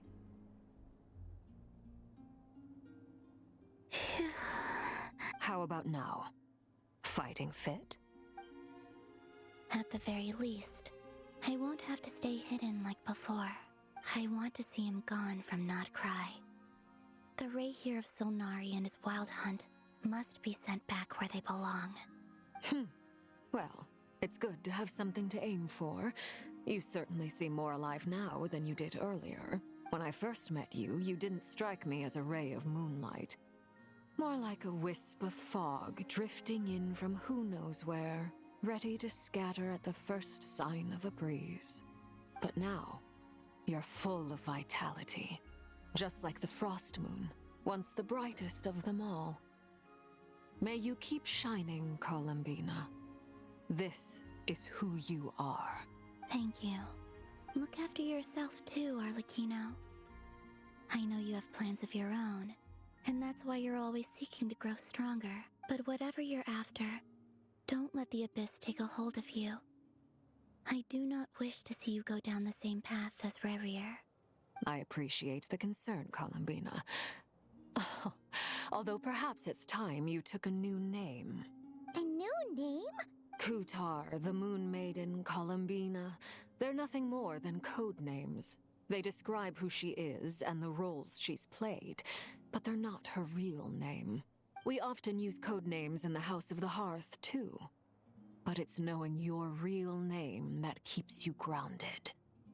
Up till now, You've been living a wandering life, so you've probably never really cared. All I'll say is this. Once you've defeated Rerir, give it some thought. All right, that's it from me.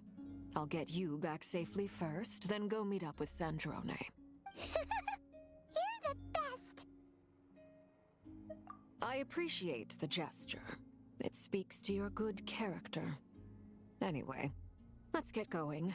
There are more urgent things to do right now than trade compliments.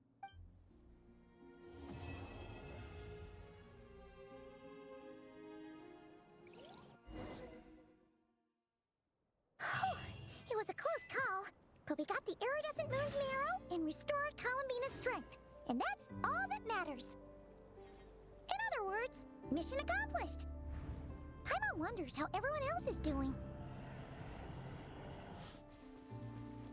I really like Arlecchino. I did that move.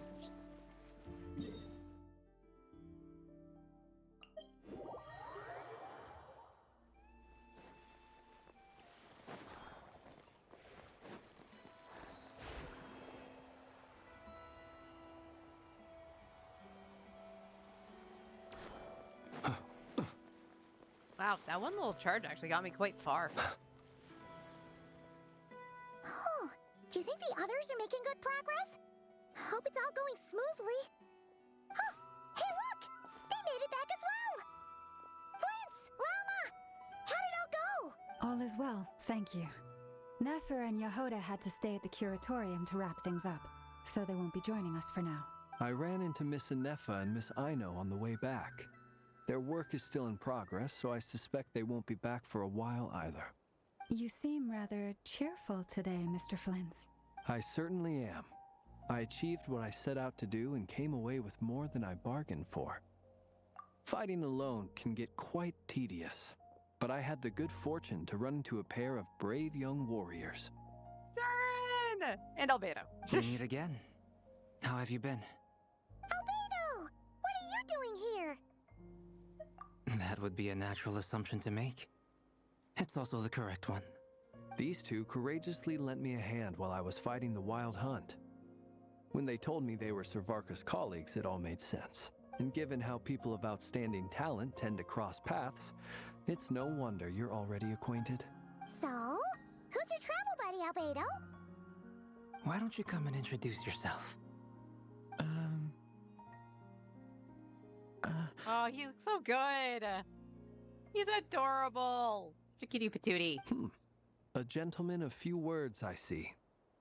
And a rather stern countenance.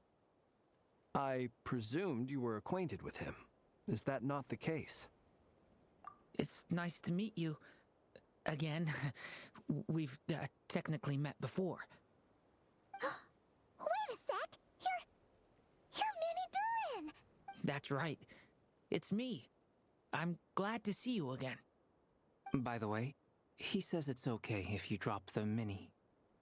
Yeah, I'm not as mini as I used to be. Interesting, isn't it?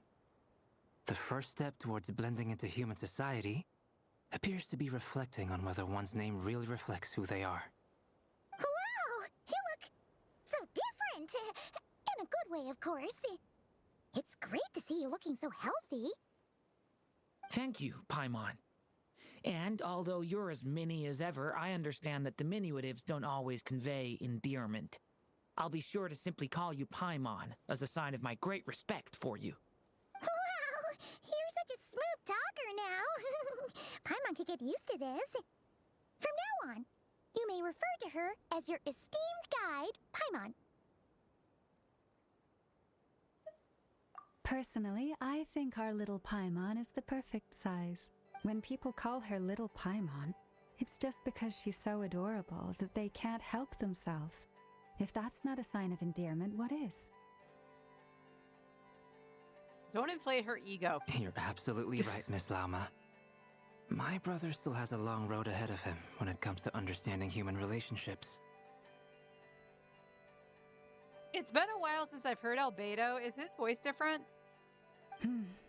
Anyway, speaking of long journeys, didn't Kuthar... sorry, Columbina, leave with you? How come she isn't back yet? She's been catching up with old friends. Wouldn't be surprised if she stopped for a cup of tea or 10 on the way back. Uh-oh. People are talking about me. Hope it's nothing negative. Judging from your expressions, I'm guessing it all went well? It's getting crowded here. I'll go grab some chairs. Can we go inside? There's chairs inside. No need. This is a job for an alchemist. I'll whip some up momentarily. Thank you for your hospitality, ladies and gentlemen, but I was merely escorting my friends back. It's not different? Okay. I'll be meeting Zendrone shortly, as we still have some things to discuss. It's been a pleasure, everyone. But this is where I'll say goodbye.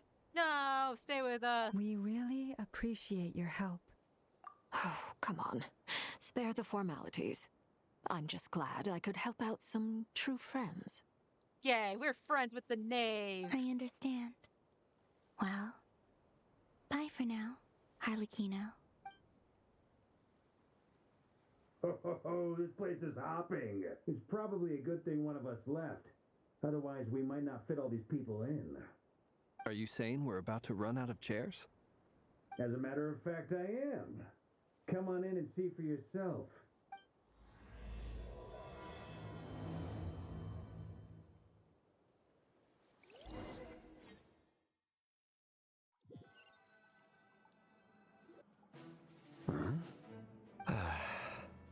Dane!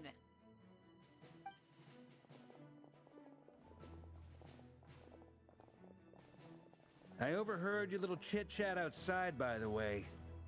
With Miss Columbina's colleague gone, we should be back to the original crew plus the other colleagues I brought in. Though, it looks like we have another new face. Someone else managed to rope in a colleague too? Frankly, you and Paimon are the only people I know here. This here is Deansliff, colleague of Tivat's greatest guide, Paimon, and greatest adventurer, the Traveler. Well, not exactly colleagues, more sort of friends. I wish I could have screen capped that. When someone else jumps in to do the announcing, you know you're speaking to someone important. Let's hear what he has to say. Note to self. Once Paimon knows your name, the rest of the world will soon follow. When he comes looking for us, it's usually something important. Paimon's guessing you've heard about the Wild Hunt, then. From the looks of it, you're about to hold a meeting. If I were to say that the Wild Hunt is our mutual enemy, would that earn me a seat at the table? As the saying goes, the enemy of my enemy is my friend. Mr. Dainsliff, there's a seat with your name on it. Though, I can't promise the same for everyone else. Hey, Albedo, think you can rustle up a couple more chairs? After all this time apart, Grandmaster Varka's first order is to rustle up a couple more chairs. I've missed this. Is he being sarcastic? Hey, he's your brother. Why are you asking us? I've still got a lot to learn about the nuances of human conversation.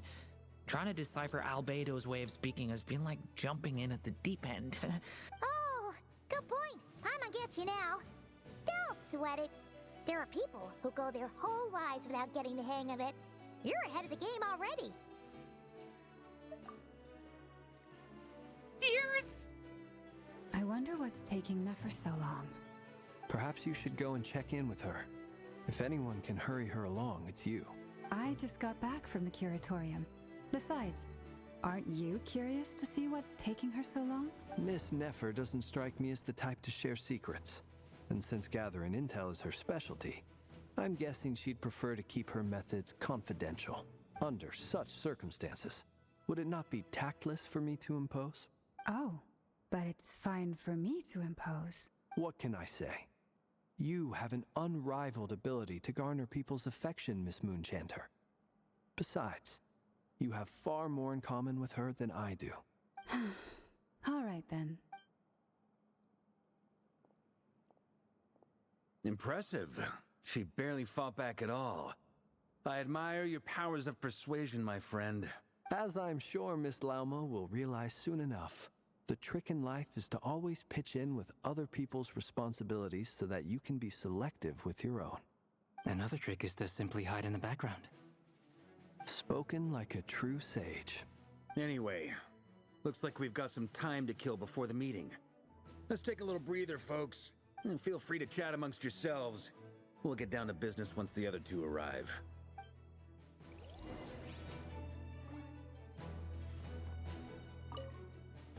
You're both awfully quiet. Why don't I start us off with an icebreaker?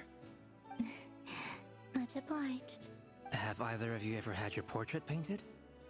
If not, I'd be glad to help. That sounds like a lovely idea. You know how to paint, then? I dabble occasionally. He's an excellent painter. Tables, chairs, people, dragons, you name it. He'll paint it for you. I'm flattered. If I ever get the chance, I'd like to give it a try myself. I'll bear that in mind. Anyway, how about you, Durin? What sort of portrait would you prefer? Oh, I'd be fine with anything. Whatever style feels best to you. Very well. Then I'll play it by ear. You can replicate any style I want? I can try. If you show me a sample, I'll do my best to match it. Thank you. In that case, I'll dig up some reference material for you. Somehow that's not the conversation I was expecting.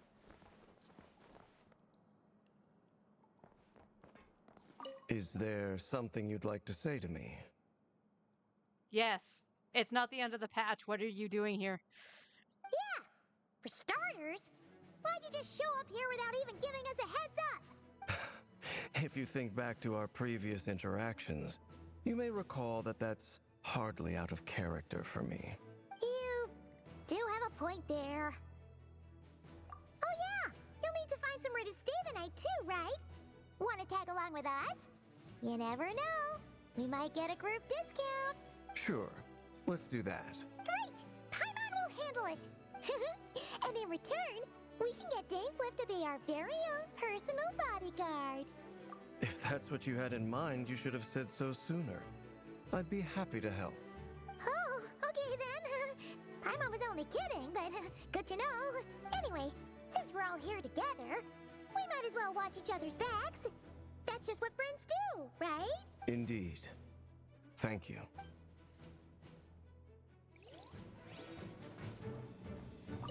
Truth be told, I can't remember the last time I was in a meeting with so many people. You're not alone there, my friend. The Lightkeepers also struggle to bring everyone together for a serious discussion. I don't doubt that. I've only ever met two Ratniki, one being you, and the other being that young guy, Eatlua. Eatlua is a good apple. I'll give him that. He's kind, honest, and regularly delivers supplies to my lighthouse. A true Ratnik to the core. In that sense, he puts me to shame. So you're what? A fake Ratnik? That's what it sounds like you're saying. But I get the feeling that's not quite what you meant. Come on, why the awkward silence? Sorry. I'm not even gonna bother trying to hide it. You've known all along, haven't you, my friend? Now, that was an awkward silence. Let's just keep this between ourselves. Probably best if Eatlua doesn't know, huh? That goes without saying. Gotta be careful what you share with youngsters, after all. Anyone else in the know? Let me guess. The Traveler and Paimon? It's dangerous being too sharp for one's own good, you know. Then, in the name of the Animo Archon Barbados himself, I swear, your secret's safe with me. When we went for drinks, you said that you and Barbados were practically best buds. In the light of that claim, do you really expect me to take your oath seriously? You should. Of course. Just as long as you don't go spreading around the fact that I'm close with Barbados, all right? Fair enough, then. Nothing like a bit of mutual leverage to seal the bonds of friendship.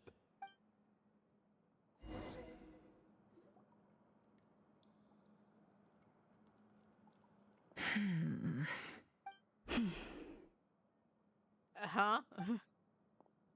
Did you guys have a fight on the way back? Ah, Miss Nefer. You made it after all. But what about Yehoda? I'm here to give you an update on how things are going on our end. Once this is over, I'll be heading straight back to continue my work. I left Yehoda back at the curatorium to watch over things while I'm gone. Huh. So much for just this once. Shh! Not so loud! We're on a roll here. What if she remembers and suddenly decides to back out? Did you say something, Mr. Varka? Huh? I didn't say anything. Right, Flints? Must have been a frog. They get so noisy around here at nighttime. It's like they're putting on a concert in the background. Anyway, before we begin, there's a few introductions to make. Let me start by saying that it's an honor to be speaking before so many distinguished colleagues and collaborators. First up, we have Miss Lauma. As Moon Chanter, she's the leader of the Frost Moon Scions, a local religious community in Nodcry. Then there's Miss Nefer, boss of the Curatorium of Secrets, an intel gatherer extraordinaire. Nefer is leading the investigation into Rerer's background, assisted by Yehoda and Lauma. From the little I've heard, they're making some great progress. Over here, we have Mr. Flintz, a ratnik and guardian of the abandoned lighthouse. In our last operation, he courageously distracted the Wild Hunt to buy time for the rest of us. For those of you who've never met, this is Mr. Albedo, a renowned alchemist and captain of the Knights of Favonius investigation team. By his side is a new face for us all, myself included, Mr. Durin, who has come to lend his aid. Next up, we have the Moon Maiden and former Fatui Harbinger, Miss Columbina. Then we have the Traveler, who's earned more titles than I could possibly hope to list out, so I'll spare you the rundown. And Paimon, the ultimate travel companion and quite possibly the best guide in all of Tevat. No. Wow! That's a lot of people! Great turnout! Miss Nefer, it looks like you might have another job coming your way, so, congratulations on the booming business, I guess. You think I haven't got enough on my hands as it is? Who's looking for me now? That would be me, Miss Nefer. I have a commission for you. And you are? Who I am doesn't matter right now. What does matter is that I'd like you to gather more intelligence about the Rehur of Solnari. Well, it's not as if we never take on anonymous commissions.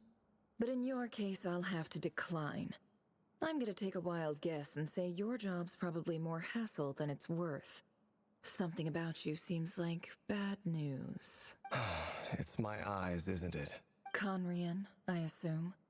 And what's with the mask? Are you trying to hide your identity? In any case, the fact that you're even still alive raises an awful lot of questions for me. My name is Dainsleif. And yes, I am from Conria. As I'm sure you're aware, the Rehur of Solnari's real name is Rerir. He was once an acquaintance of mine. Really? Then you must have been quite an influential figure yourself. You flatter me, but none of that matters anymore. My point was simply to clarify why I have asked Miss Nefer to investigate Rerir's background. So you're both from Conria, and it sounds like you used to be friends? What am I missing here? Surely you already know how he became one of the Five Sinners. I'll tell you everything I know.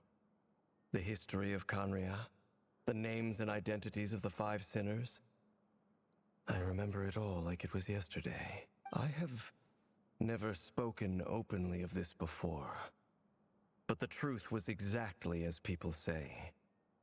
The Five Sinners were each driven by their own desires, and it was by playing upon these that the Abyss tempted them to their fall, tearing Conria apart in the process.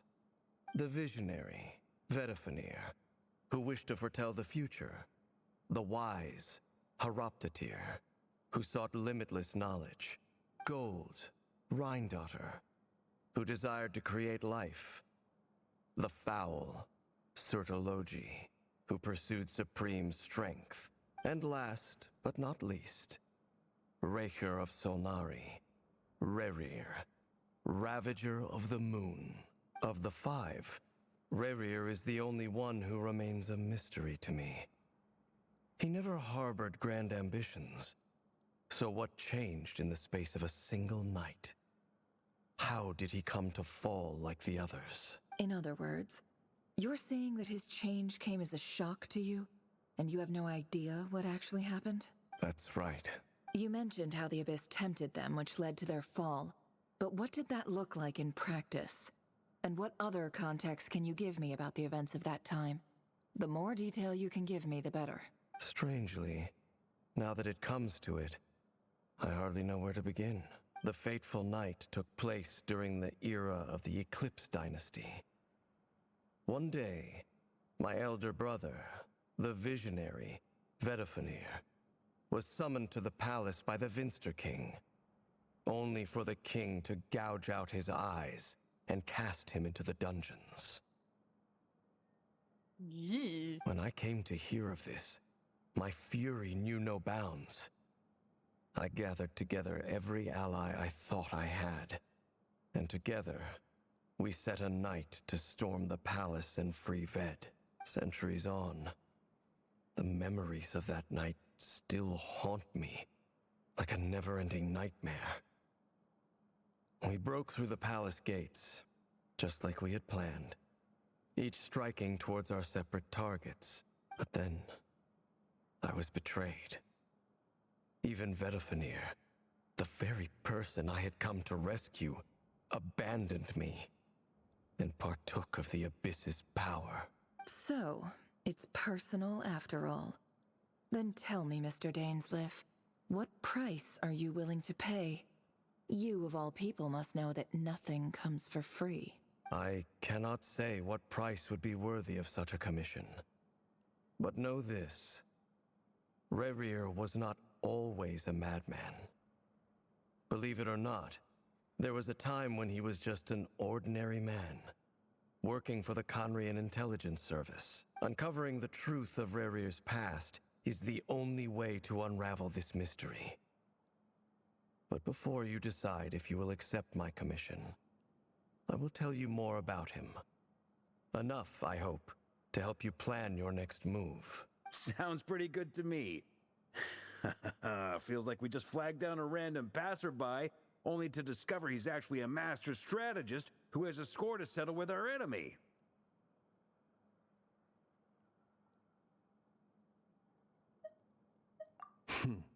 Can I borrow your halo?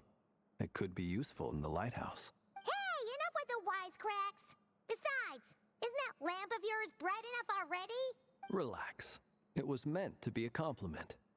If that was a little over the top for your liking, I'll make sure to tone it down next time. I'll give your proposal some serious thought, Mr. Dainsleif. Let's speak in private once the meeting is over. Before that, there's a few things I'd like to share. Yay, Lumine talks. For like 2 seconds.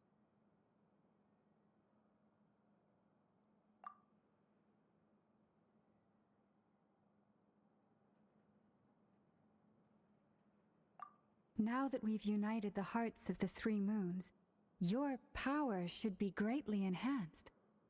But it seems like that hasn't happened yet? I believe it will take a little longer.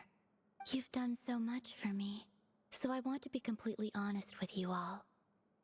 Even though I'm doing a lot better now, the truth is, my recovery will likely be an ongoing process. From the moment I was born, my power has been slowly ebbing away. And that is because Tevat has never accepted me. Even with the moons united as one, it seems my rejection cannot be undone. So far, I have yet to find a solution. It may turn out to be a problem that will plague me until the day I finally leave this place behind. Even so, I will do everything in my power to help you drive out the Rehir of Solnari. As Arlecchino put it, this is not about chasing the spoils of victory. It's just a gesture of heartfelt gratitude. Kutar. Defeating the Rehir of Solnari will be no easy task. While my strength slowly recovers, we'll also need to gather more intel. Naturally. We should take all the help we can get if we hope to defeat him. We've considered several viable plans now, but our choice hinges on the answers to a few key questions. Is it even possible to kill Rerir? What experiences shaped the person or monster he became? And what's he really after? Given Albedo's expertise in alchemy, I think we should leave him to try and answer the first of these questions. Understood. As for the other two, I'm afraid we'll have to count on you again, Miss Nefer. Believe me when I say it's not my wish to burden you.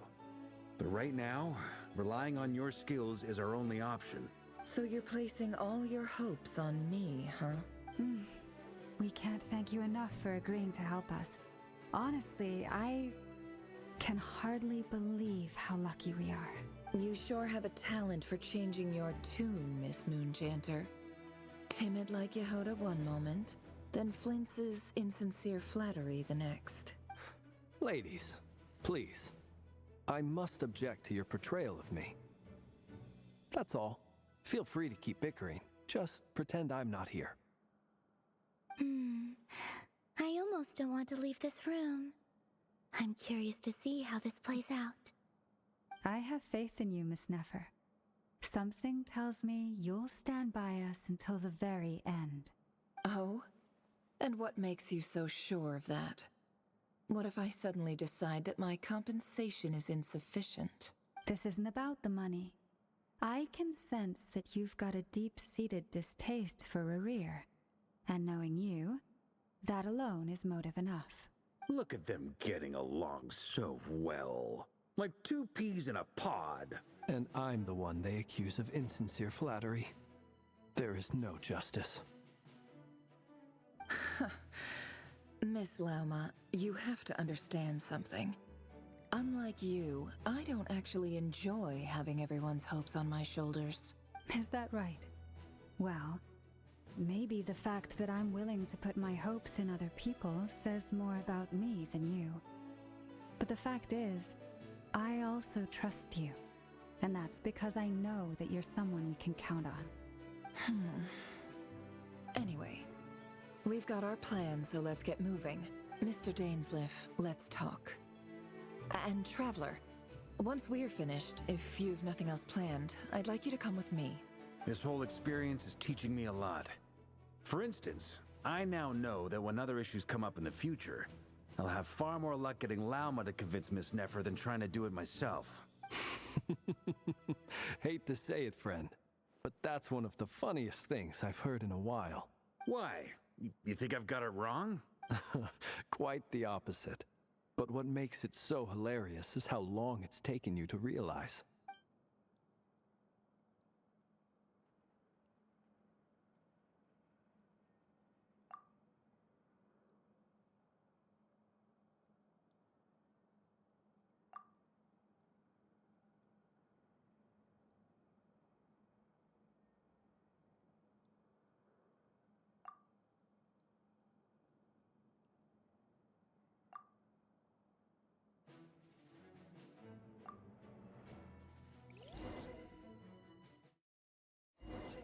Yeah, I wish they would stop with the white text on the black background. Like, just make a little artwork or something. Something that's a little more visually appealing. Oh yeah, I forgot about the board.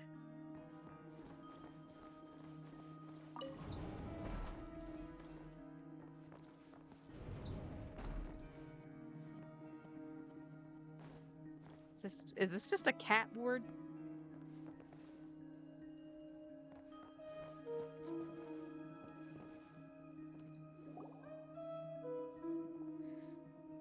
Thank you for waiting. It's okay. We actually used the time to help Dainsleif get a room at the hotel. That's very considerate of you. Now, I trust you share my curiosity about Rerir's past, and you seem fairly familiar with Mr. Dainsleif already. We spoke at some length after the meeting. He was the one who suggested I should invite you to join this operation. He feels confident that these secrets will be safe with you. Dane has a lot of faith in us, that's for sure. Likewise. I appreciate that you got right on board without interrogating me about why I invited you. It shows that you trust me to explain everything in due course. That's because we know what you're capable of. really appreciate you too, Nefer. You might have been forced to help in the beginning, but this time, it was your choice. That's one way to put it. Another is this, that once a decision's been made, it's set in stone. After that, my only goal is to see it through. Alright, so here's how it is. I'm going to access Rerir's thoughts again using my confidential method. Now, I'm sure you've seen things like this before on your travels, so you're surely well aware of how dangerous it can be. The reason I've gathered you all here is to ensure my safety during the proceedings. I plan for us to enter the fragment of his consciousness together, and once inside, I will focus on searching for information. Think of this as a diving expedition into someone's brain. If I'm the diver, you are my safety equipment, tasked with keeping me alive while I'm under the surface. Once the ceremony begins, we will all be spying on privileged information. But in the interests of safety, you must remain absolutely silent at all times. We will discuss our observations after the ceremony has concluded. Lastly, any individuals of a weaker constitution are advised not to partake in the ceremony. In any case, Paimon has her own job to do, which requires staying in the room but not joining the ceremony.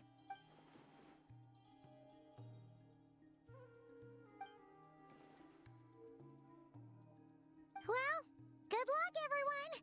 Sounds like all Paimon can do is cross her fingers and root for you guys. There's a little more to it than that. I was being serious when I said you have a job to do. While the rest of us are inside Rerir's mind, it's imperative that we have a team member on the outside. In the event that something goes wrong, you will be our first responder. I don't anticipate any issues, but the extra level of safety will be greatly appreciated. I second that. This is a dangerous operation here, and you're our whole rescue team. That's pretty much the most important job in the crew. So, Paimon's like the lifeguard? Yeah, that makes sense. All right, got it. Good. Please, take a seat. We'll get started momentarily.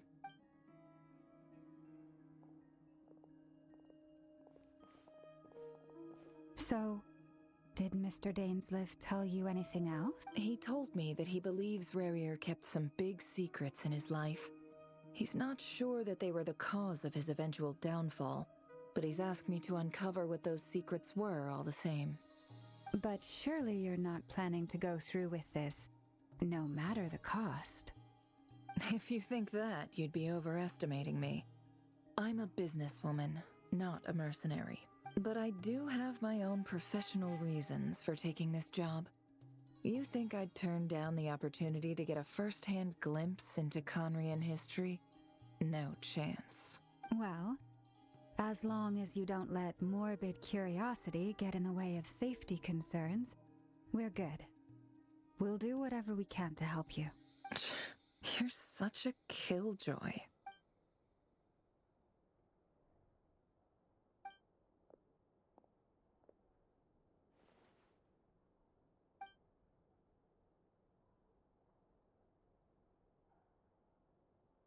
All right, I'm good to go. All set over here, too. Promise, Paimon, you'll be extra careful. Pinky promise. All right. Let your whole body relax. We're about to begin. Close your eyes.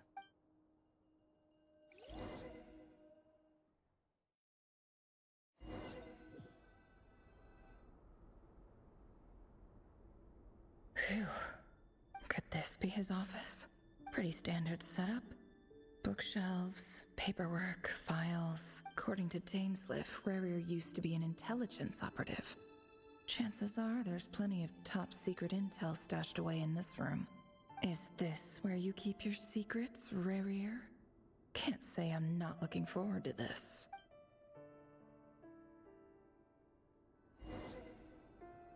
Alright, I'm gonna take a quick BRB and hit the restroom. Gotta remember, I'm on my laptop screen and not the TV. Be right back.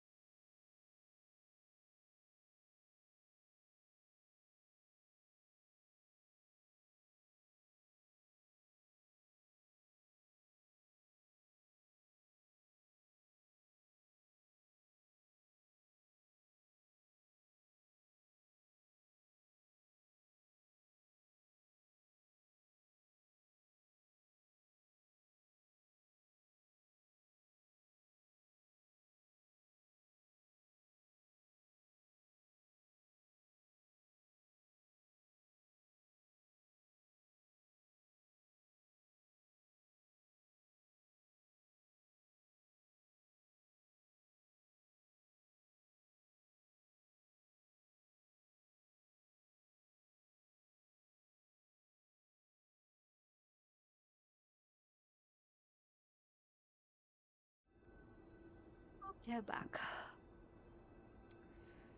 Ugh. He looks even gloomier than last time. I wonder what's changed.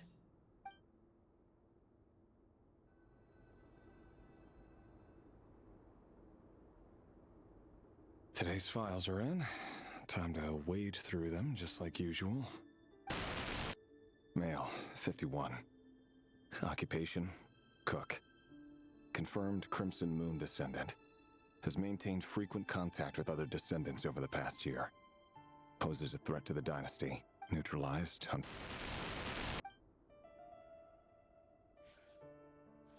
This one should be archived under purged targets.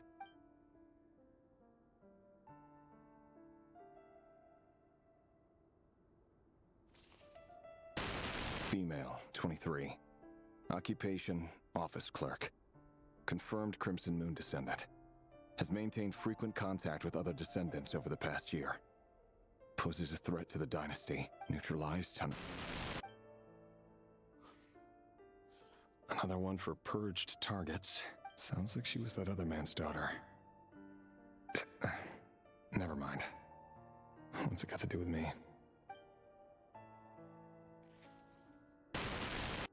Male, 40. Occupation, teacher. Confirmed Crimson Moon descendant. Has been observed making contact with other descendants during the past year. Poses a threat to the dynasty. Neutralized on... Just another nobody for the archive. Is the next one the kid that was talking to his fiance? Come to think of it, I remember surveilling this man. A case like his never would have been considered a priority in the past. Huh. He barely even interacted with other Crimson Moon descendants. Female, 16. Occupation, none. Orphan and confirmed Crimson Moon descendant. Has been observed making contact with other descendants during the past year. Poses a threat to the dynasty. Neutralized on... Oh, no. Guess not. Filed. I have no recollection of this girl. None whatsoever. She doesn't seem to be anyone important, but then again, how many of them really are?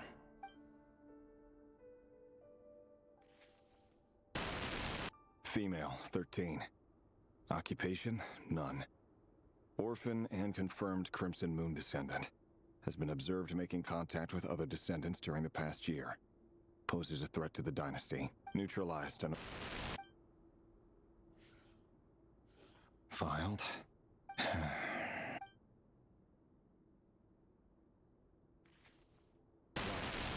Male, 11. Occupation, none. Orphan and confirmed Crimson Moon descendant.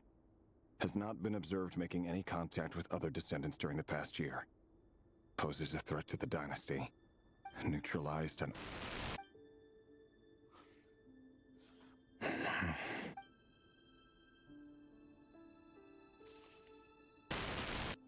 Male. 6. Occupation, none. Orphan and confirmed Crimson Moon descendant. Poses a threat to the dynasty. I think we've seen what drove him to madness. It's funny, isn't it? Your job is becoming both harder and easier at the same time, depending on how you look at it. Sooner or later, the Crimson Moon descendants will be completely wiped out. But as their numbers dwindle, they become harder and harder to track down. That's not how it is. Fortunately, however, most of the able-bodied adults have already been taken care of. The remaining weaklings will be increasingly easy to deal with. No! No. My job is to ensure the survival of the Eclipse Dynasty. And the only way to do that is by eliminating any and all potential threats. It's a perfectly legitimate line of work. Every single one of my colleagues can attest to my fairness. And if my friends were aware of the facts, I know they'd back me up too. Assuming, of course, that they were aware of all the facts.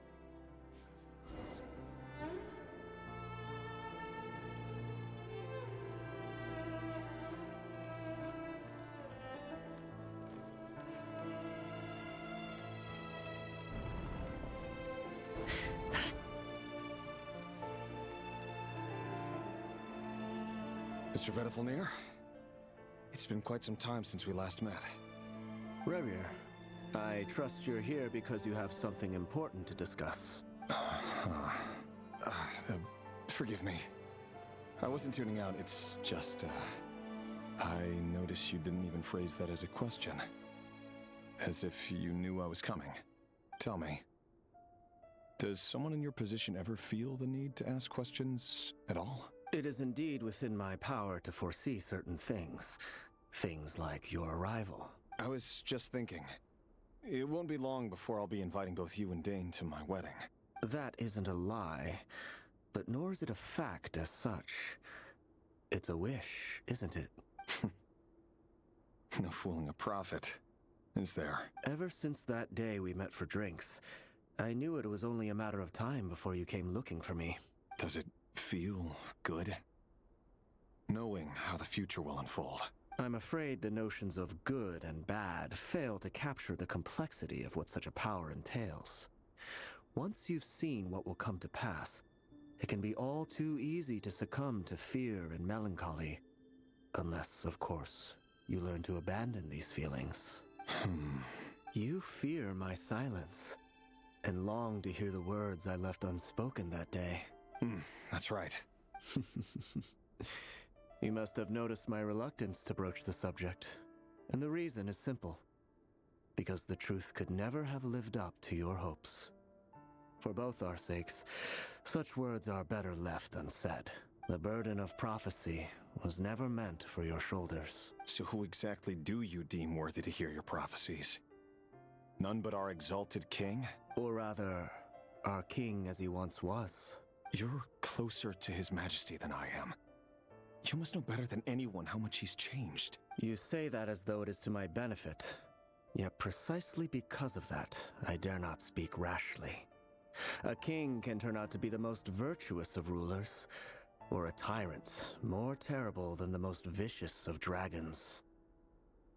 You are so wise and far-sighted, yet still you would have me live in fear of the unknown? You make a fair point. Especially given my silence alone was all it took to send you spiraling downwards. Very well then, let me offer you some advice. And I say this not as a prophet or a visionary, but simply as the brother of your friend. For many reasons, there is very little chance of your marriage ending in happiness. If happiness is what you seek, you should find another fiancé. Ouch. Hold on. There's that same black fog again. Could this memory belong to Thelindis? Guess I'd better tread carefully.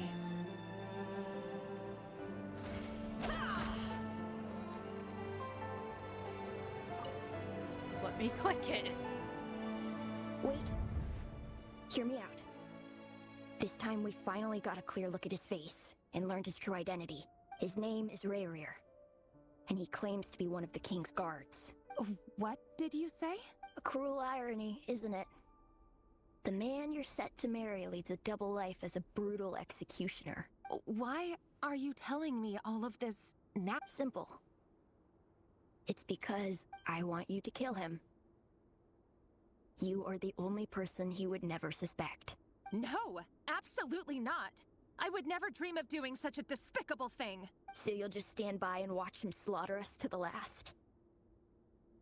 Do not forget that the blood of the Crimson Moon flows in your veins too. The blood of the Crimson Moon? What does that matter now? The dynasty has long been dead and gone. You think that alone is reason enough for me to throw away everything I have? Why wouldn't it be? You too were once a child of the Crimson Moon, just like me. Don't tell me you've never felt so much as a flicker of fury for the way we were trampled into the dust. As long as you promise to abandon this pipe dream of restoring your dynasty, I can try to persuade him. Or have him persuade the Vinster King. Persuade the Vinster King?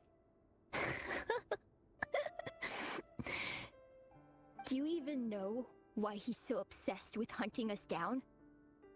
Why he keeps trying to force us to hand over our secrets over and over again? Or why we refuse to give up on restoring the dynasty? The Vinster King. A blind fool. His eyes clouded by powers from beyond this world. A petty little man with a miser's heart. And he dares to sit upon the throne? Mark my words. Sooner or later, Conria will fall. And it will be his doing. If you can't bring yourself to do it, so be it.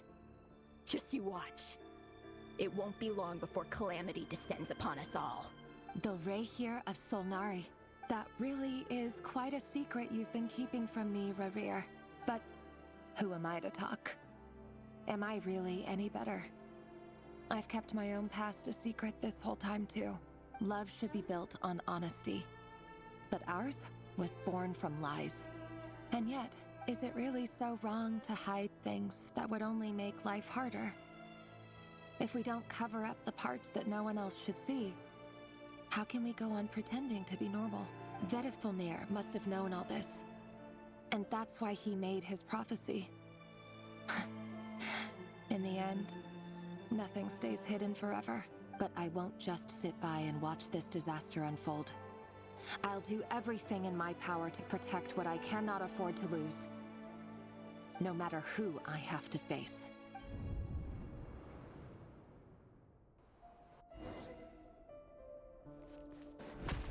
Huh? Was that Rerir who just walked past the window? Doesn't it give you the chills that he still takes the same road to work every day? As if nothing ever happened. Those people at the deli. Enough already. They're clearly pretty taken by their own disguises, so just smile and play along. Pull the rug from under beasts like that, and you'll risk having your throat torn out. Deli? Oh. They're talking about those people from the opposition. Right. I'd almost forgotten they used to run a deli. People of no consequence always vanish so easily. And no one even remembers them. Okay, so this is probably her memories again. But surely you can see he's not the man he pretends to be. So many have died already, and they say that the king's madness grows with each passing day. We're not going to survive this, are we? But why does it have to be this way? Do we really deserve to die just because of the blood that runs through our veins? Felindis, are you even listening? Sorry, Freether. My mind was off wandering. I heard you, though. You're talking about what Rerir said. He's just following the king's orders. He's a secret agent, and it's his job to hunt down rebels and dissidents. By the time you first met him, he'd already taken lives. Maybe he was using you from the very beginning. No. Rerir has no idea I have anything to do with the Crimson Moon. My family are only distant relatives of the main lineage, and besides, my eyes are perfectly ordinary. Truth be told, apart from my teacher, pretty much no one knows I have any connection to any of it. It's been a long time since my family severed ties. But as Orlog said, who could possibly talk sense into that raving lunatic of a king? No one. I'll work something out. Trust me, I'm with you all. But for now, you need to keep yourselves hidden. Don't let anyone find you, anyone at all. Don't forget that Rerir is an Eclipse operative. You need to be extra careful when he's around. And when I am too. For now, don't come looking for me. And if anything happens to me, just act like we've never met. If even you can't escape this, what hope do the rest of us have? But after all this time together, surely he wouldn't lay a hand on you. I won't speak in his defense. Nor can I give you a clear answer to that question. But I'll do everything I can to put an end to this. Here, hold on to this. If an opportunity to escape presents itself, take it. You'll be glad you took some spare change. You call that change? But what about you? I've got a job, and there's still money coming in. But you can't go anywhere right now. Please think about yourself for once. That just seems a little random.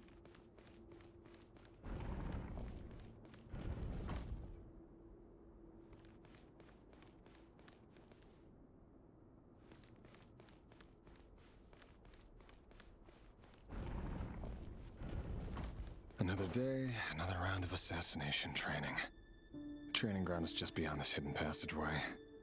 When you kill a person, doesn't it bother you when you end up covered in their blood? Why would it? Aren't we all just walking blood bags? But not everyone is accustomed to hunting down others like prey. You've been a hunter for so long now, you seem to have forgotten that most people don't just go around killing one another. Leave me alone. Earn his kibble somehow.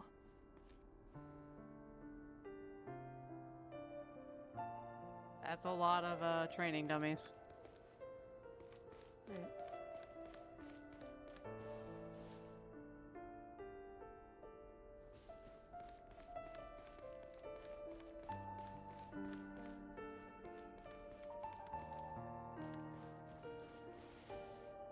A lot of swords and spears.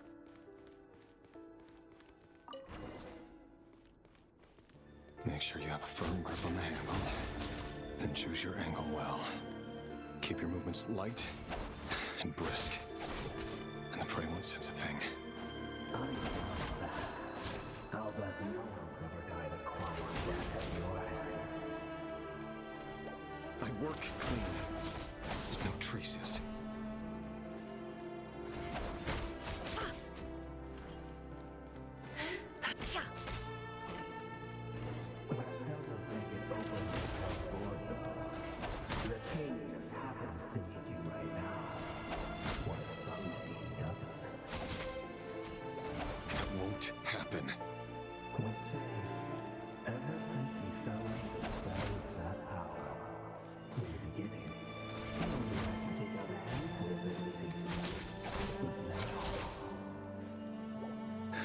I've dealt with have always been guilty, and I've carried out my work flawlessly.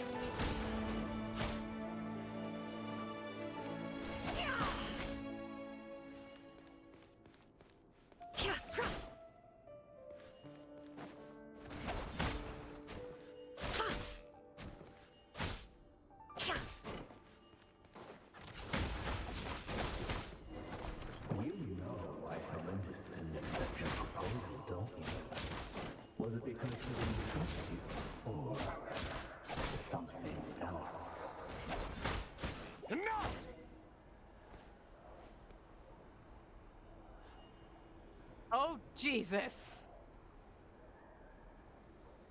Well, that just got really, really dark. Delindis, do you still remember Orlog? Orlog? The boy who was pretending to sell flowers. You spoke for quite a while, didn't you?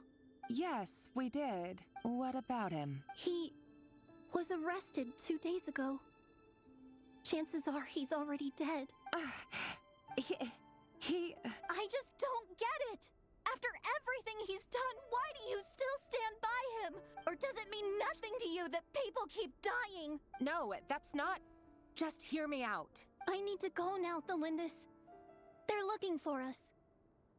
You take care too. If you ever need a place to hide, come find us.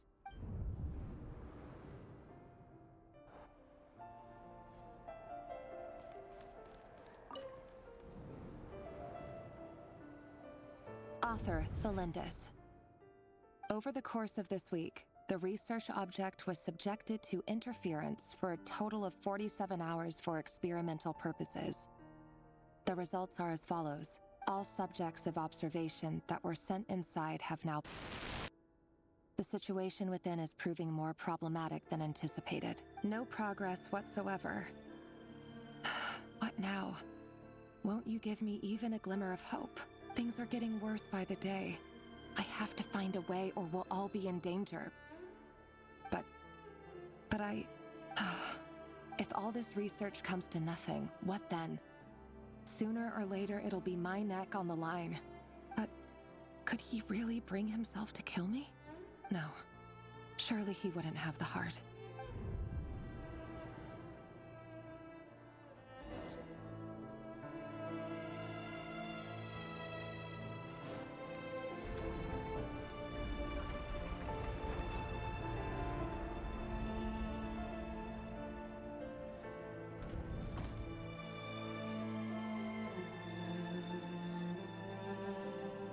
Why won't you just let us go? We don't even know each other.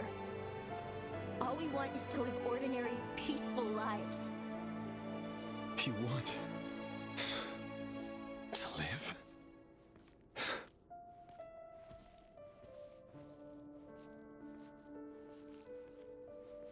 Yes. I just want to go on living. Is that really such an unforgivable crime?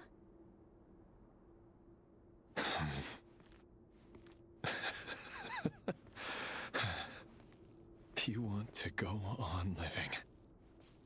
I want to keep living too. To keep living forever. That's why I have no choice but to continue on the path I'm on. If only some savior would suddenly swoop down and change the way the world is. Too bad that's not going to happen. Okay, no more ghosties.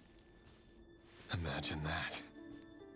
If there really were such a person, you and I wouldn't be standing here like this, would we?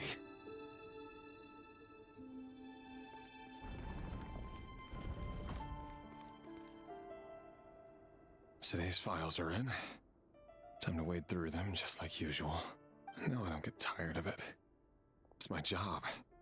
And not only am I lucky to have it, I'm good at it too.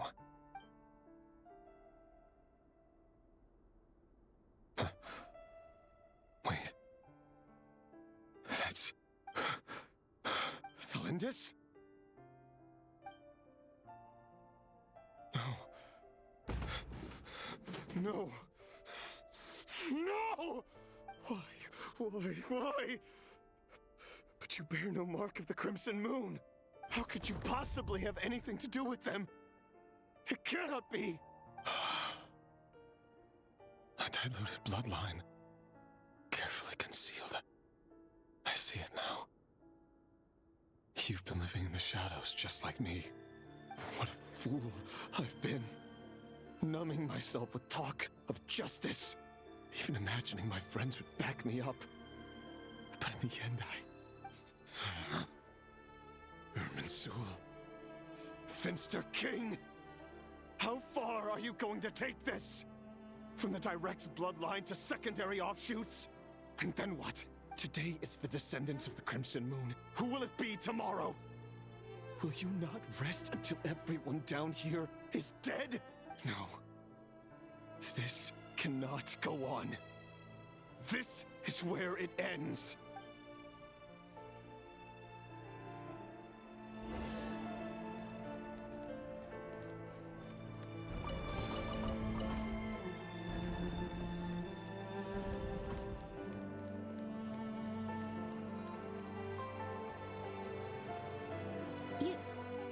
You're really letting me go? I am. As long as you can guarantee that no one will find you. Don't worry, I'll be extra careful. No one will know I was here. But what about you? Me? If you let me go, you won't be able to complete your mission, will you? Good point. In that case, maybe you should stay. No, please! I just want to see the outside world again. To... Go on living? Yes. I know you're a man of your word. So please, just let me go. If I let you leave, what will become of me? Just kidding. Go. But remember, don't let anyone know you were caught. We'll be seeing each other again very soon if you do. Even shadows in the dark must live by a code. But you can't save everyone. You've been whispering in my ear for days now, Vedifalnir. What are you trying to do? Break me down? I only say this because you long for an answer to your problems.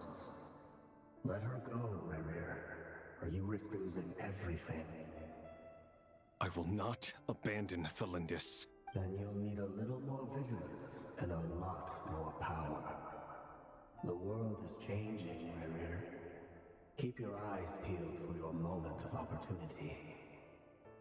That voice used to be so unclear. But now I know exactly whose it is. It's Vedifalnir. He won't tell me how to actually resolve any of this, but he keeps trying to manipulate me like a puppet. What's his game here? Tell me then. What will this moment of opportunity look like?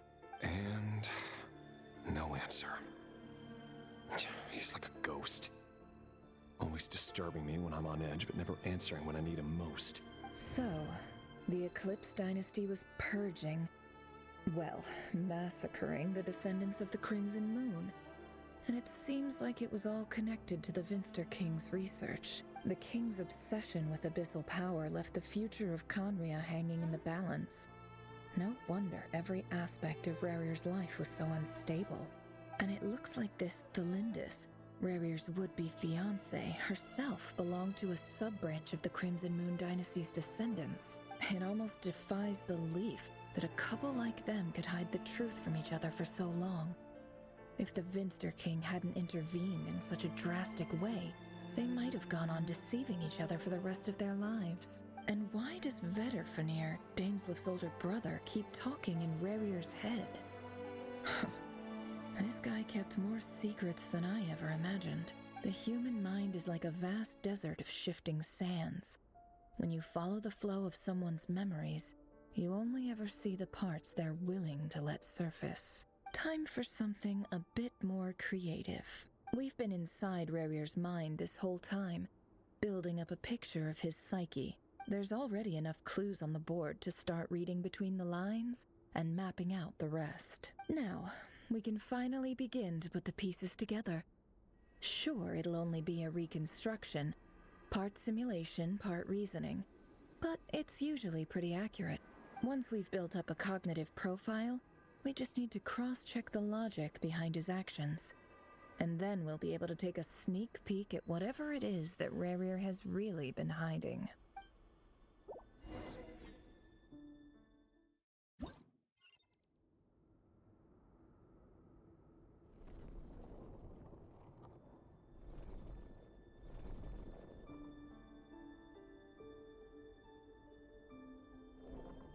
Rerir, are you there?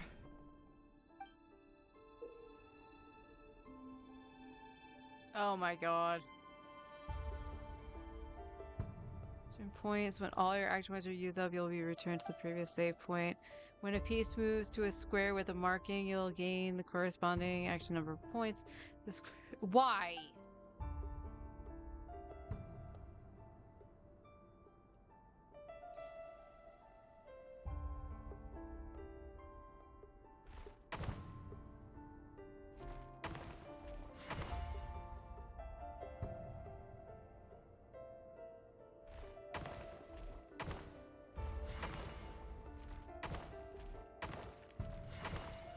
What the hell is the point of that? Rerir! Come out, it's urgent! Dane? What's wrong? What? Quick, come with me. I'll explain everything once we've met up with the others. Okay. I'll come. But the Lindis is still over at the Universitas. I'll need to leave her a note. All right then, but make it quick. I've never seen Dane so worked up before. Whatever this is, it must be big trouble.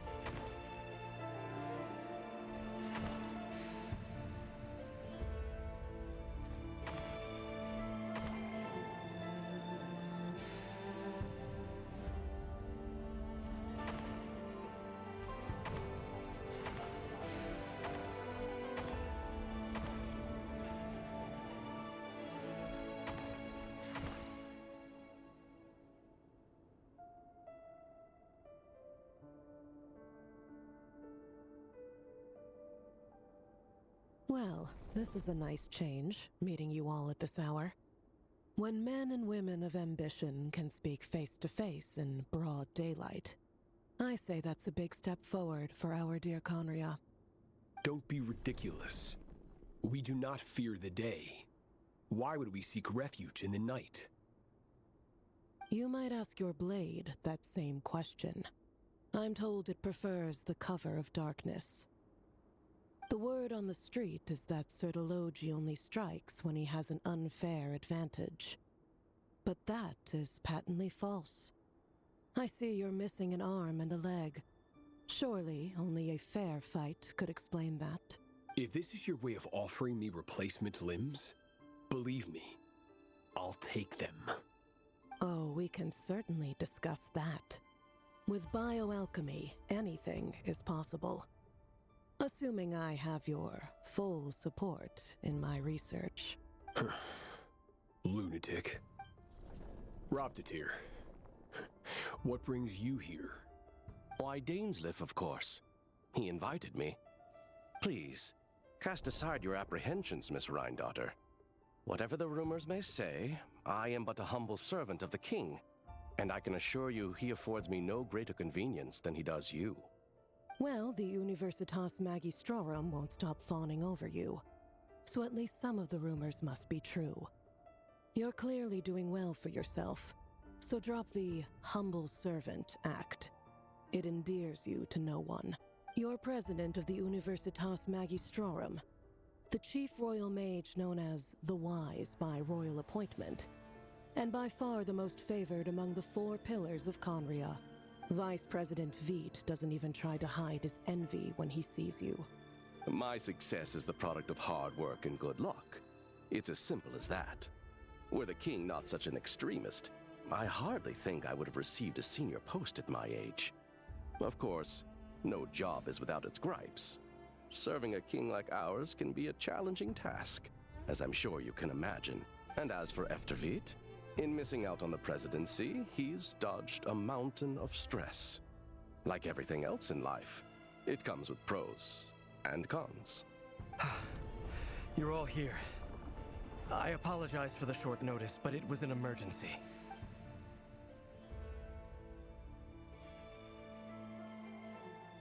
You must be Rerir. Mr. Sertologi. Yes, I handled your case file during your sentencing.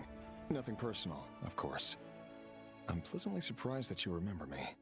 You're clearly a person of substance if you've been invited here.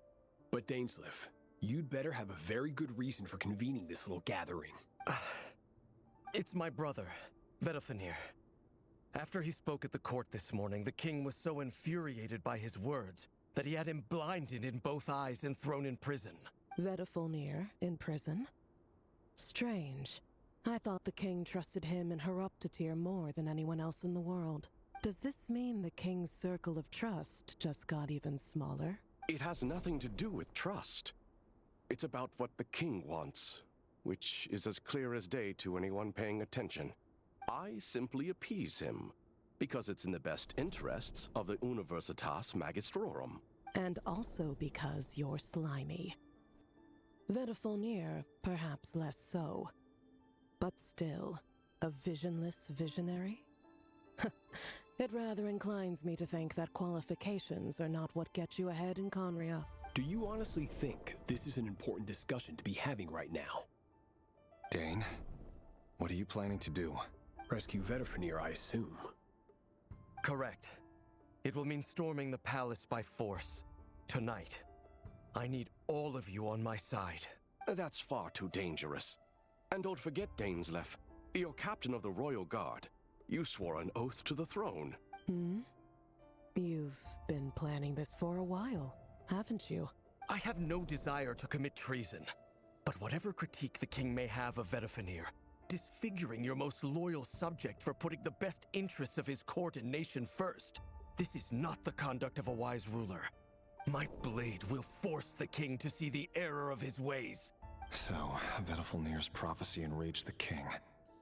I'm sure it wasn't what he wanted to hear, but if he won't take counsel even from the visionary, that is deeply troubling news. The extent of His Majesty's madness is now all too clear.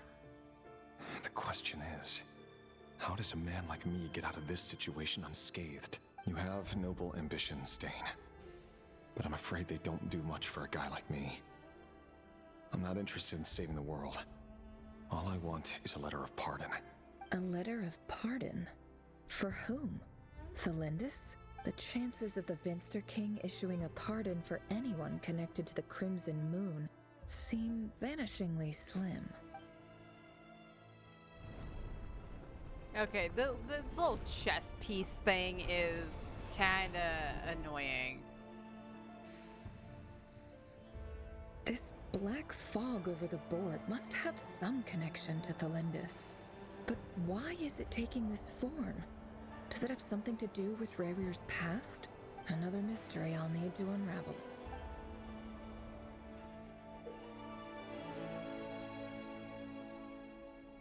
Number of action ways to defeat your opponent pieces. Your pieces will only attack when they have more action points than needed to defeat the opponent. Why?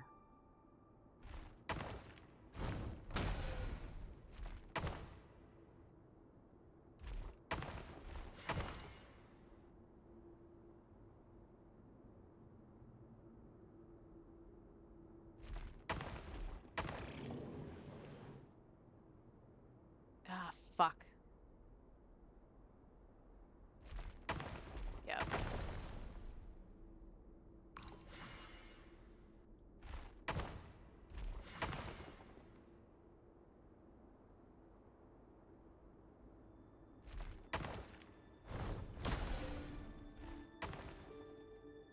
Wow, okay.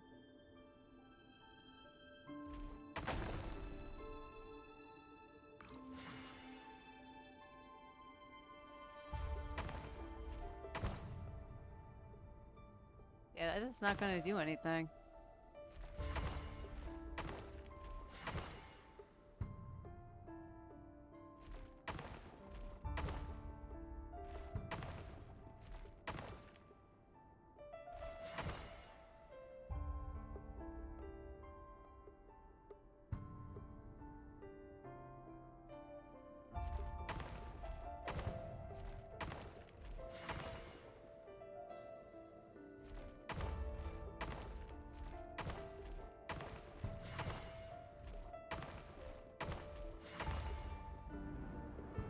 Oy. Author Thelindis. Over the course of this week, the research object was subjected to interference for a total of 60 hours for experimental purposes. The results are as follows. Research dating back to the Crimson Moon Dynasty has established 2 points regarding moon marrow. Firstly, its origins have something to do with a god's power. Secondly, it serves as a portal to an as-yet indeterminate location. Moon marrow can thus be defined as a spatial gateway. However, there are a number of hurdles to overcome before we can answer the question of where it leads to. To start with, opening the gateway requires a specific power source, which the relevant literature indicates an enormous amount of power is then required to keep the gate open. Currently, the total power output of our instruments remains in the single digits. To make matters worse, I am now the only staff member remaining in the Moon Marrow lab. the Universitas Magistrorum recently decided to move most of its personnel into abyssal energy research, which has stymied all Crimson Moon-related projects. This is not a wise move. I have always maintained that placing all our hopes in a single source of power is risky, especially one as poorly understood as this. As well as making ourselves overly reliant on a single resource, we are neglecting other promising technologies. I apologize if this comes across as disrespectful. But as a Moon Marrow researcher, I desperately want to see the world beyond the gateway. If we really made it there one day, what would we find? And how would we go about taming the unknown? My imagination is endlessly fueled by questions such as these.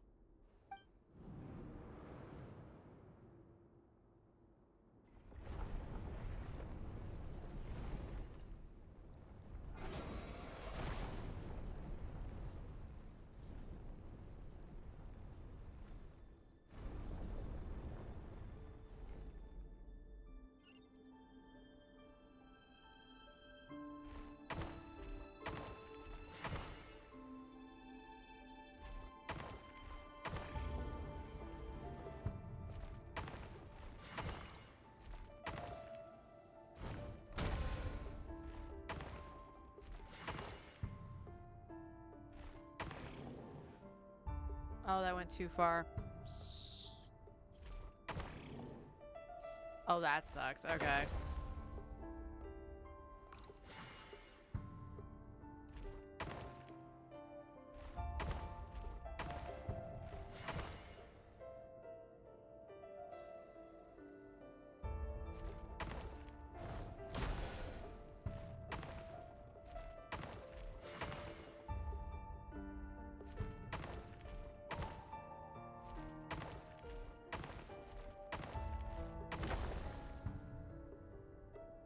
Okay.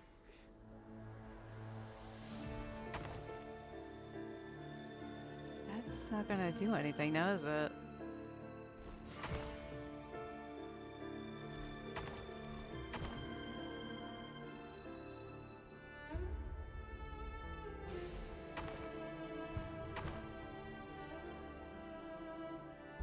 Yeah, no, it's not. I'm gonna be one off. So I need to get to the 3 and then go down.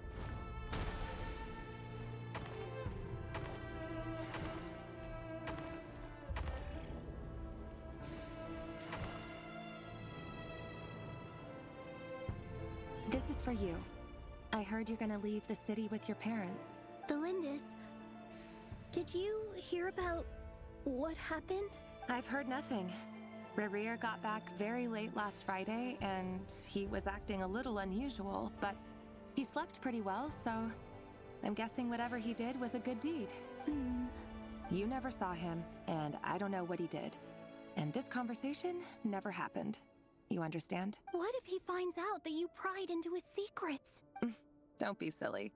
I don't know what secrets he does or doesn't have. All I know is he's just a normal guy who happens to run some errands for the king. Are you scared of him? I don't know. The Rerir I know doesn't match the person you all describe. Logically, I should be scared of him. And yet, I don't want to lose him. But enough about that. You should get going, and be careful with the package I gave you. Keep it secret. Keep it safe. What's in it? A piece of the moon. All you need to know is that as long as you keep it safe, then in the future, everyone will be able to see a red moon. A red moon? You mean our moon? That's right. Our moon. Promise me you'll look after it. I promise, Delindis. The Crimson Moon bloodline will never die out. Its light, the color of blood, will become like a fire that flows in our veins, no matter how long it takes.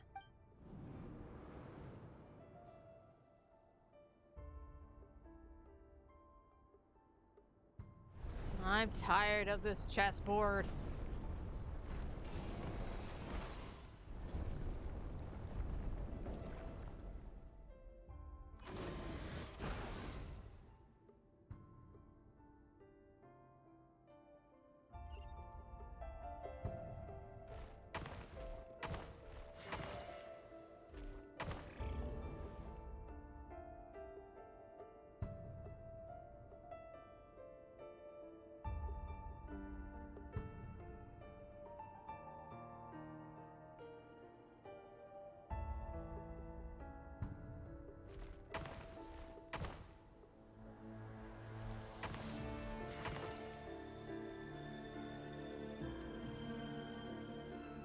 That's not gonna do jack shit.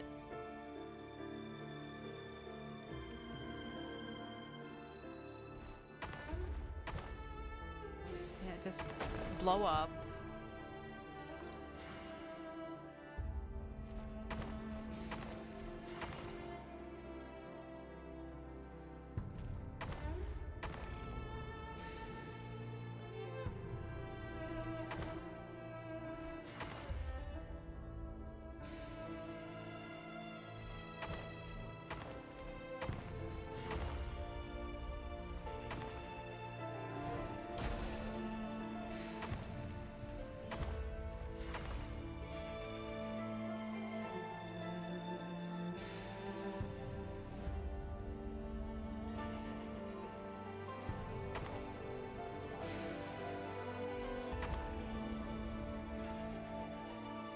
No, that's not gonna work.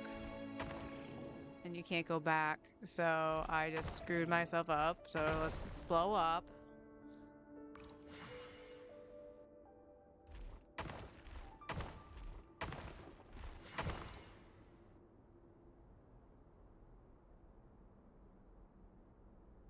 That's not gonna work either. That's not far enough to go there. That's not gonna be enough to blow that up.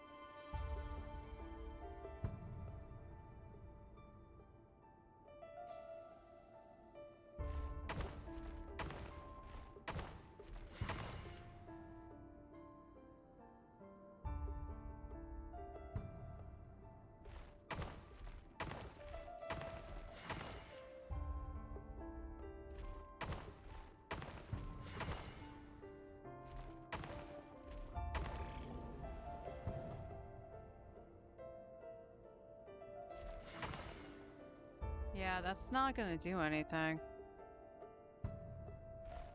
Where the fuck am I going?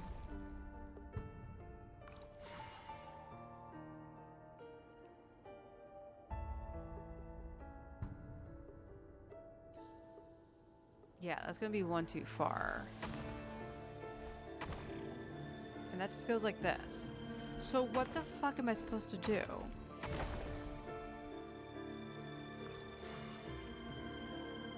Fight this one?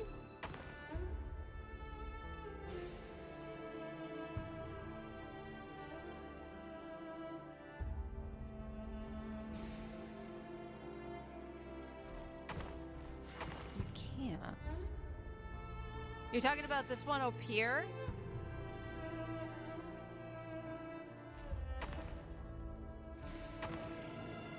I need to hit that 4. The one next to the arrows. I fucking hate this. I fucking hate this.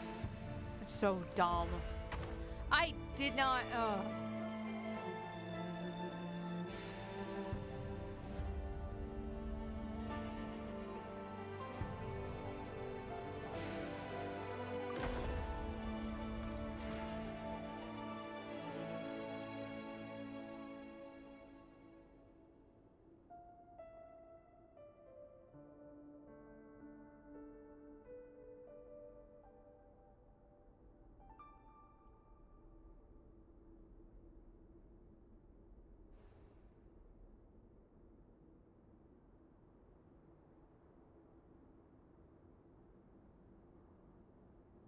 That's the thing. I can't get to the one that's next to the arrows.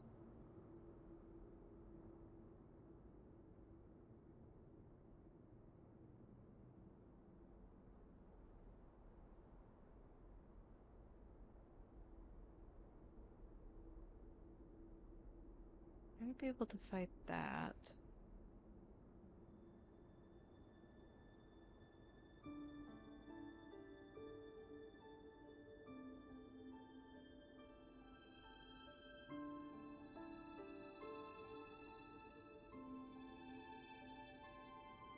here doesn't do anything. You blow up before you can hit anything, so that 3 doesn't do nothing. How do you get to the 4? Because you can't pop off, it just sends you all the way across. I can't reset further. So like, I can move back like this.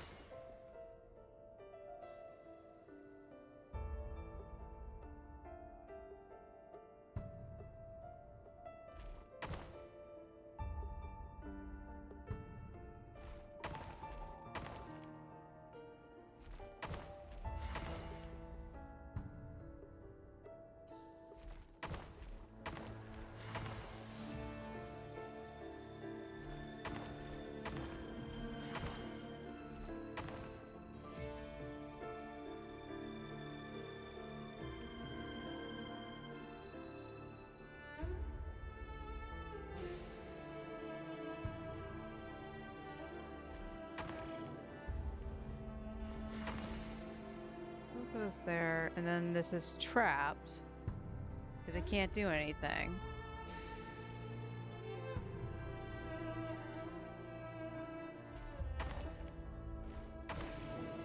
And that's just gonna do that.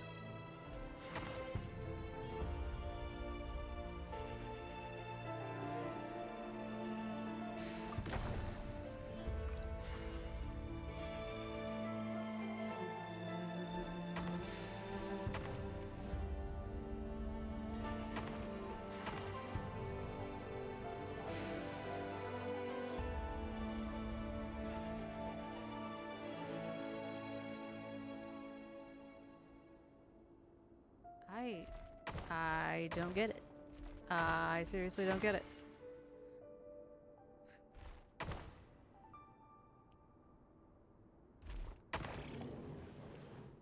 Yeah, I don't know how to get to the...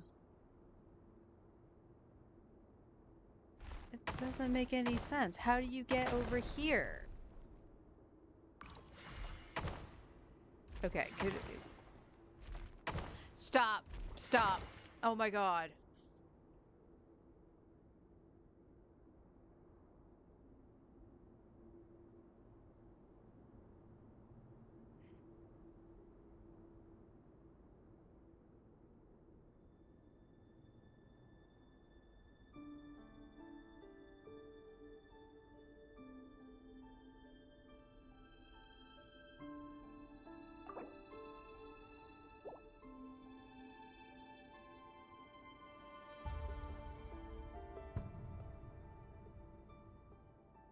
Because, like, clearly I need to make it to the 4, because once I hit the 4, I can make it to that 5, and then...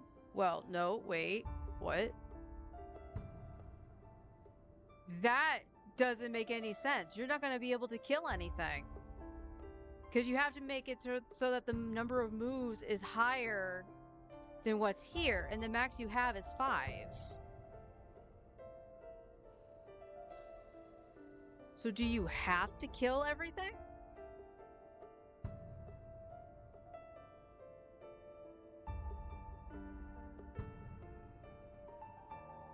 You want to know the sad thing? I don't...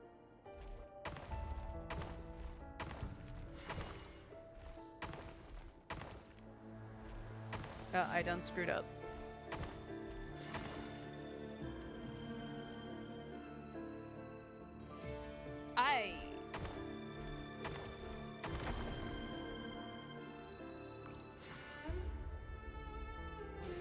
I don't want to do the story again if I back out.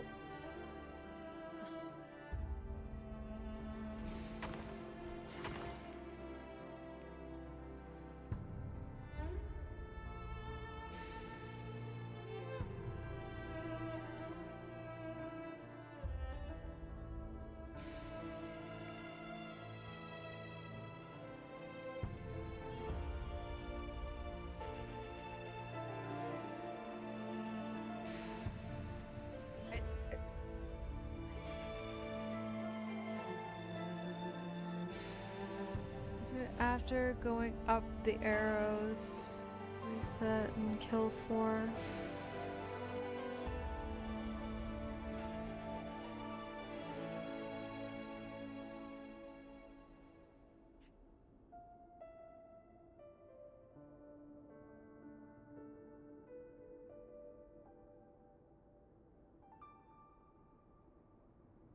Okay, I kind of hate the fact that I can't use my mouse to confirm which ones you're talking about, hon.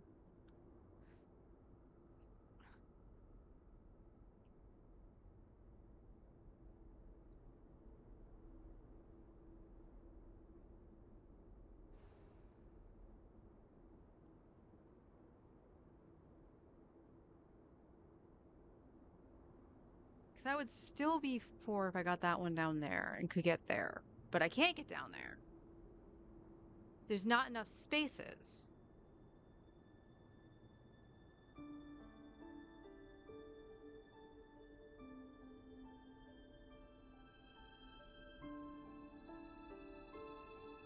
Four in front of the pawn 3.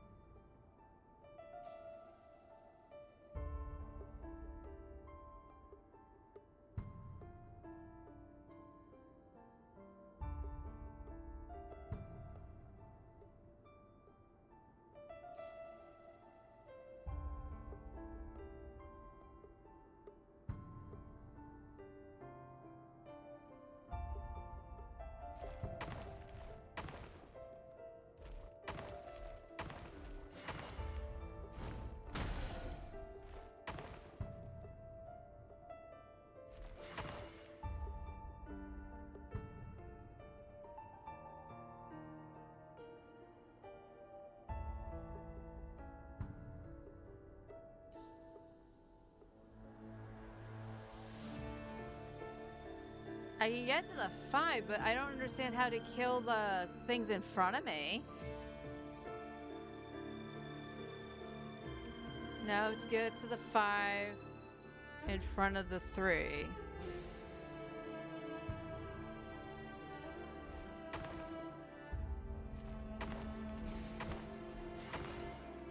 Oh, I just needed to make it to the 5? And stick to the plan. Sir Dainsleif, what are you? Is this treason? You know what happens to those who betray the throne. Please, don't do this! It is the king himself who has betrayed the throne. He has betrayed all of Conria. If you have any love left for justice in your heart, you should join me. It's showtime. Dane and his group will handle the troops in the palace. Then Hraptatir and Rheindater will disarm the security measures. My job is to enter the prison and rescue Vedifalnir. Stay safe. Wish me luck. Look after my brother. Draw your blade. It is time for justice to prevail.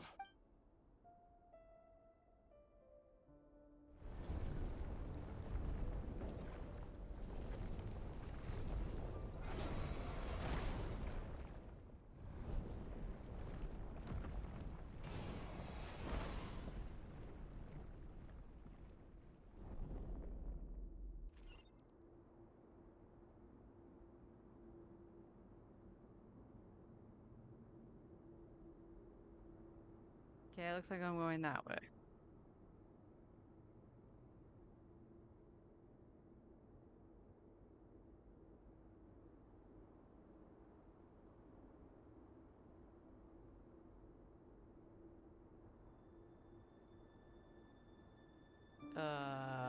This might not be good.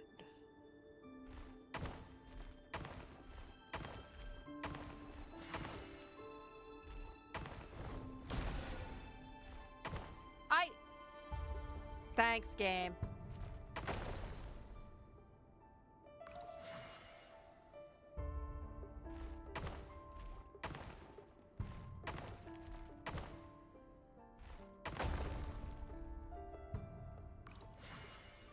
What?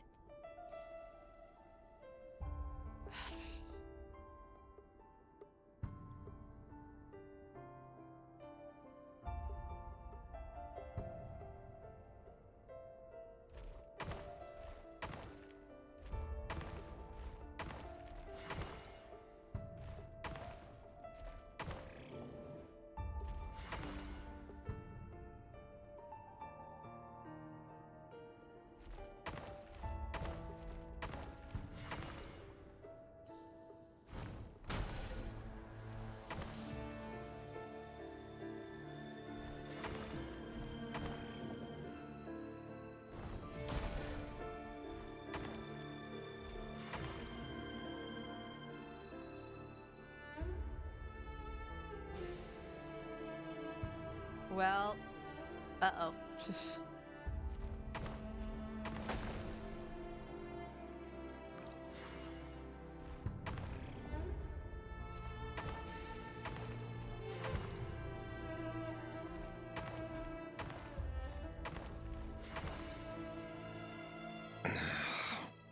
This place is filthy.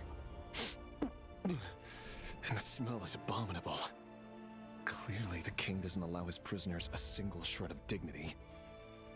This is dire. Found you. Hello, Mr. Vedafilnir.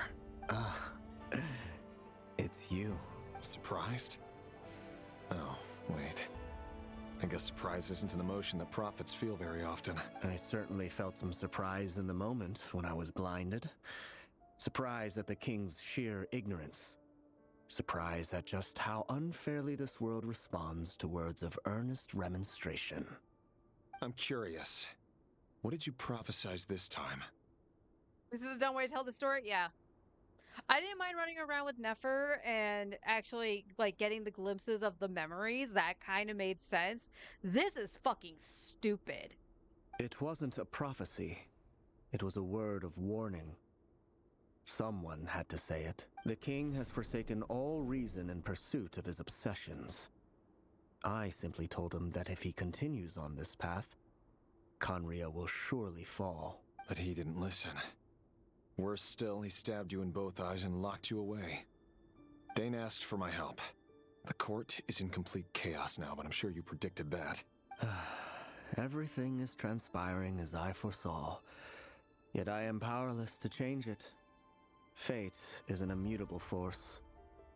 I can but lament as the inevitable unfolds. I do wonder whether giving a man the power to see the future does nothing more for him than slowly crush his spirit. Forgive my curtness, Vedafilnir, but the king did not suddenly turn on you today. His suspicions have been brewing for a long time. You can't have wisdom beyond the reach of your fellow man without attracting his fear and suspicion. There are things the king does not want to see. So, he doesn't want you having visions of them either. He blinded you because he thought this would make the visions stop. He wasn't entirely wrong. I did indeed lose my power to see the future. Right up until... Until what? Just now. I believe I saw something new. Well, tonight could go a lot of different ways. 5 of us banded together to storm the palace, also we could rescue you.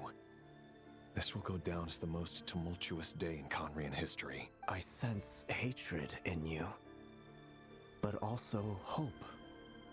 A desperate hope that with the tyrant deposed, that will be the end of the story. But this is not the end. It is the beginning of a new chapter, in a whole new story. There are many men of honor and courage in this world, Rerir. But you are not one of them. You're not here for justice, are you? You're here for yourself. Is that a dagger? Interesting. Why not the polearm? It was always your weapon of choice. With your abilities, I don't doubt that you were able to recover some of your sight. But I also doubt that you want to make an enemy of me right now. Of course not. We're on the same side, aren't we? We could be. But I need you to be honest with me, Vedafilnir. At this point, you're my only hope for the future. You mean your future? With your beloved, Felindis? Yes. And I know there are bigger things at stake here. A dynasty, a nation, maybe the entire world. But forgive me, I care first and foremost about myself. I can't abandon the one I love to save myself. I just can't do it. But you see a broader picture of the future than I. You see the solutions to the biggest problems of our age. So tell me, what is my solution? What's the answer? In matters of fate, answers are either right or wrong. What will be and what will not. Maybe you are willing to pay a certain price in the pursuit of happiness, but unfortunately, fate does not negotiate. Not discrediting the voice actors here. but the visual of the fucking chess pieces doing this is not interesting at all. That is the cruelest thing about fate. It is unmoved by your sacrifices. That can't be true. I know it's your voice that I keep hearing in my head, urging me to see how the world is changing, to seek more power, so I can protect the things I love. You show me disaster, but you won't show me how to avoid it? Why? Why are you doing all this? My voice. In your head. So, you hear it too. The voice that steals your mind, gains your trust, and drives you crazy. It turns out that we are not so different, you and I. Vedifalnir just broke into the strangest smile I've ever seen in my life, as if he'd discovered some monumental secret. But then he suddenly switched to looking extremely weary. Very well then. My advice to you is as follows. You must persevere. Whatever trials and tribulations you may face, be steadfast in the belief that they are your path to the future. For as long as you live, your story with Thelindis shall not come to an end. That is the only chance you have of fighting back against fate. It is up to you whether you believe my words. Regardless, that is all I will say on the matter. I have no right to intervene any further. I will hold you to your word. Thank you for setting me free. In return, I will tell you one more thing that you cannot afford to ignore. Just then, a strange wave of energy rippled through the city. We had no idea what it could mean. If I were you, I would head to the Universitas Magistrorum. The Universitas? Oh no! I'm sure we'll be seeing each other again very soon, Rerir. Whatever Vedifalnir said, I didn't catch it. I didn't even help him out of the prison. There was no time to lose.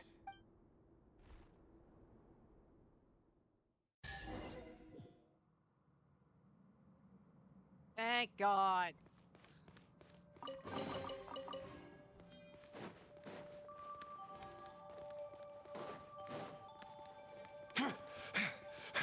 Monsters? Is this Rhindaughter's doing? Or the Universitas Magistrorum? Out of my way! I don't know how I got back on. I know, I hit down The for Universitas. Blitz. That reminds me of a rumor I once heard. Allegedly, the king installed secret mechanisms in the palace and around the city. No one knows where they are or what kind of power they hold. But if they were ever going to activate, it would probably be on a night like tonight. Help! Help! Hold on! Don't let them anywhere near you! Save me! I can't! Ah! That sounded like an explosion. So, the rumor is true? The king really went through with it. What other means does the king have at his disposal? They must run on power from the Abyss. And given it's a major center of Abyss research, anyone over at the Universitas will be in grave danger. I have to hurry!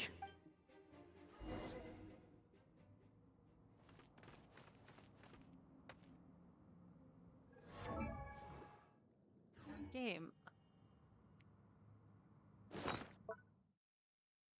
Where is my chimkin?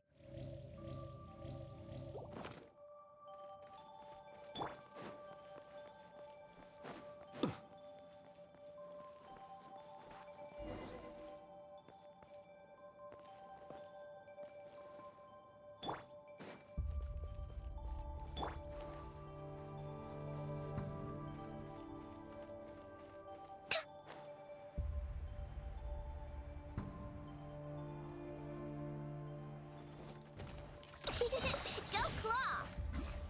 Flash its absorption test. Oh my God. Creatures Buttons. of the night. Observe. Close your eyes. Do you fear the dark? Be silent. Ding dong Fireball! Excel. Animal test 6308. Seek within.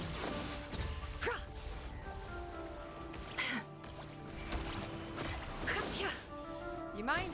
Thank you. No more lies. Flash attack! Ultimatum protocol. Cleanup sequence initiate. Animal hypostasis emulation. Absorption test. The night cometh.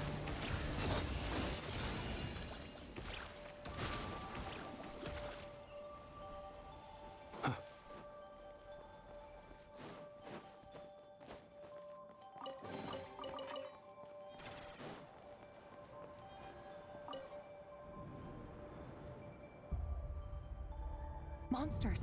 At the Universitas Magistrorum? Why now? Oh no! They're coming! It's no use. The table won't hold out much longer. The weapons. Where are the weapons? Of course. All the lab equipment was upgraded after the inspection last week, but the new weapons haven't been allocated yet. I'm done for. Is anyone there? I need help! Ah! Stay back! Please stay back! Please!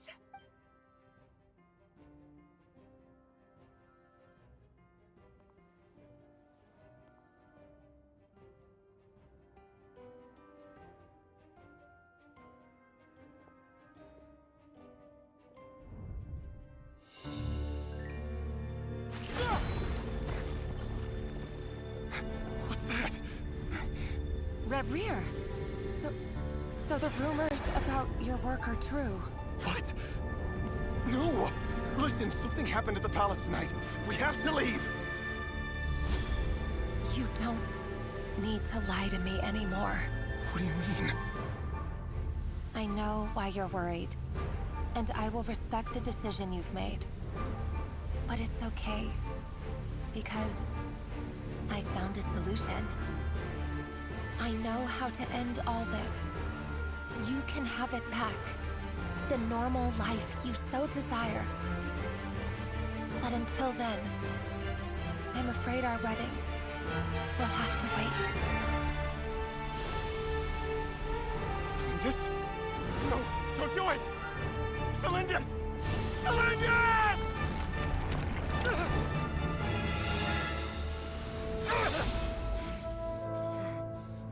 I told you, Reverie. Let her go. You will find someone better. No! No, I won't do it!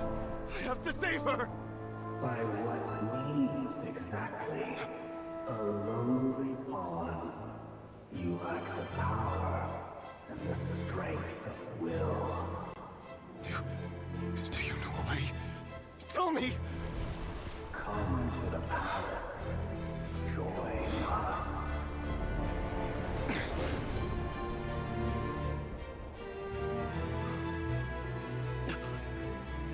Reverie, thank goodness we... Step forth and take your share. You made it. Not you too.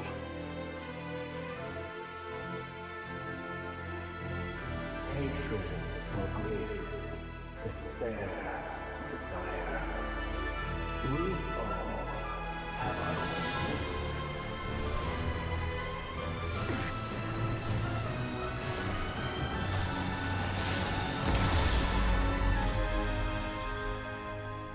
Reverie. Reverie. Cylindus? Were you daydreaming?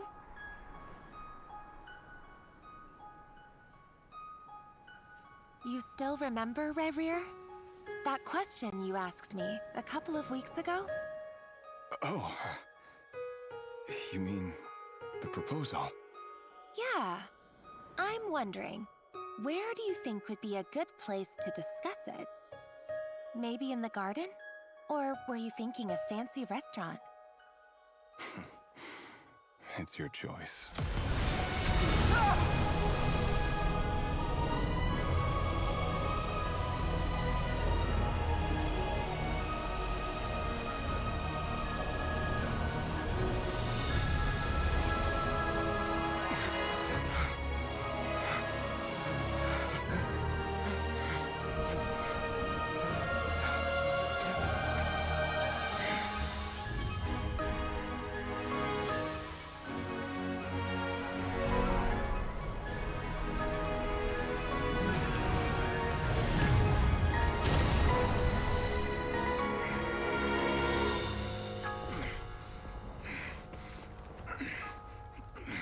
I mean, he looks pretty cool like that. Why does he have the bandages now? I will find you. And then, you can give me your answer.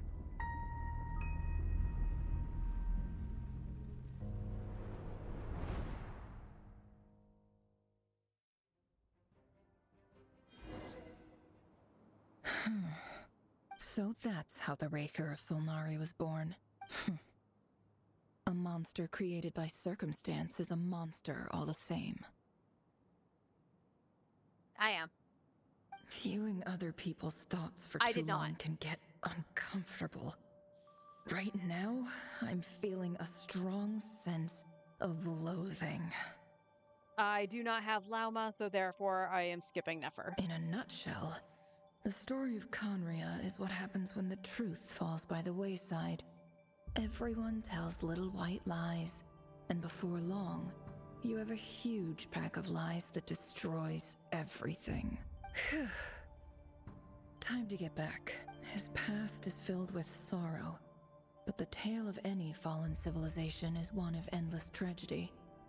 Cruel as it may be, that was Conria's fate.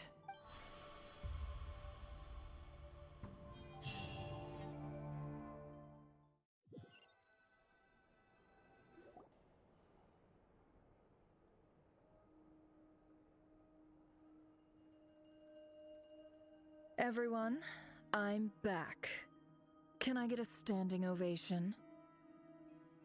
At the moment, I might be skipping Durin upon release. I'll get him later. As much as I would like him, because I think he's freaking adorable. I don't know if I have a reason to use him on either account right now.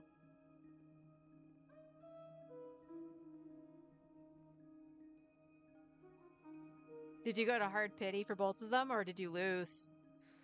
But I can feel that. I lost 50-50 twice on Flint, so I can feel that. Never! How are you holding up? Feeling okay? She's fine. Boss is a pro. Yes, I'm fine. You will have seen the events of Rerir's life through my thoughts. It's now clear that he is just a regular nobody, driven by personal tragedy, as he said himself. I mostly agree. There's only so much we can know about him from his memories alone, but they did give us a clear glimpse into his life in Conria. However, I would not consider Rerir to be a nobody. He was deeply involved in the events of that era. Yet, when the catastrophe of a generation strikes, nobody is safe. Sounds to me like you're speaking in riddles again. Is this you urging me not to abandon the people of Nodcry in their hour of need? That's not what I meant. Although I do hope you choose to remain a part of the plan. Without you, the mission ahead will be all but impossible. Then try to remember that I respond better to the carrot than the stick. And I don't appreciate being bossed around. 150-50 on Nefer and 20 pulls. Nice. Weapon banner lost 50-50 to Farina. Weapon and won the weapon on guarantee. It was worth it. Nefer's weapon, if you have Nefer, yeah, Nefer's weapon is stupid good. Now, as for you, Missy, you were excellent. You stuck to the rules of the ceremony and kept your mouth shut the entire time. Bravo. Cool. So, can you fill me in on the deets now? Most of what I saw went right over my head. Patience. You'll hear the whole story, don't you worry. But let's meet up with the others first. It will save me narrating it twice. Yehoda? Yes, boss! Let me get that door for ya. That's more like it. For a moment there, I was worried you'd forgotten about the first clause of your employment contract. To open doors for you? I wish I got Llama to get Nefer since I have Furina and Siegewing. Yeah, apparently, like, using Furina and Siegewing is a comfy team to use for them. Forgive my curiosity, but what does the first clause say? It says I gotta do the annoying stuff that boss is too lazy to do for herself. Like opening the door, pouring the tea, yada yada. Is that right? If something is in the contract, it's because she willingly agreed to it. Rest assured that the Curatorium abides by the very strictest of labor policies. You don't seriously think I'm cruel enough to treat her like my slave? In any case, I've hardly shied away from my share of the work today. Hope I don't catch Flintz and Varka lounging about in their chairs, enjoying a leisurely cup of tea. I like how this is portraying Flint's to be a little shit. Remember everyone hates Siege Queen? They regretted that now? Yeah, I remember that too. So here's the thing, like, I don't hate Siege Queen. I just didn't like her gameplay enough to pull for her. And truth be told, any of the teams I was using didn't use her at all. So I didn't really feel I needed her. There's nothing I dislike more than other people enjoying themselves while I'm hard at work.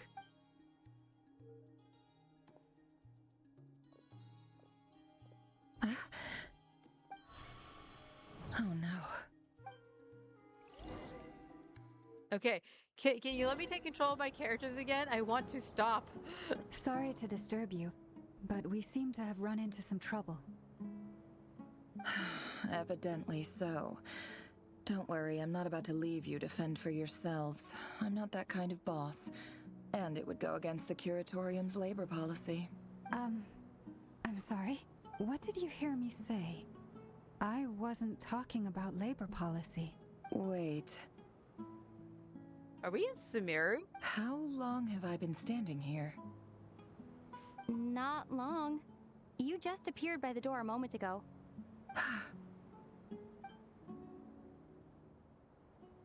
Boss, what's wrong? You look like you've seen a ghost. We've been tricked. We never left at all. Somehow I hallucinated that whole scene back inside the office. Hallucinated? But how? How indeed.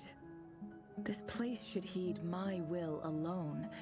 All thoughts and actions that occur in here are just a result of pawns moving across the chessboard in a carefully calculated manner. And nobody has access to this chess set but me.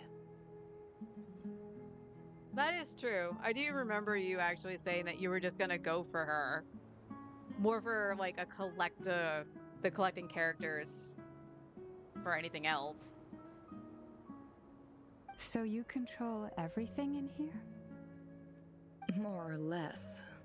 But yes, it's a special technique of mine. Has anything like this ever happened before? Only once. It was the first time I used the chess set. Is there any similarity between what happened then and what's happening now? I suppose my thoughts are a little turbulent, which was also the case my first time. Is there anything I can do to help?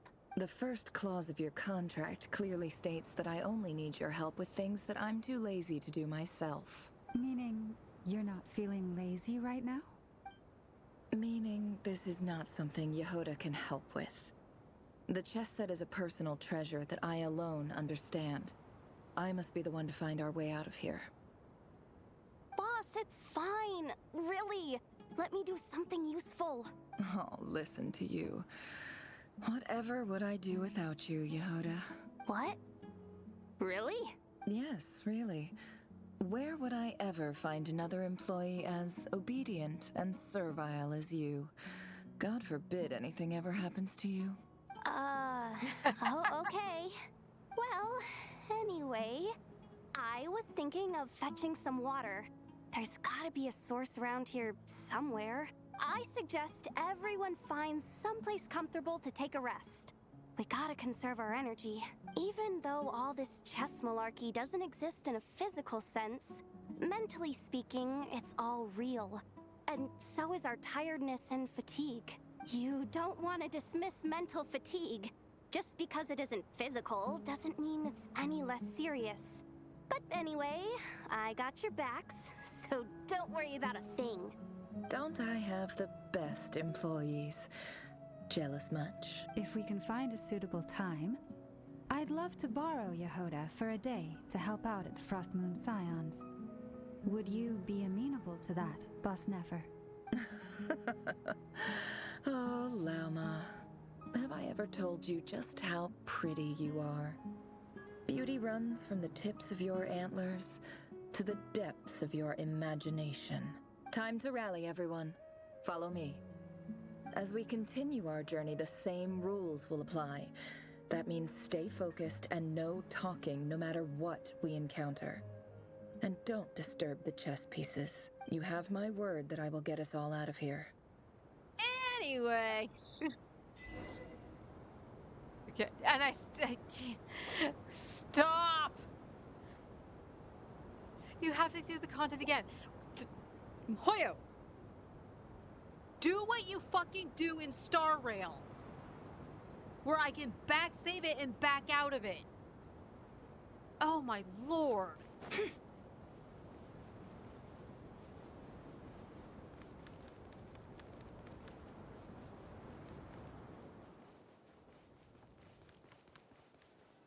This place looks familiar. That's not a good sign. There's someone up ahead. Time for a little chat. I wasn't expecting visitors at this hour. Wait, is that? Oh, it's him.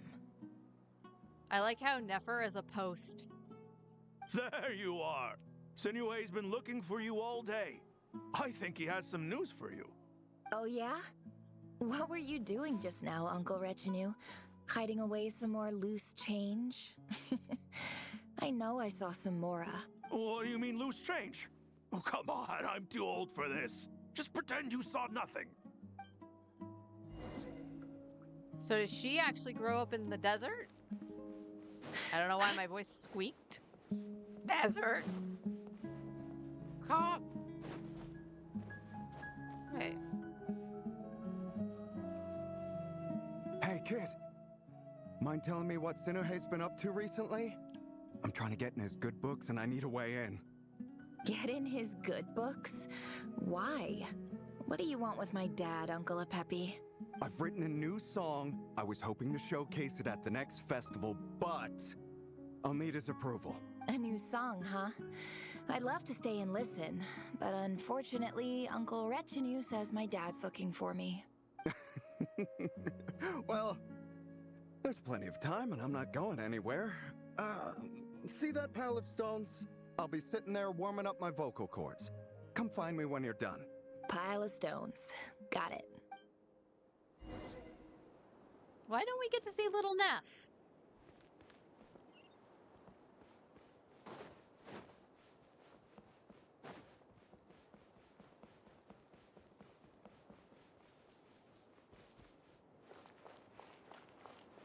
Hi, Dad. Uncle Retinue said you were looking for me. Ah, there's my little princess. If you'd gotten back just a little sooner, you could have shared the spoils of war with me. Spoils of war? Who were you fighting against, Dad? It was just a figure of speech. The aftermath of a sandstorm is no time to be waging war. I was talking about our war against thirst. I went out to fix our water supply problem, and now I'm back. Which means... We have a well again! That's right. I found a new one and brought back as much water as I could carry. It should last us for a good while. If it wasn't for these blasted sandstorms, our wells wouldn't be caving in.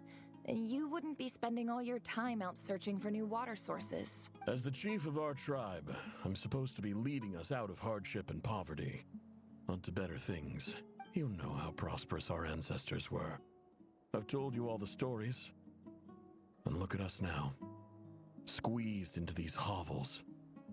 No one would choose this, if it wasn't for the endless wars over the years. But things are looking up. I started working with some folks from the academia a few months back. They gave me some contacts in return for my assistance in the desert.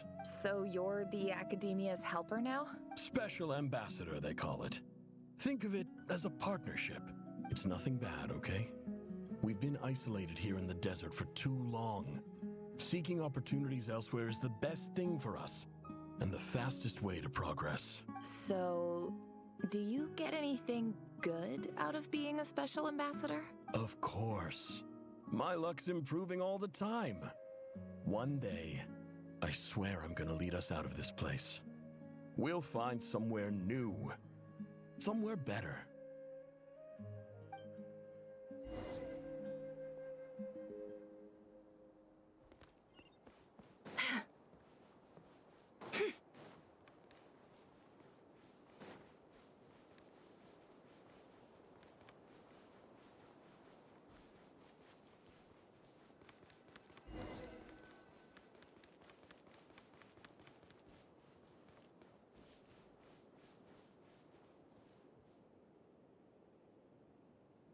That's our well, and you know it. You stole from us. Well, you've gone from chief to thief, and now you have to face the consequences. Did you really think you could take our water without permission and get away with it? You're either brave, stupid, or both. And that Special Ambassador Act? Yeah, nice try. We spoke to the academia. They said it was all news to them. You're a liar and a cheat!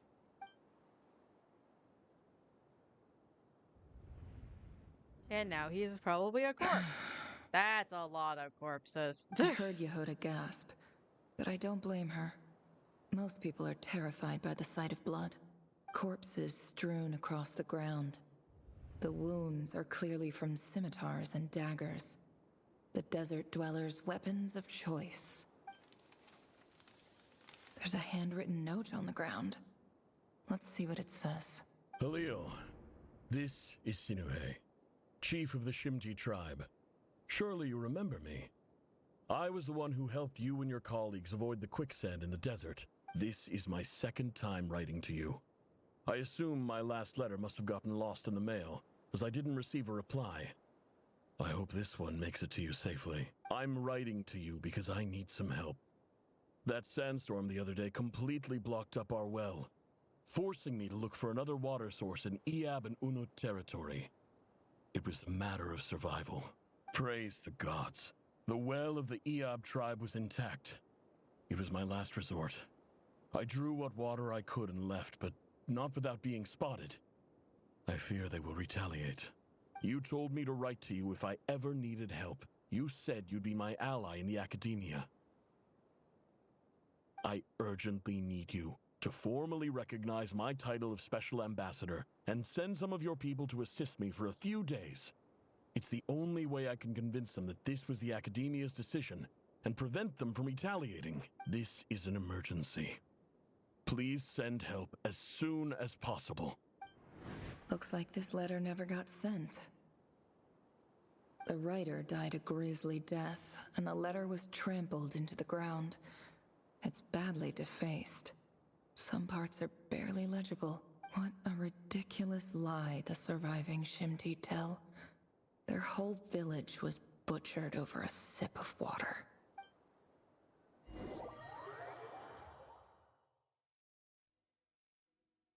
Ah, officer. Welcome. Welcome to our humble village. I thought you would at least have the courtesy to provide some respectable libations.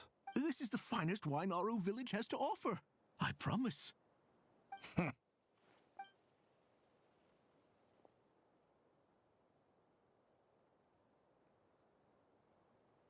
The Academia has agreed to reserve a single space for a candidate from your village. But I remain skeptical of this entire endeavor.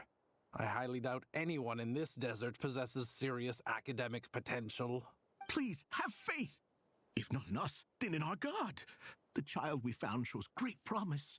I beg you, take her away from this place. Give her a chance. Don't let her talent go to waste.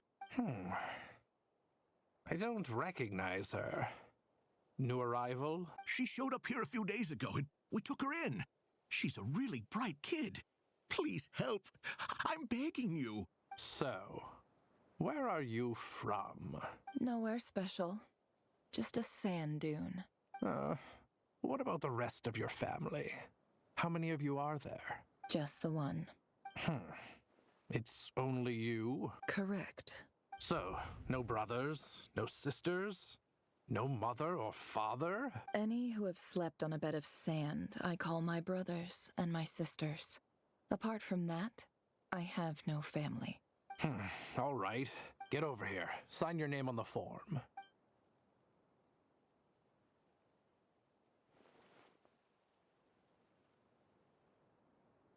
Never? You're rather fair-skinned for a desert dweller.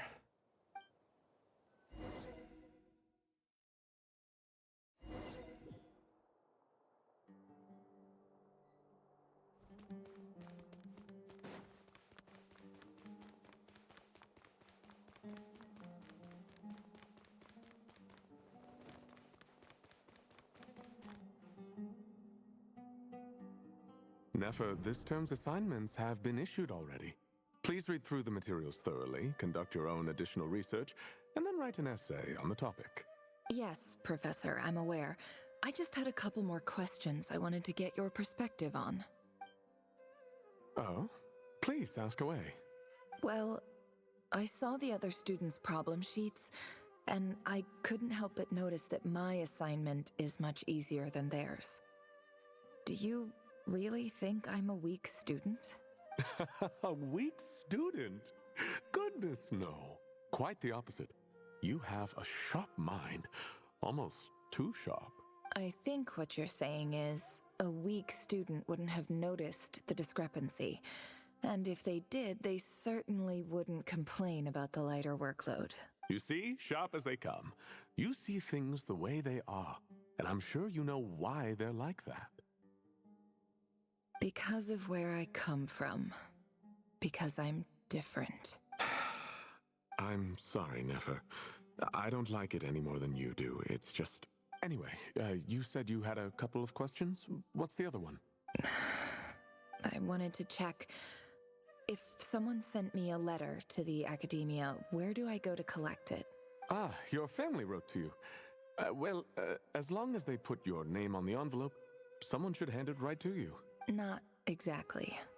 It's not even a recent letter. I was just curious where the mail would end up if no one collects it. The House of Dana, I expect. I know there's a box for unclaimed mail somewhere in there, probably sitting on a shelf. Whatever you're looking for, that'd be the place to start. Okay, got it. Thank you, Professor. Oh, don't mention it. Honestly, I feel like I failed you. I'm supposed to be your teacher, but I haven't taught you anything.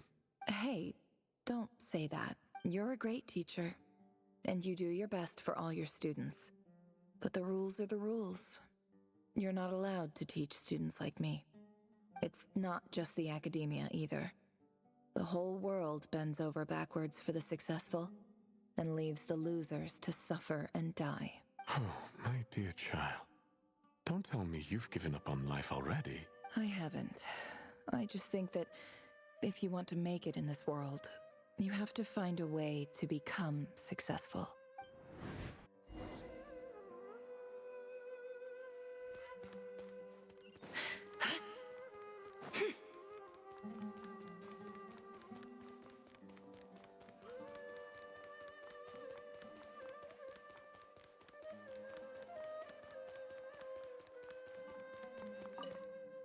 This must be it. A big cardboard box full of unclaimed mail. And probably some letters that ended up here by mistake, too. Let's take a look. I found a wall. Oh my god, I'm stuck behind the laptop.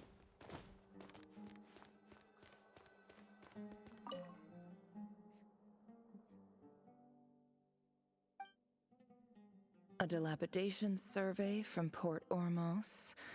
Looks like it's from a Core of 30 representative. What a strange thought.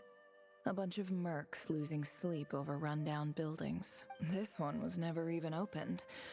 I guess the recipient didn't care what the Core of 30 had to say about anything. Who was it addressed to?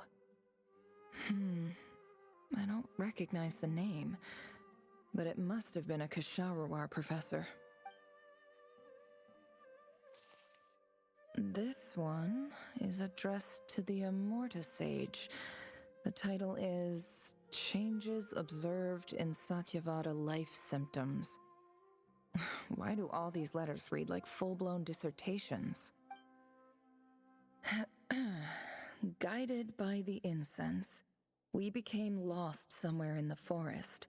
All the barriers between levels of consciousness disappeared as our minds soared around in circles, looking for a branch to seek refuge on. I'm gonna be right back really quick. I'm gonna grab another soda.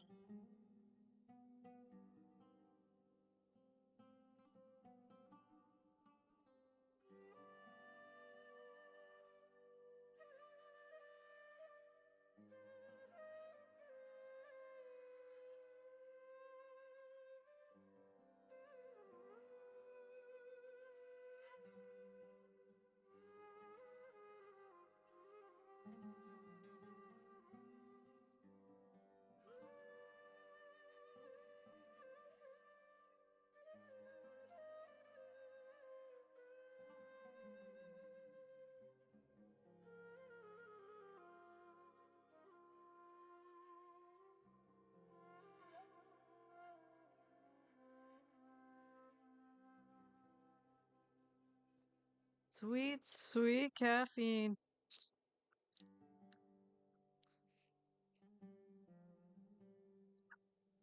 In clinical terms, these symptoms fit the description of incense poisoning. The Immorta Darshan strictly prohibits the use of hallucinogenic substances, but I believe there are still people getting away with it. For example, my neighbor who always breaks out into song and dance after using incense. This seems like something the academia would want to know about. Why wasn't it collected? Wait, what's this written on the back? It's so small. The note says, "The sender authored this letter while under the influence of mushrooms. I would send it back, but no return address was provided. Stamped by the Grand Conservator of the House of Dana." This next one is addressed to Grand Sage Azar. A few words of protest regarding recent changes in Sumeru's educational policy. In recent years, the academia has taken on a small number of students from the desert region, as per the policy to this effect. However, it appears to me that these students have not, in fact, been provided with educational opportunities that are, in any meaningful sense, equal to those enjoyed by their peers, as well as receiving dumbed-down assignments and perfunctory tutoring. They do not even have full access to the Akasha system. Education is the fundamental purpose of this institution, which should go without saying in a nation whose founding virtues are knowledge and wisdom. I ask you, is the lip service we pay to the policy of education for desert students truly the standard of pedagogy to which the academia aspires? As Grand Sage, policy decisions are your prerogative, but do not forget your roots. You and I were once students too, as was everyone else in this institution. I do hope you will give some serious attention to this matter. I encourage you to discuss issues like this with myself and others, and listen to some alternative opinions. Great letter. Shame it didn't get to where it needed to go. And the sender is... Huh? Sage Cyrus of Spontamod. I didn't realize anyone else even knew how bad students like me have it in this place. So this is where letters from the Sage of Spontamod end up? Nice one, Grand Sage. Really enlightened leadership. Whatever. This isn't what I came here for. Moving on. I'm not exactly holding out hope that a letter sent from the desert would even make it here. But if it did, where else would it end up if not in this box? I can't believe how much discarded mail there is. Must have been years since someone last went through it all. And this is just one box. The whole House of Dana is boxes on shelves. I don't believe for 1 second that any human being has sat down and read through all the documents in this place. Who has that much free time on their hands? Al hates them. Wait, could this be it?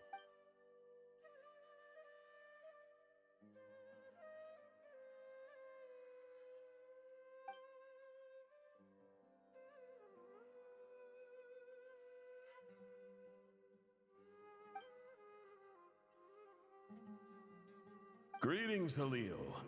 My name is Sinuhe, chief of the Shimti tribe. I was the one who came to you and your colleague Zaid when you ran into trouble in the Great Red Sand. I don't know how well you remember it now, but I brought you to safety and gave you some water and other supplies. You seemed very pleased and told me your name. In my tribe, learning a person's true name is serious business. And I therefore see you all as friends.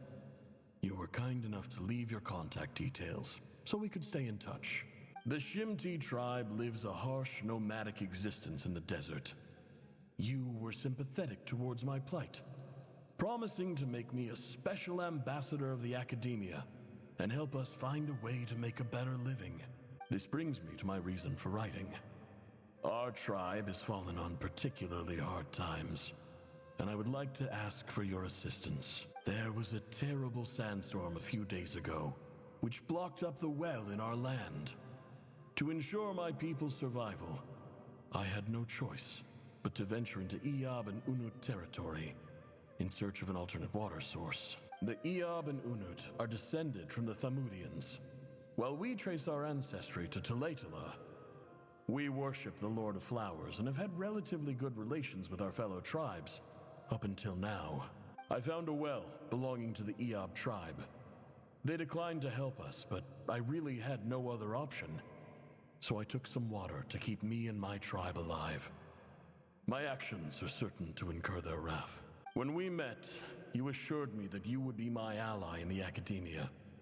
I would like to take you up on that offer, because I really need your help. I wonder if you could send an Academia representative to meet with me. That aside, the last time you were here, you mentioned that the Academia had started accepting students from the desert, and I told you a little about my daughter, Nefer. We have next to no resources here in the desert, and my power and influence are limited. Would you consider enrolling my daughter at the Academia? She is a smart girl. I know she won't disappoint you. From the outset, the Academia never took you seriously. Those things they promised were just empty words. I doubt they even remember the name Sinuhe. And you were so emphatic that your luck had finally changed for the better. You swore you'd lead us to a better place one day. You spoke with such conviction, like you were the most powerful chief in the whole desert. You liar. You lied about everything. You promised the world and delivered on none of it. And who fell for it? Just me, by the looks of it. Despite your best efforts. Which makes you a pathetic liar. You weren't even any good at it. I think I'll take over from here. Let me show you how it's done.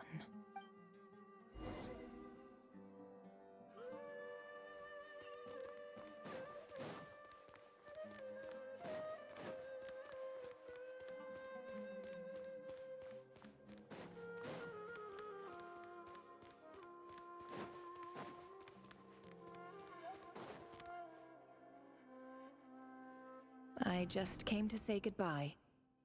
Thanks for everything you've done for me in my time here. Nefer? You packed your bags. Where are you going? I'm quitting. Something's come up in my hometown. Gonna head back and deal with it. Huh? But this was a hard-won opportunity for you. You know that better than I do. And yet, she's not getting anything out of it, so yeah. No, don't blame her for leaving.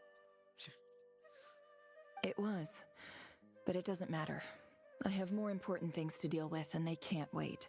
Oh, and I didn't want to overfill my bags, so I left some incense on your desk. What's wrong? I thought you liked incense. Although, I did read somewhere in the House of Dana that it has hallucinogenic effects. Don't use it all at once, all right? Isn't this the stuff you brought from your hometown? You're just letting me have it? But you said it's a rare and valuable commodity. Yeah, about that. I lied. It's not rare at all. There's this bunch of ruins near my hometown that are practically overgrown with this plant. It's not worth much. Keep it. It's fine. But never... All right. That's all from me. You take care.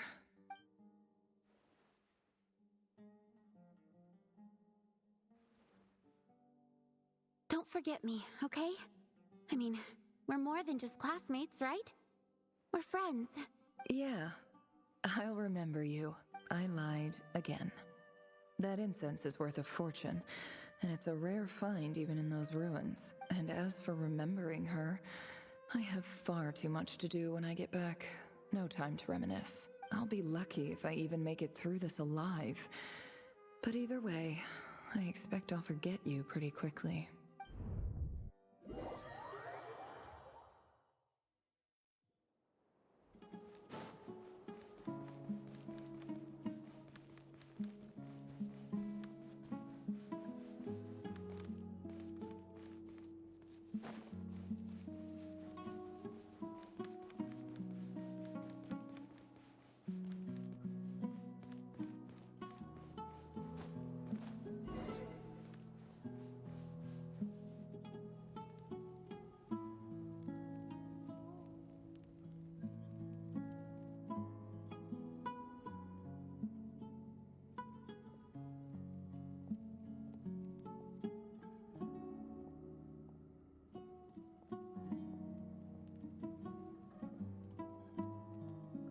It's a pleasure to meet you, Mr. Arif. So, what does the Academia want? Since they've sent their special ambassador, I assume there's a big business deal to be made. If not, I'd be very disappointed. Please, sir, lower your blade. You're lucky I'm the one they sent. Not all special ambassadors share my admiration for the Eab people. The ever-shifting balance of power in the desert reduced the once great civilizations of this region to rubble and sand. But the story of the Eab has a very different trajectory. Others grew weak, but you grew strong, beginning in obscurity and moving to prosperity. You're the only ones who defied the trend. Huh. So, you do know who you're dealing with? This well is the perfect symbol of your strength, is it not? It used to belong to the Unut, but it looks like you have control over it now. You're not wrong. But I'm sure you didn't come all this way just to flatter us. Of course not. I came to bring you some very good news. Some information that recently came to light, which might just be your ticket to freedom. Records uncovered by the Vahumana Darshan show that a certain well currently under Eab control is built on top of some ancient ruins. These ruins are of great archaeological interest to the Academia. I checked the map carefully on my way over here, and I'm confident that this is the well in question. The Academia is offering 50 million mora in return for excavation rights. 50 million? No, wait. If these ruins are as important as you say, 50 million's a little low, don't you think? Don't get greedy, Eab. We know far more than you think. We know that you seized this well by force. Wasn't that the first step in your rise to power? To drive away the Unut and steal their water supply? So what if it was?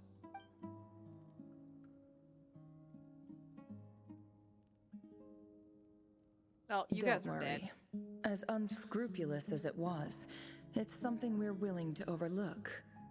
The Academia is only interested in dealing with the de facto power holders in the region. I hope I am making myself clear. And I hope your words are the truth. if I find out the Academia is trying to play me, I'll hunt down every one of your people and make you watch as I cut their heads off one by one. I assure you, Chief, that would not be in your long-term interests. You don't want to make an enemy of the Academia. You see how I'm dressed, don't you? I appreciate that you've never been to the rainforest, but surely even you recognize an ambassador's attire when you see it. And what does a barbarian like you have to lose anyway? You really think the Sumeru Academia would bother to come all this way just to lie to you? We have more important things to worry about. All right, I take your point. The Academia is the highest authority in the land. I'm sure you're trustworthy people. In that case, we have a deal. We will sell you the excavation rights. I'd like to thank you, Ambassador. This is good news indeed. Excellent news. In fact, it calls for a celebration. Would you do us the honor of staying a while and enjoying some EAB hospitality? Gladly. I am partial to wine myself, and I trust you are as well. So let's indulge in a few drinks together, in celebration of this momentous occasion.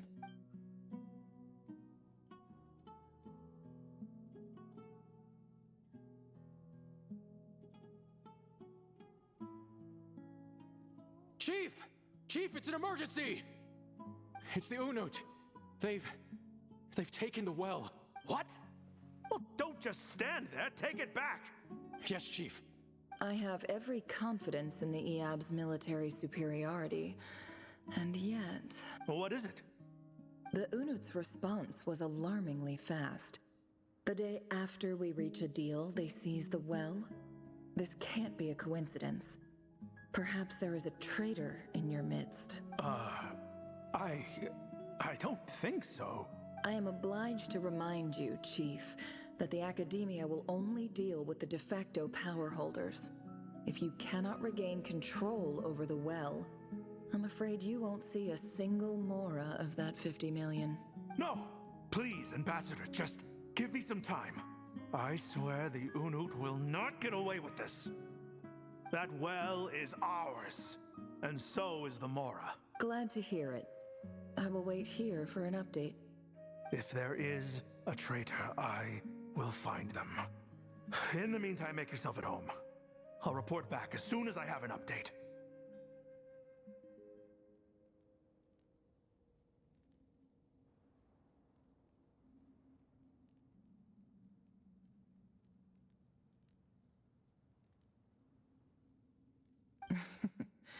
Much obliged. Wow. All it took was a few words and I've got him wrapped around my finger. What an amazing feeling. So, in summary, Ambassador, the Academia would rather negotiate with our tribe instead of the EAB, yes? The EAB are ruthless murderers who don't listen to reason. And now they have the gall to interfere in our research projects in the desert region. So let me ask you, Chief, if you were the Academia, what would you do? Kill them all, of course. Precisely. The Academia does not tolerate those who stand in our way. The EAB have held back our academic pursuits for too long, and our patience is wearing thin. At the same time, there is simply no way that the Academia can be seen to be intervening in desert affairs. I'm sure you understand where I'm coming from. We have our own rules out here. If the rainforest dwellers raised arms against a desert tribe, it'd start a bloody war. Right. We can't confront them ourselves, but we can support their enemies. The Unut have always had strained relations with the EAB, which makes you our natural allies. Natural allies. Weren't the EAB your allies once? You were quick to send them after us to protect your interests back when we stole that water. And now look at you. You're at each other's throats. Let me be clear. The Academia wishes to collaborate with the legally recognized rulers of the desert in this matter. We are asking for excavation rights to that well, and our offer is 50 million mora. Say no more. I believe we have an understanding. Good. Then I suggest you get to work. Get us access to that well, and the mora's yours. You see, Dad? Lying is easy when you know how. People will believe anything.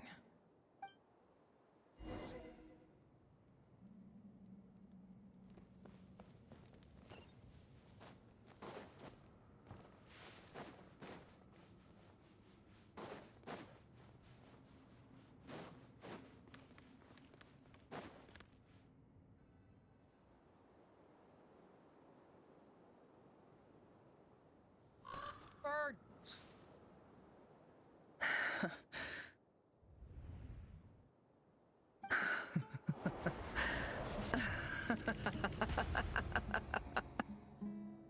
Look at yourselves. You may be vile, savage monsters, but your butchered bodies bleed like any others. You're no different. You're nothing special at all. The monsters who destroyed my home, they're just ordinary, petty human beings. What a joke.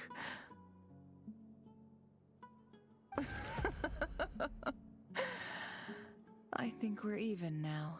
Maybe I've even done the desert a favor. It's a better place without all these people around. Oh, Sinuhe, my gullible fool of a father. Perhaps if you'd been as ruthless as I was today, our tribespeople would still be alive. In this dog-eat-dog world, a chief needs to be tough to survive. But you couldn't do what had to be done. So I did it for you. Nefer, it's okay. All of this is in the past now. I believe I remember you promising to remain silent. Yeah, but even so... Yehoda, is there anything you can do to ease the tension? All right, time for a sharp turn onto a completely different topic. So, anyway, that's enough of that. When are we getting out of this place? Anyway. Feels like we've been walking forever. I'm getting pretty tired. Oh, Alma, you tired? Yes. Yes. If we can find somewhere to sit down, I could certainly do with a rest. It's not far now. There should be a temple just up ahead. Yes. Really? A temple? That's where this story ends? I guess that's how things go in the desert. Desert dwellers can never escape their destiny. Or so everyone says. I never wanted to believe it, but looking back now, I'm as desert as they come. You mentioned a temple. What's waiting for us there? My biggest trade secret of all. Ah. Then I'm guessing it's where you got your power from. The power to peer into other people's minds. I didn't know you were clued up on any other religions. I'm no expert in the history of Sumeru, but since you come from the desert, I would imagine it has something to do with King Deshret. Sounds impressive. Ah, I know who you mean. General Mahamatra Sino. The spirit of Hermanubis dwells within him. That's Boss Neff for ya. She knows everything. Sino's hardly a figure of obscurity, but I know about Sethos too. What about him? Is he a big deal or something? Well, he's not a small deal, let's put it that way. Please, this is the bare-bone basics. Save the flattery. Thanks for your patience, everyone. I'm sure it's been a lot to take in. With any luck, that's our exit just up ahead.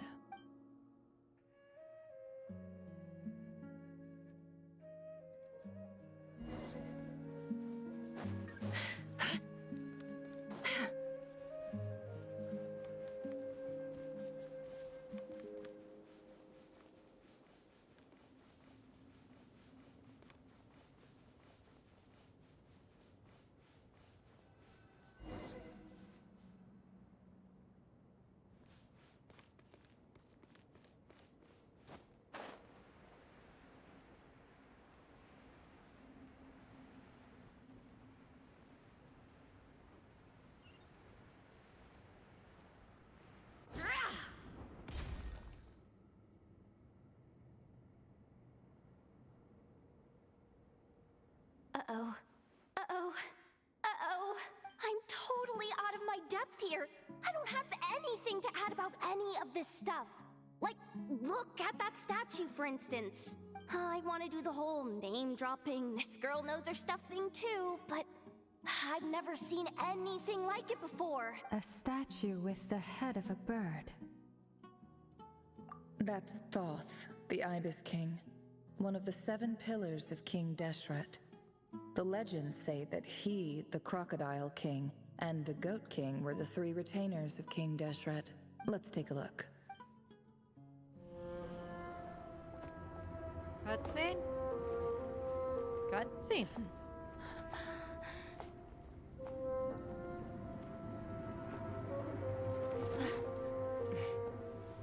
Wait, is that your cat?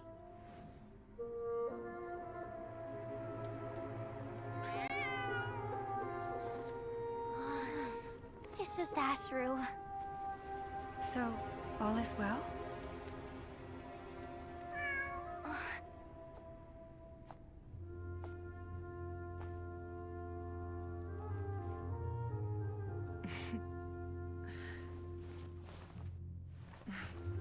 Typically speaking, at this point, the world disintegrates. Then we find ourselves back in the outside world. Besides, these are my memories. There's nothing to fear. You're sure? Of course. It's almost over.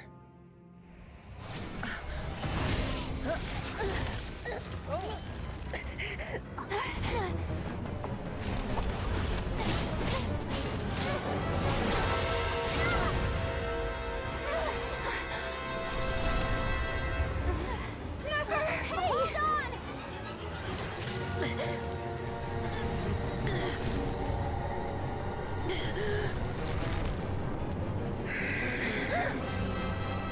Knowing too much is always a death sentence. Speak for yourself.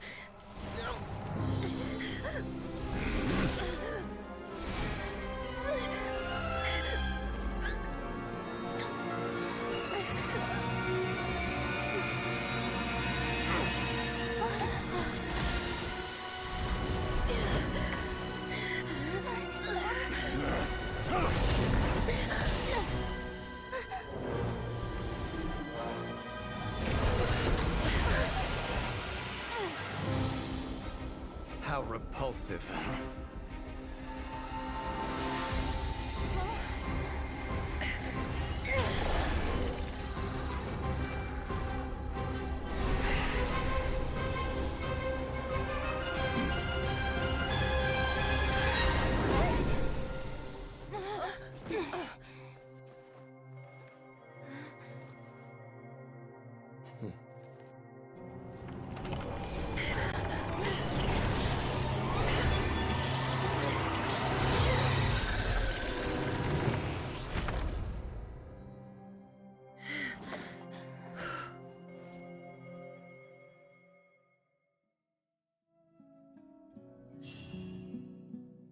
Cool ass cutscene at the end.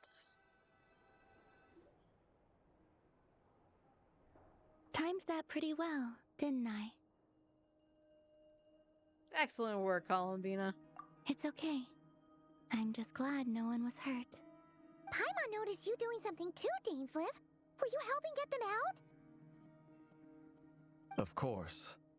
When I asked Nefer to conduct this investigation, I was not naive to the dangers involved. I had a duty to ensure your safety.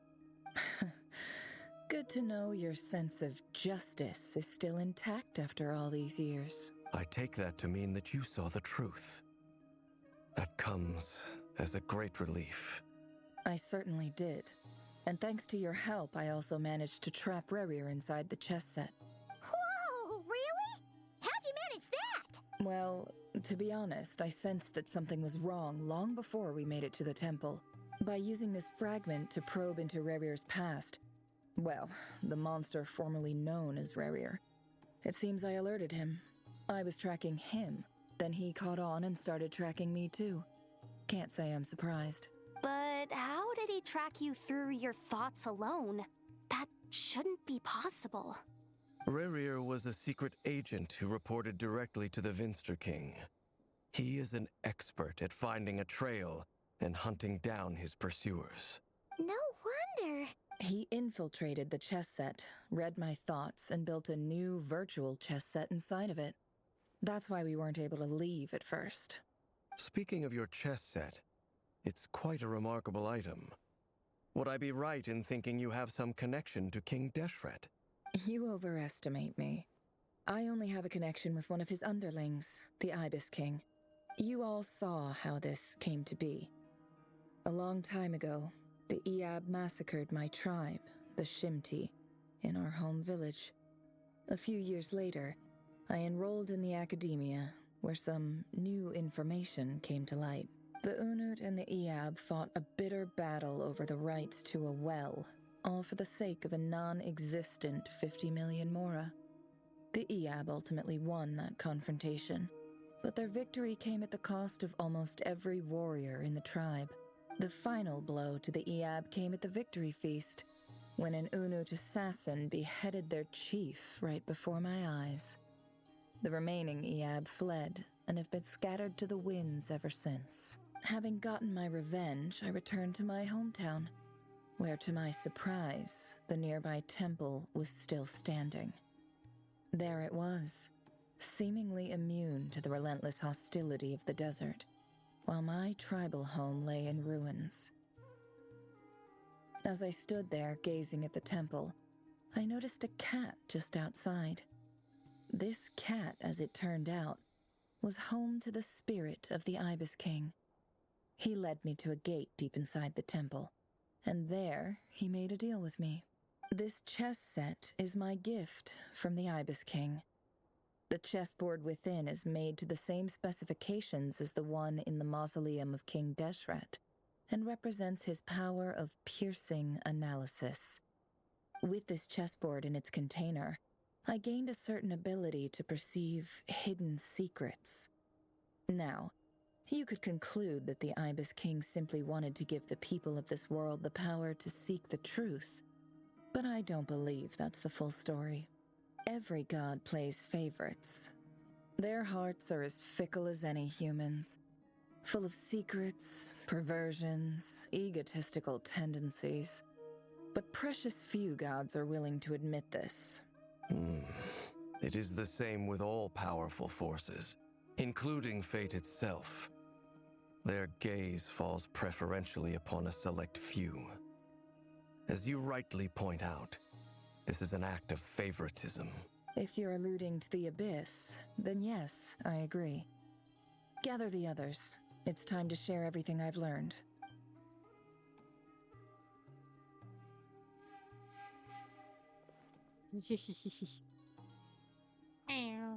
Thank you all for being here. As promised, I did some further investigating into the Reicher of Solnari's background. I am pleased to report that the investigation has been most fruitful indeed. The Reicher of Solnari, real name Rerir, was once a Conrian subject who served the Vinster King. I will now share the important details of his story. Please save any questions or comments for the end.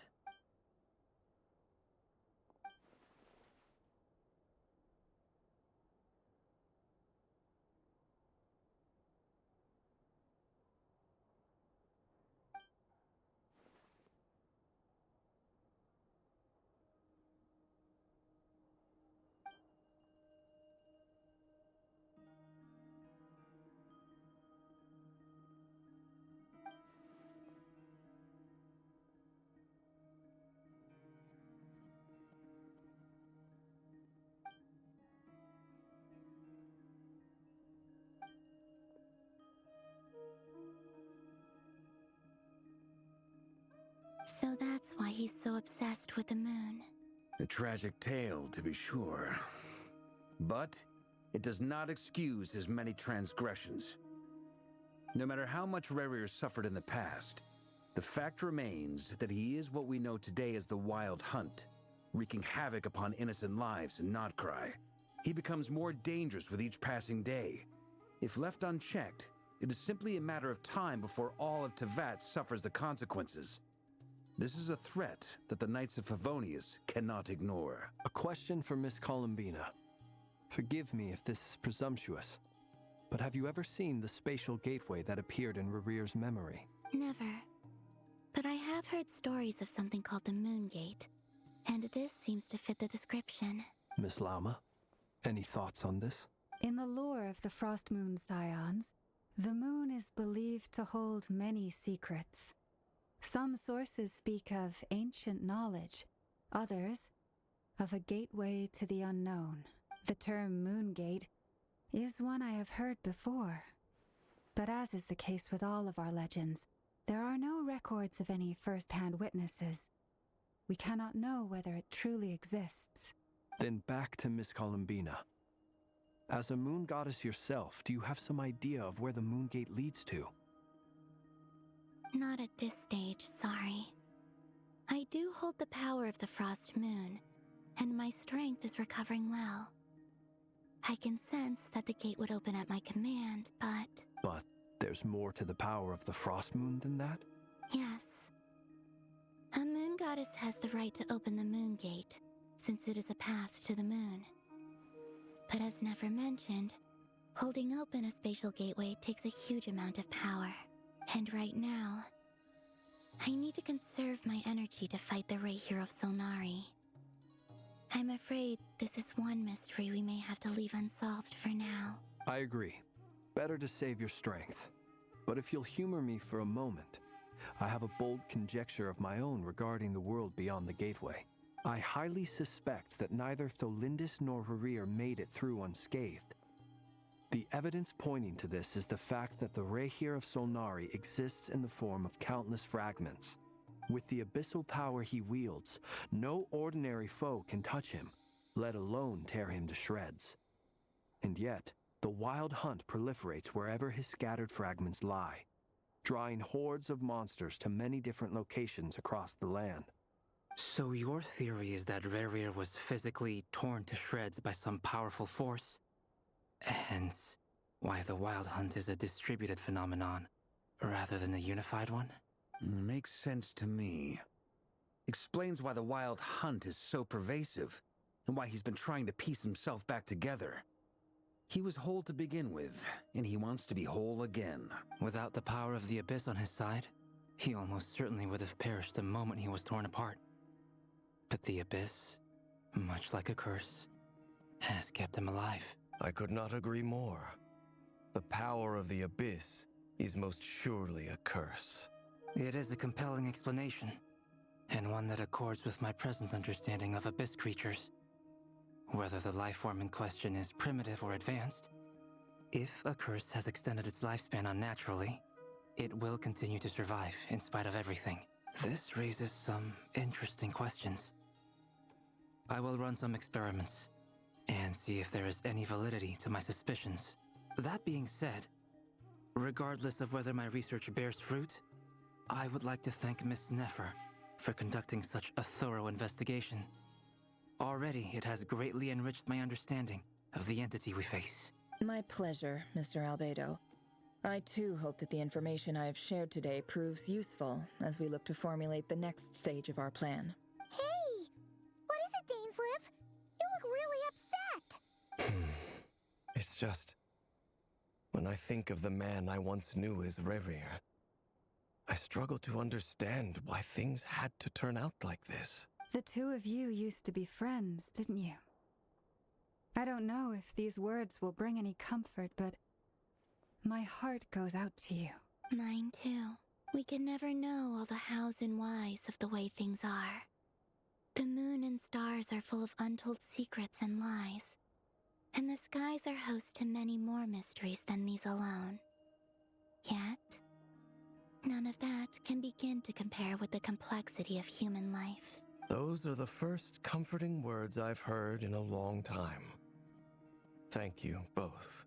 Well, I think this is a good place to end today's meeting. I'm sure Nefer needs some time to recover. She's been through an awful lot today. That's very thoughtful of you, Lama. Of course. Sounds good to me. Take some time to rest and digest before we reconvene to nail down a plan.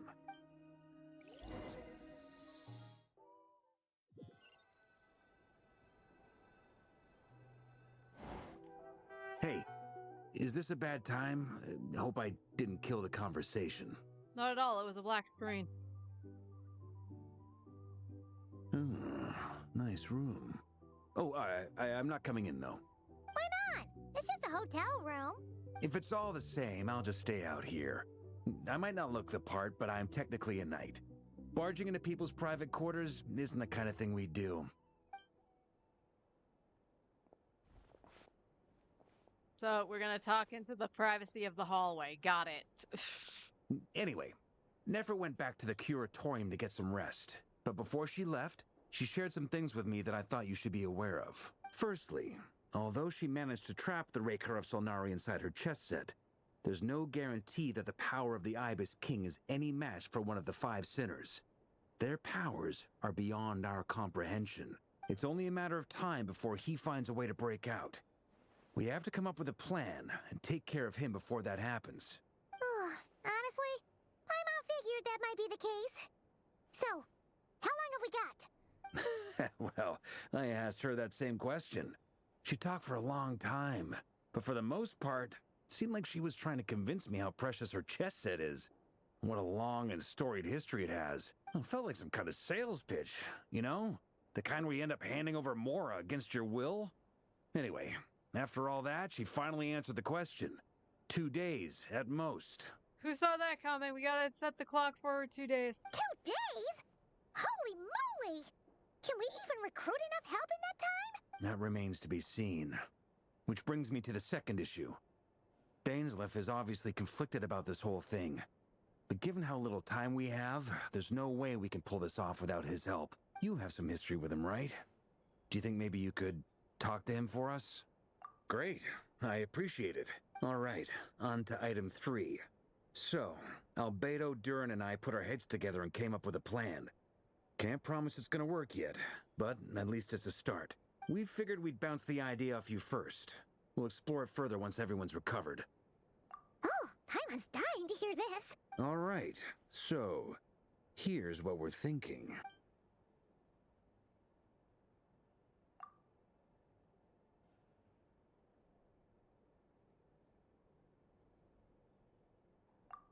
We felt a little uneasy about roping you into this. I mean, firstly, you're not locals, and secondly, none of us are your boss. You're well within your rights to refuse if you so choose. Roping us in? Why would you even say that? We know the stakes here. It's all of us against the Rayher of Solnari, or none of us stand a chance. I choose my words very intentionally, I'll have you know. I like to think there's an art to striking a down-to-earth tone even when the stakes are through the roof. Sir Varka, I have a few thoughts about this plan. I'm all ears. I think we can be more flexible with how the roles are allocated. In my view, the most sensible lineup would be like this.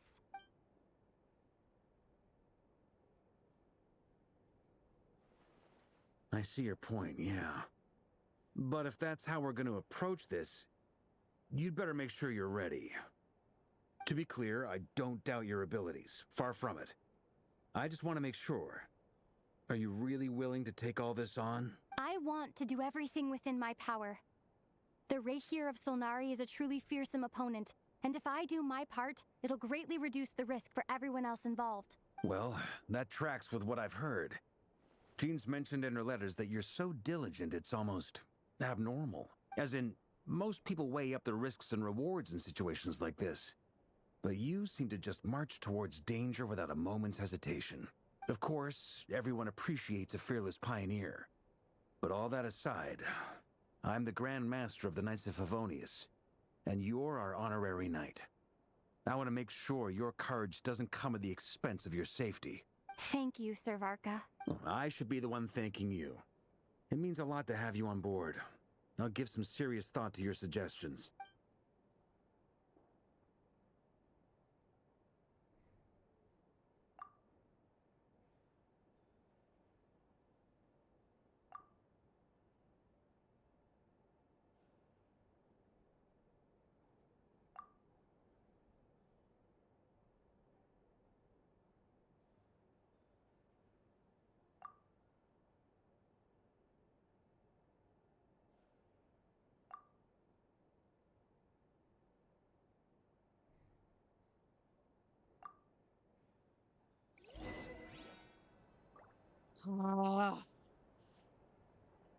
Alright, we're going in the room and we're just staying in here. Alright, I am going to stop there. I have no idea how much longer this is gonna go, and I am very, very tired. Oh my god. But we'll finish it out tomorrow. Definitely finish it out tomorrow. I would think there's not too terribly much left. But here's the thing. The story is really good. 2 complaints. 1, there is a lot of here's the white text on the black background. There is a lot of it, and they need to cut it back. Again, just if you don't want to have like voice dialogue there or something like that, just at least have something visually interesting there and not just a black screen.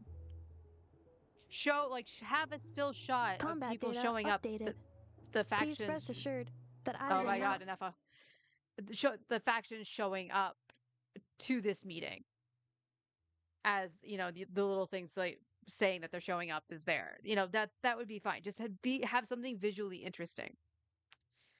And the biggest one, when I originally wanted to stop because it had just gone over my time where I would end, I could not back out of it. It said I would have to do it all again. She actually said something that time. Instead of being like, ah, it was like, oh, my tiara. So that's apparently a tiara to her. Anyway. It needs an implementation of the thing that Star Rail has. Specifically when it goes into like the different point of views and stuff like that, you can say to back out of it and it would save your progress. And that way you could just go back into it. That's all it needs to do. That's all it needs to do. That was way too much just to sit there and go through it without a good stopping point to take a break. I'm playing this on the PS5. What the hell is somebody on a phone gonna do?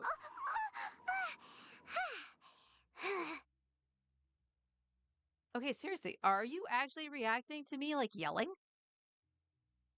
I was blowing into the mic yesterday.